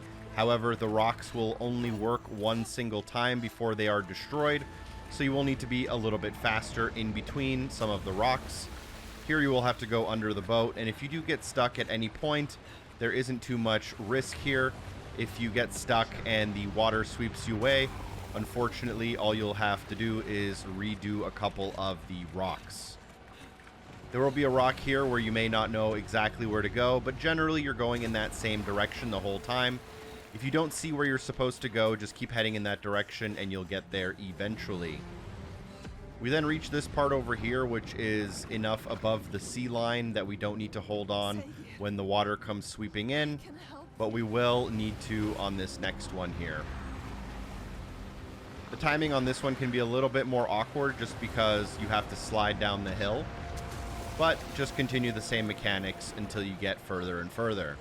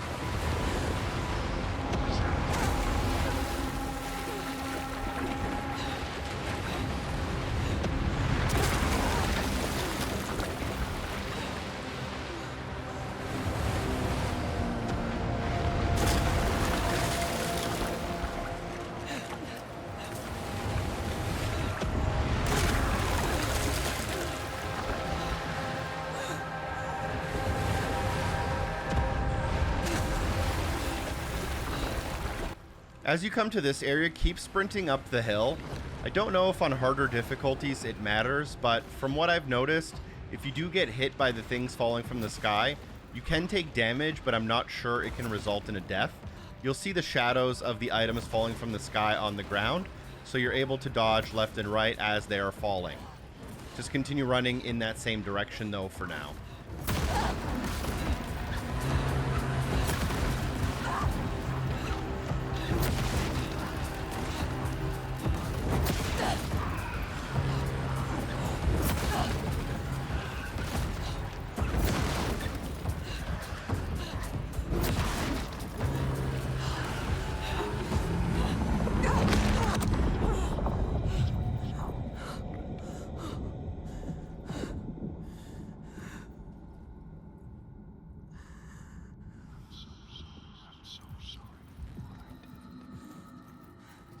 You don't want to hurt them again.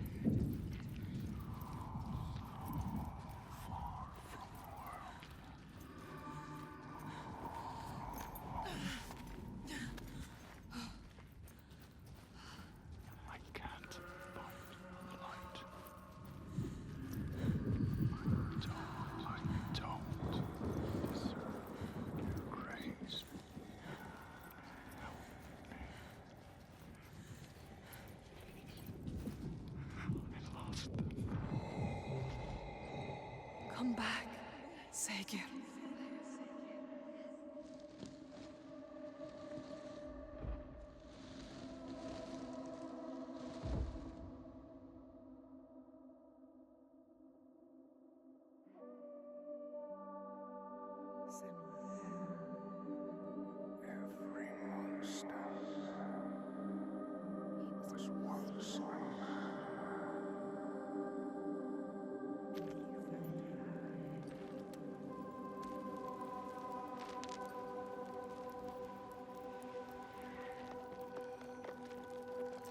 He was lost. And you found him. You brought him here. Home. Now he can rest. Rest now, Saga. Poor Senua. It's too much. Too much for her. All the grief. All the death, the others. Their pain. It's too much. She can't do it. Not alone. But she isn't alone. Is she? Another haunted spirit given peace.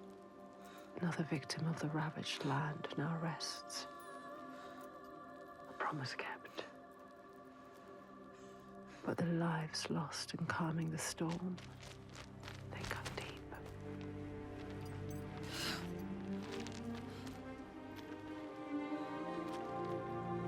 It weakens you. Each death. Does it hurt you? She doesn't. Can you keep going? She is so hurt, so broken. She needs to see. The biggest fight is ahead. Always. The giant of Borgavarki is strong. We are But I believe in you. Together. I want the bloodshed to end. Are you ready? He will stop the sacrifices. And she will fulfill her promise. She is ready. We are ready.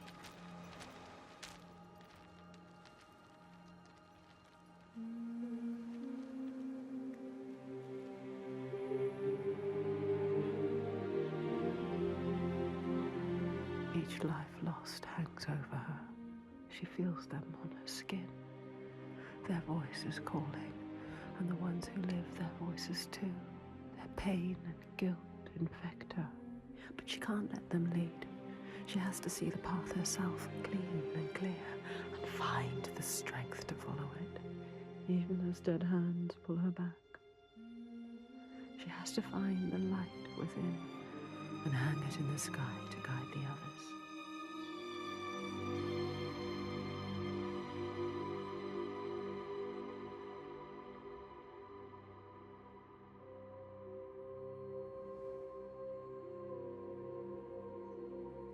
We've been successful in defeating Siavarissi and releasing the soul of Segir during this boss battle.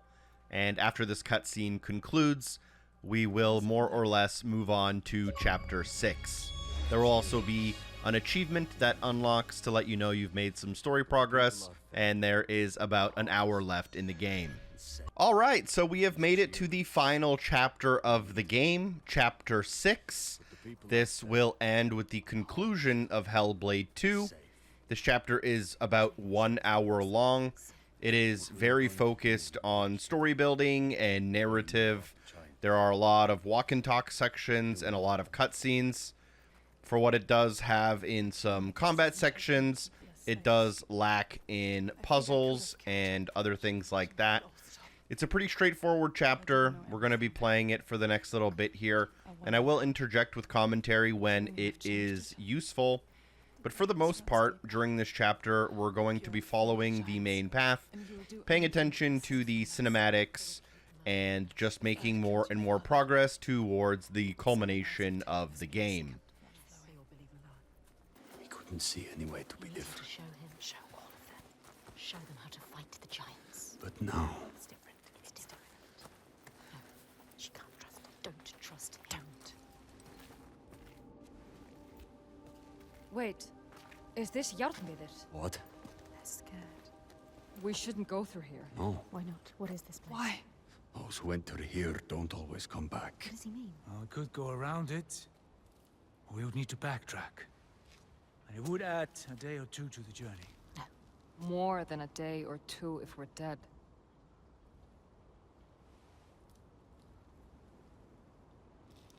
This is the path we need to take. She's not listening to I'll us. lead you through. All right, So sure. How can you be so sure? let's go. He is with you. The others will not follow. After you. Lead the way.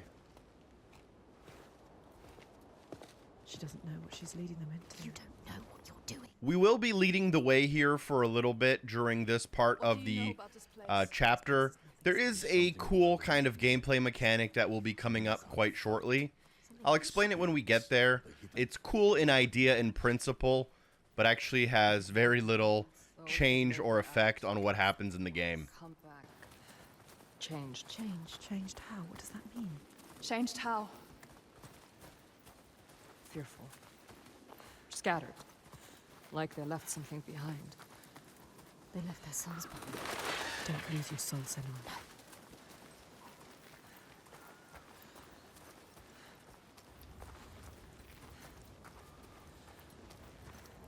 You don't know what's in here. I can feel their fear. You've been here before. A night forest. A haunted place. You know what to do.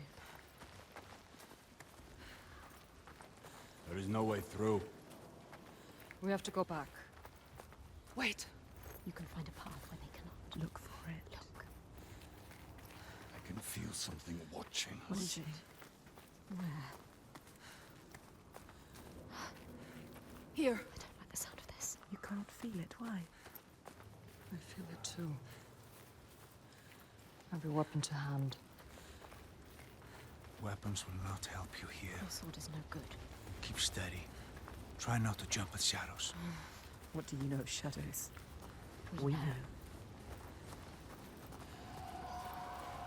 Do you hear that? What? Something is following What does us. she hear? Just alongside. Listen. I think I can hear it. I don't like it. This place is not quiet. Not calm. Noises everywhere. Everywhere. I hear it again. She is terrified. Shh. Listen. Why can't I see it? Wait. There. Above us. What is that? Do you see it, Senua? I think it's a river you hear. Let's keep going. Astrida is scared. Why isn't Senua? We passed this way before. This place is shifting. We're going in circles. Changing. So confusing. What to do? How? This way's blocked. We'll have to find another.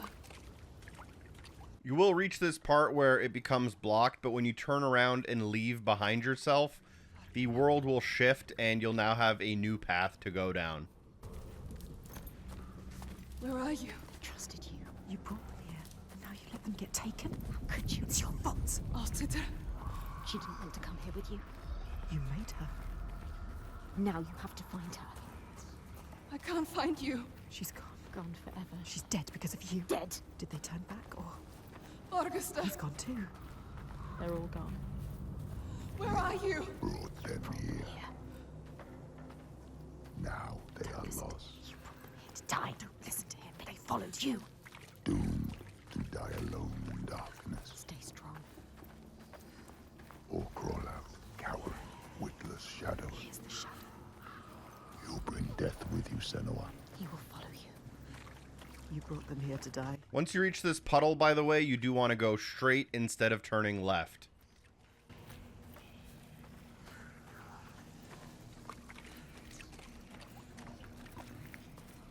They followed you. They trusted you. You shouldn't have. You led them to their How death. could you? You can't find them. She can. She might find them. Keep looking. You might save them. They're all dead. Austria. Who's that? A figure. Someone there. Astrida is alive. She's safe. You have to help her. You called her. Austria. Can't see you. Why can't she see you? Senua, is that you? She's terrified.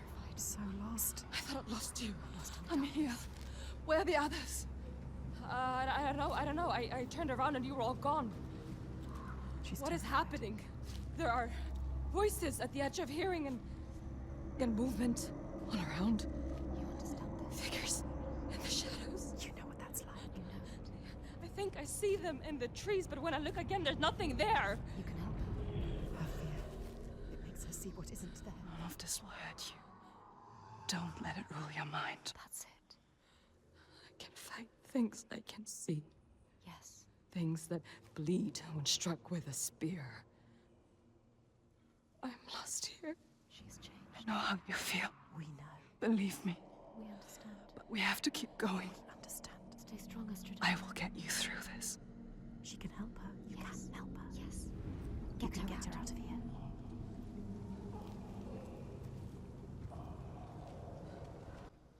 After the cutscene, you're just going to want to continue following the path. We have Astrathir here, and coming up we have Fargrimir. So we're going to have to pick between these two kind of paths here once they link up. She knows what it's like. You know what that's like. The path takes me back into the woods. This place is praying. I don't want to be alone here. Their darkest fears. Follow the river upstream. I'll find my way across to you, I promise. You have to. Can you make promises, Senua? Promises you can't keep. Can you keep your promise? What if you never see her again? What if you never see her again? Lost forever. Who's there? A figure. Fargrimir. Is it? Who is it? So dark now. Misty. Misty. Fog everywhere. It's him. Fargrimir. Fargrimir. Senua? Senua, is that you? Lost. He's different. Changed. There's a fog around me, Yes. before my eyes, He can't see. That's like. inside my head. He has lost himself. Lost himself to the darkness. He can't stay here. I Slipping away. try to have faith, You need more than faith. to keep them from falling apart.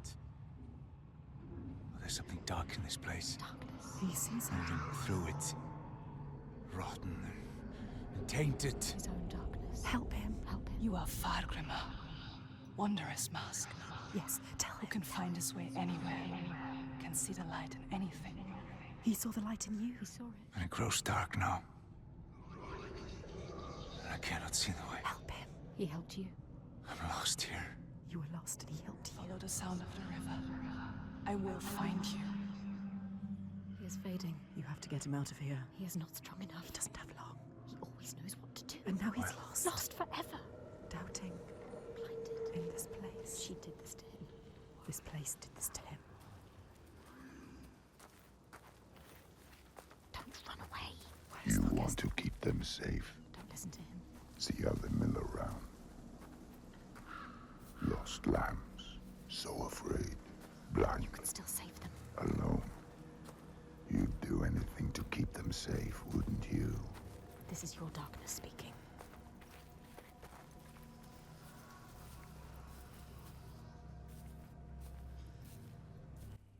As you come through this rock squeeze, you'll see both Astrathir and Fargrimir in front of you.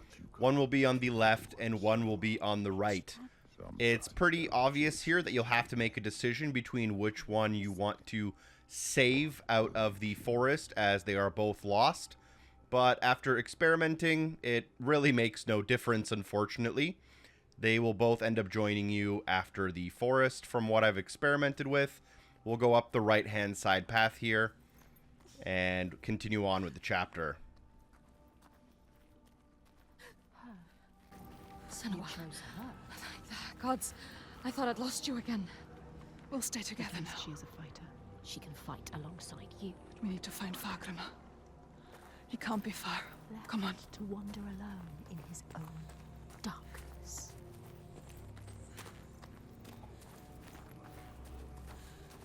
Find the others and find your path again, Senua. Who's there? There he is. It's me. Come on. Senua? He's safe. I hope you had escaped. I thought I'd be lost here forever. But that wouldn't matter. He hoped for her. If you'd had made it on to Barkovitkin. He'd sacrifice himself for her. She hasn't earned that. We'll make it out of here. Look, Esther. Come with me. Stay close. Augusta. He's changed. Different now. His eyes are red. Has he been crying? Something has happened here. What's happened? What happened to you? Something terrible. I think I saw What did he see? Something changed. something I had to do. What was it? What did he have to do? I didn't want to do it. He forced my hand. Who? Something terrible. Who? A vision. No. It's nothing. Just tricks. Is it real? Nothing is ever nothing. Let's leave this place. Get out now.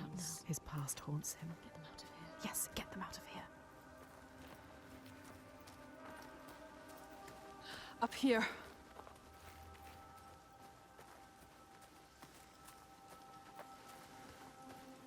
She lost them. Drown them in their fears. Let the forest lay them bare and scour their minds. She knows that deep excoriation. The fear you will not see the end of. And yet, they made it through. She found them. They are safe. Safe to keep on walking, fight her corner, share the weight. But who is changed and who is not? Do they look at her in doubt? They follow still. No blame, no striking out in hate. But their minds are shuttered tight and closed off to her eyes.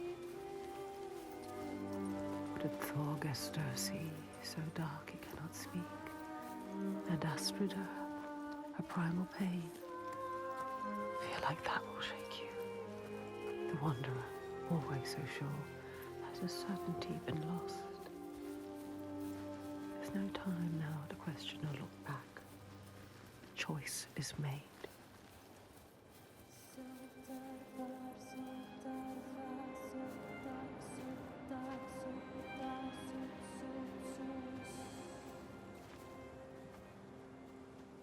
We're not far now.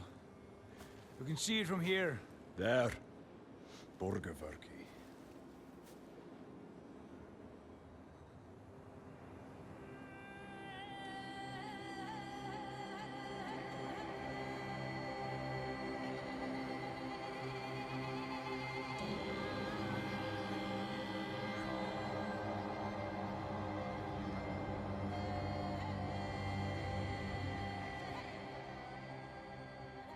All the signs she followed have led her here, finally so close to the heart of darkness. The root of the fetid flower whose stench she tracked across the sea. A fortress she must break, not with sword and spear, but open eyes and strength of will.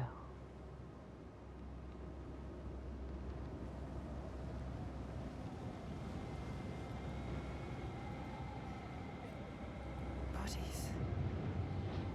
Are they still? Yes. They're still alive. You can feel it. How could they? Suffering. Look. They are for the giants. Sacrifices. Monsters. Monsters. How can...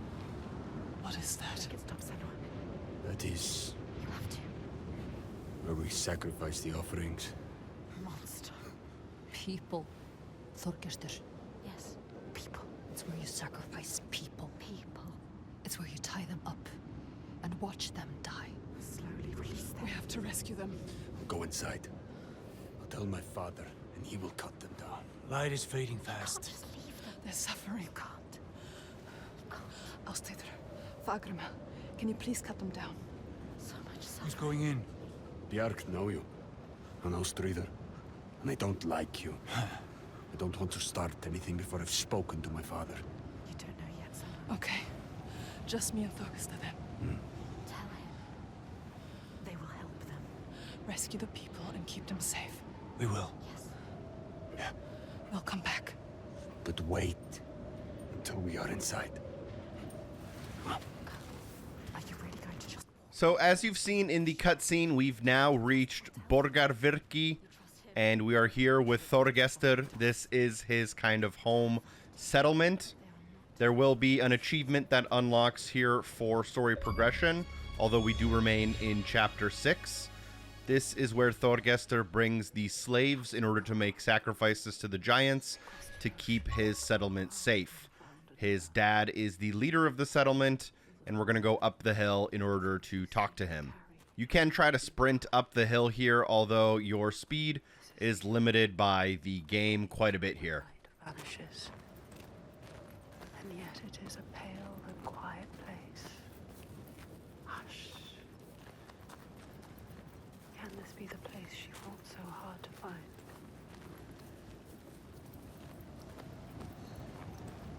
Something is wrong with him. Something's not right. He is frightened. You're worried. I wasn't supposed to come back He empty-handed. would have dragged you here in chains, Senua. But all's well. He'll forget about that when he hears what we have to tell him.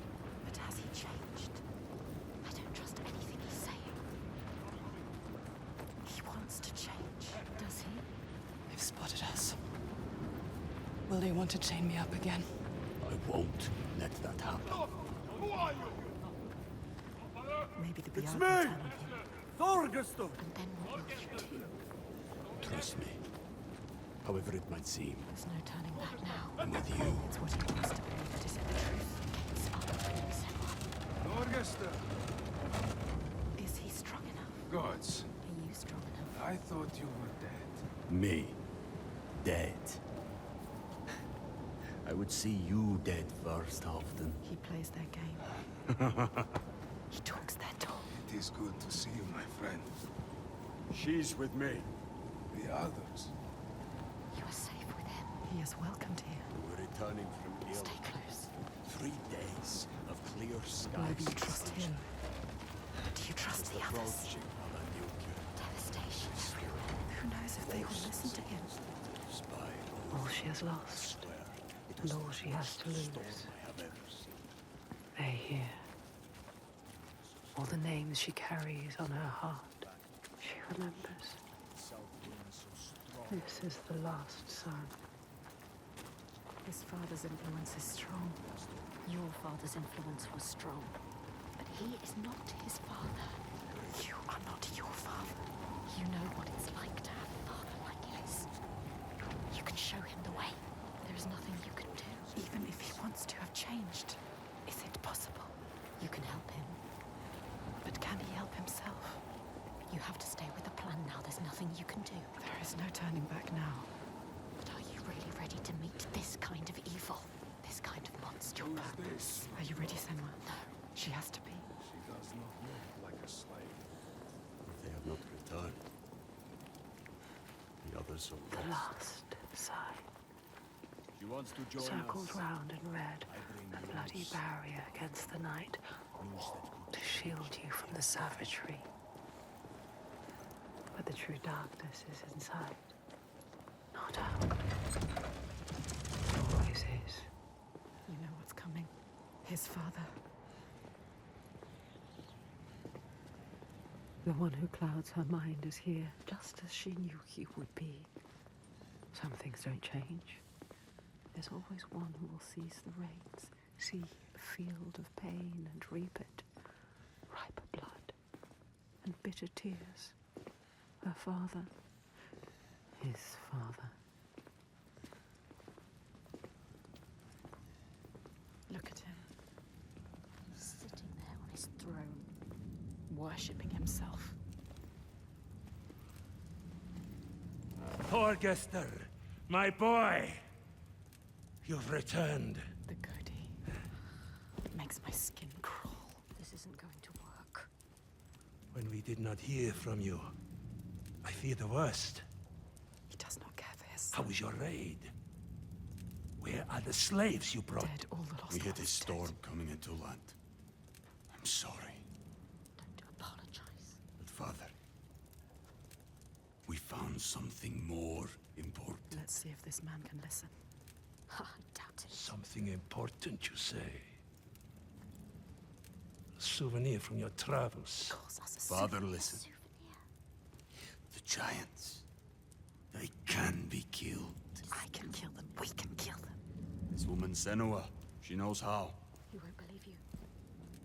Give him a chance. Look in his eyes.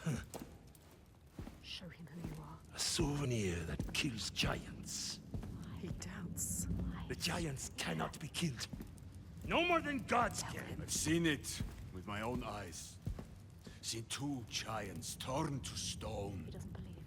I can kill them. And I could kill you. We could kill you. This is nonsense, Thorgestor.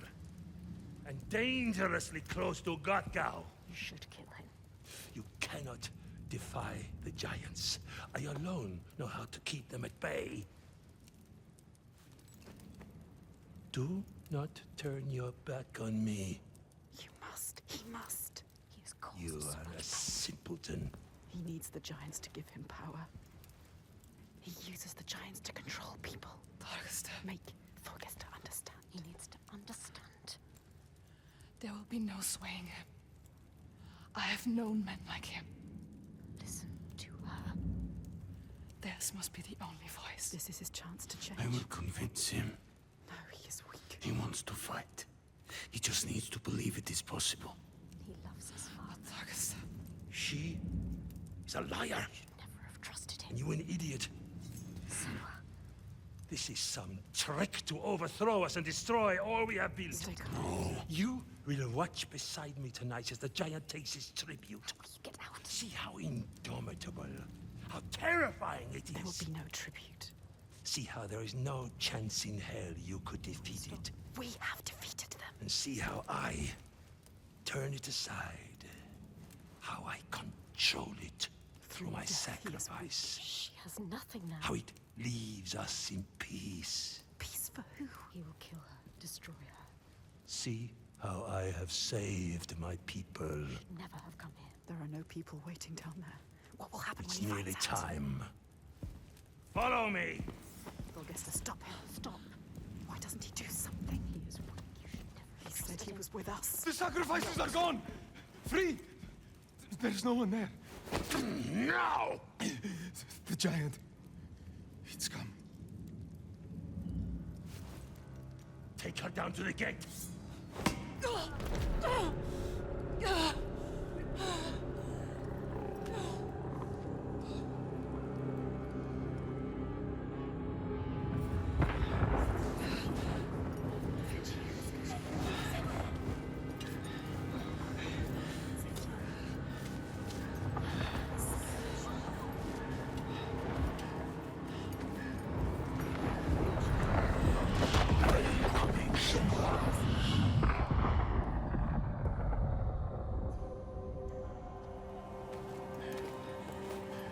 Light fades, Senua.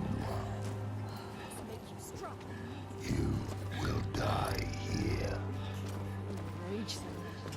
and nothing will have changed. Brave yourself. Don't fight. Do it for them. Find them. After that quite long cutscene and quite a bit of story development, we will have a short battle here. It functions very similarly to all the other ones we've done so far. Just evade, parry, attack when you can, and feel free to use your focus meter accordingly. Better than you ever win this.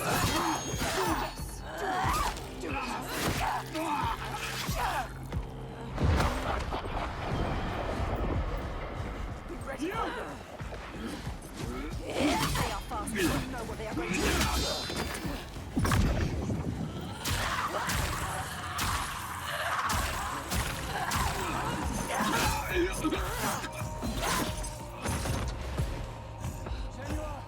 The giant is coming. I know. The slaves. They're safe. What happened? The Godi wouldn't listen. Told you he wouldn't. He knows we freed the sacrifices. Like your father. He wants to offer me instead. What? The Þorgestur. He was weak. I don't know. He didn't try to stop them. I knew we couldn't trust him. Yes, she is Where's right. the Godi? We kill him. Now. Let's Wait! End this. Senua, we need to kill the giant right here, right now, in front of the Björk. Show them the truth, just like you showed Þorgestur. They'll never learn. All they understand is death. We need to end this so we can be free. She's right. Again. Kill the Godi. What are you going to do, Senua? What? Senua? She doesn't know. Fagram. I don't know. She can't. She doesn't know his name. Thorgester. Come on. You'll regain control of Senua here. You can then walk through the gate, follow the path until you get to the leader of the settlement. Be careful. This is some kind of trick. She is not listening. Again, she trusts. What are you going to do? We told him already. I don't know its name. I don't understand. We cannot fight him yet. I can't fight it yet. I need time. Need please know what his name. Thorgester. You can see what he could become. Others don't. She sees the warrior fighting himself. You have to stop this, Senua. The giant. Once you do reach the top of the hill and proceed through the gate, you'll end up in a little bit of an arena where you will get attacked, and you'll quickly have to fight off a couple more enemies. These enemies do block a lot more than some of the other enemies we've encountered earlier, I found that the best way to handle these enemies was to use your focus, but most importantly, try to get a perfect parry. This will allow you to build your focus quite quickly and perform counterattacks.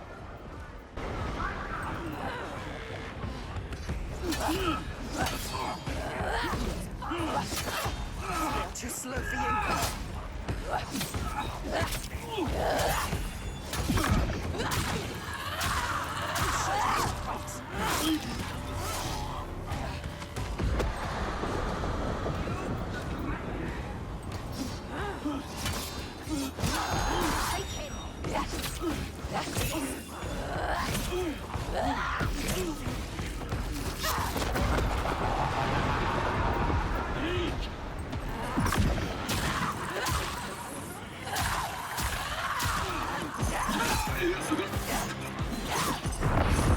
Stop this.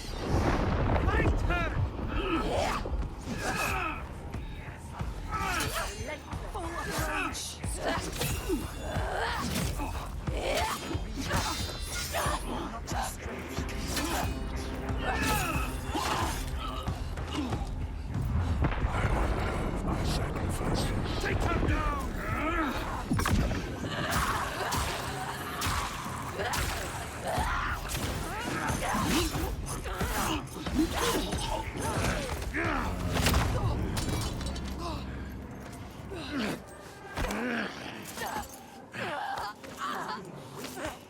Now you will be food for the giants, and your blood will give us another day of peace and safety.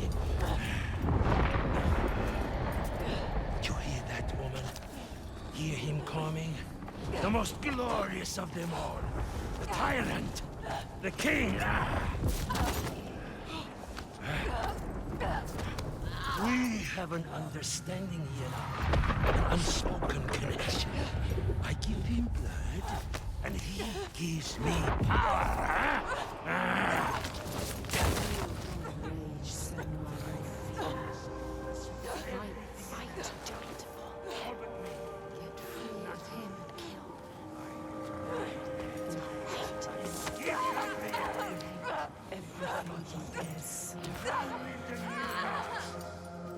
No!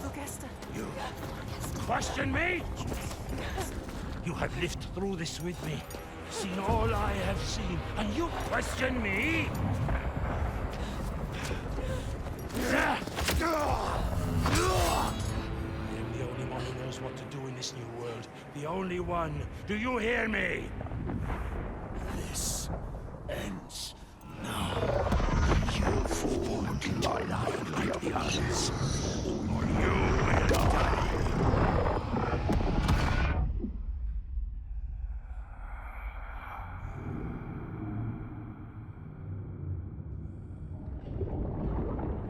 You are the one we chose. You who have died from this, lived through this. Do you see yet? After that long cutscene, you will get to walk through the settlement here and see some of the memories of the hidden folk. Just continue through these memories until you reach the next section of the chapter. The sun. It wasn't the end.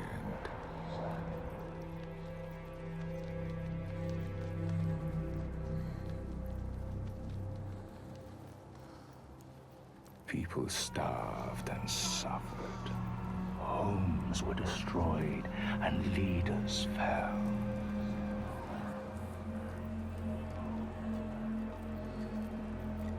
The ties of friendship loosened, and each one fought for their own.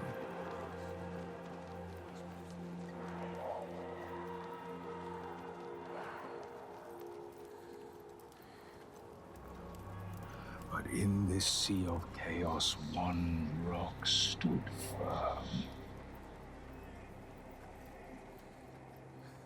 He said, I know what to do. Follow me, and I will save you. He meant it. Wanted to keep them safe. his people.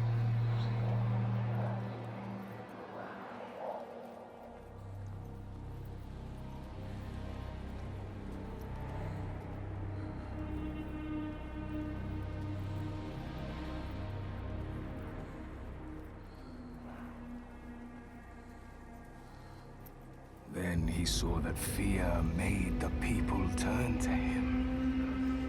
They trusted him, obeyed him, raised him above the others.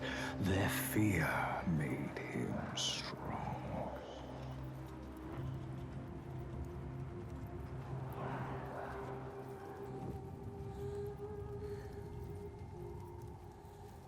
And as the land healed and the people healed, their fear helped. And he saw them start to turn away, to think for themselves, to choose their own path. And he felt his own strength ebb in turn.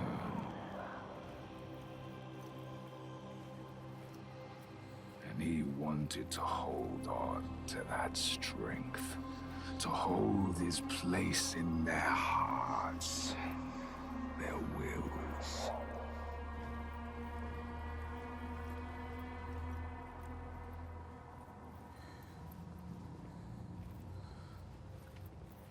So he made the giants, brought them forth from the shaking earth, the roaring sea, the blinding snow, brought them into being. And the people who trusted him and obeyed him, they saw them too, and saw they had more to fear.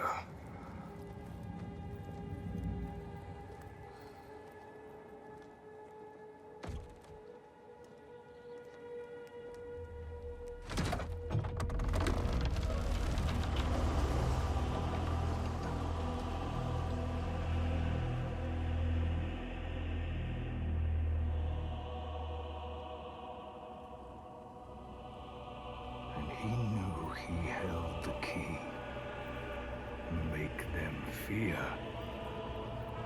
And you can make them do anything. Make them hate. Make them punish the weak. Make them turn against one another, each on each.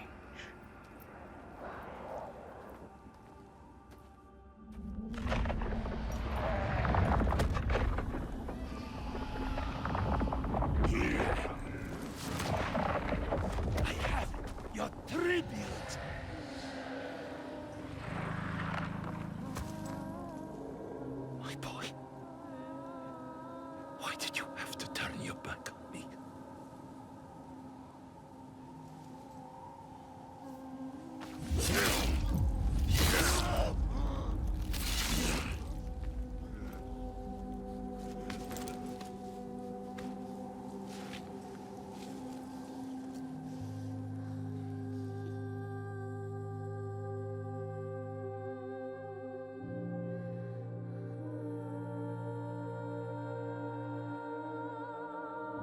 Hold him, Senua.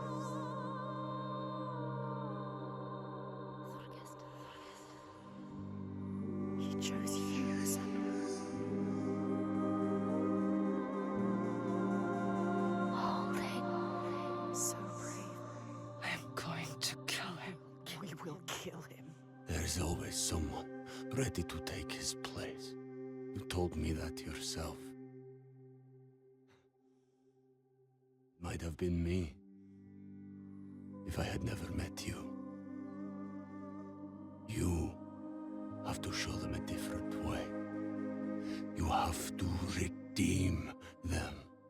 Through the memories, we learned that Godhi created the giants in order to make people fear them so that he could have power over them. We now have some of the backstory of this boss, which is kind of how we've defeated all of the previous bosses. We use our new knowledge as a weapon to figure out how to defeat this boss. We then continue forward and go into the Eye of the Storm. As you may have realized, Thorgestur is showing weakness and is unable to stand up to his father, whereas his father is now going to try to fight us. This battle in general is pretty straightforward and uses the regular combat mechanics we have come and learned throughout the game. It is a little bit of an extended fight and has some cinematic elements to it, but for the most part, we will be using X to attack, Y to attack. We'll be evading and parrying and using our focus when possible to play out this fight as long as we can until we trigger a cutscene.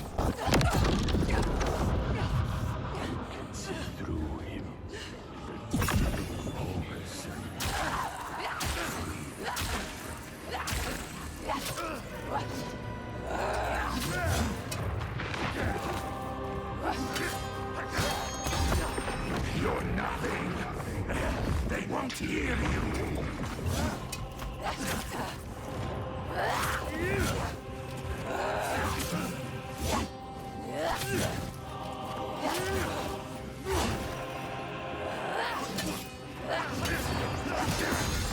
I kept him safe until you came here.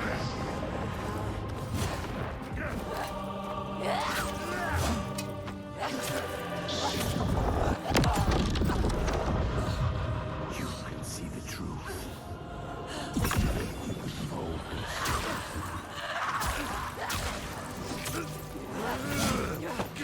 No. I will shine a light on your lies, and they will see the truth. There are no giants, it's just you, Aletheia.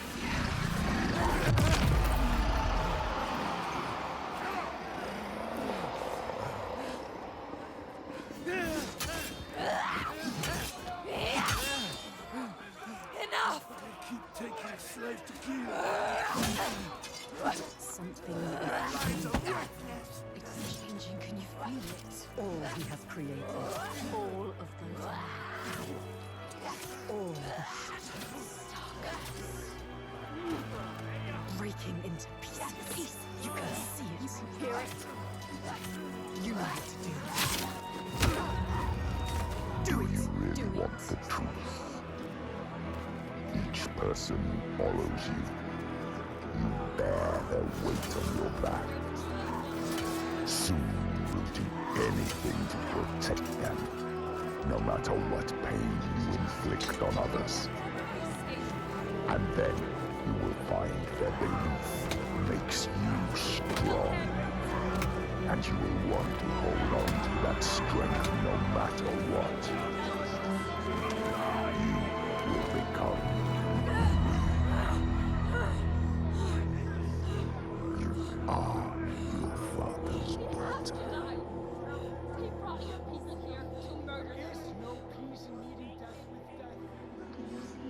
Do you see how they cling to you, pleading? Do you see how their hands drag you down? You are everything. What would you do to keep them from harm? What would you do for the truth?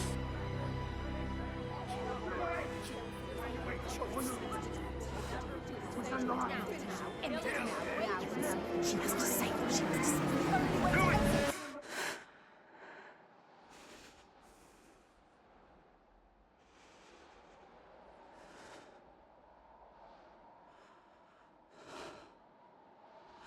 I choose how to end this.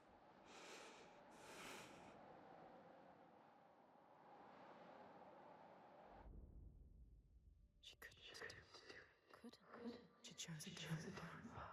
She's not like him. We are not a monster. You chose it. All the questions answered. Truth burning bright to scour away the darkness.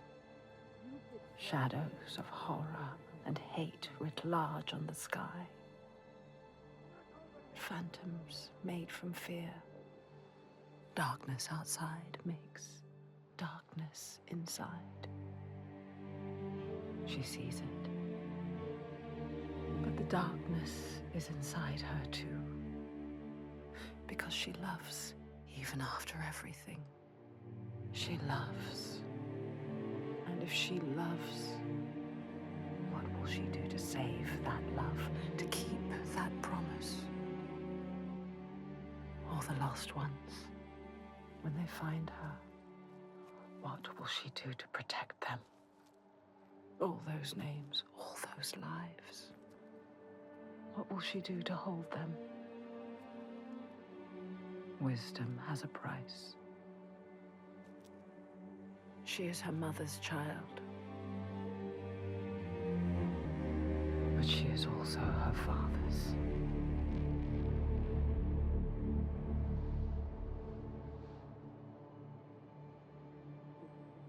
I see it now.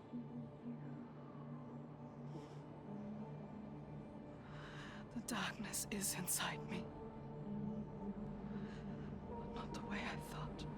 Yes, feel it. Yes, you can see it, can't you? It is his darkness. Not Your hers. darkness.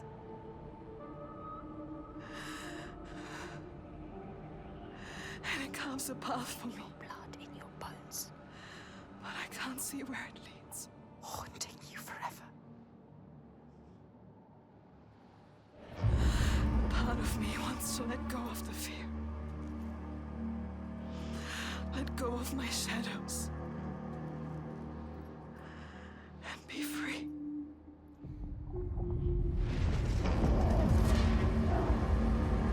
No more pain.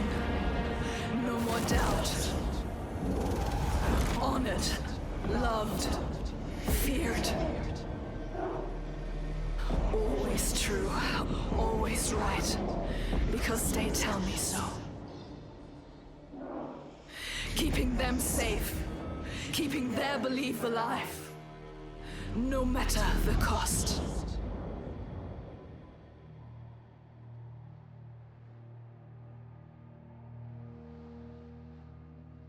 Is this my fate?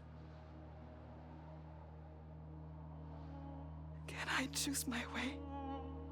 What will we become? We are not our fathers. There is always a choice. You taught me that. We will choose. Together. You decide. All her life she has been alone. She chose it. A shield to keep her heart from harm. A hymn to still the other voices, the ones outside. Not anymore.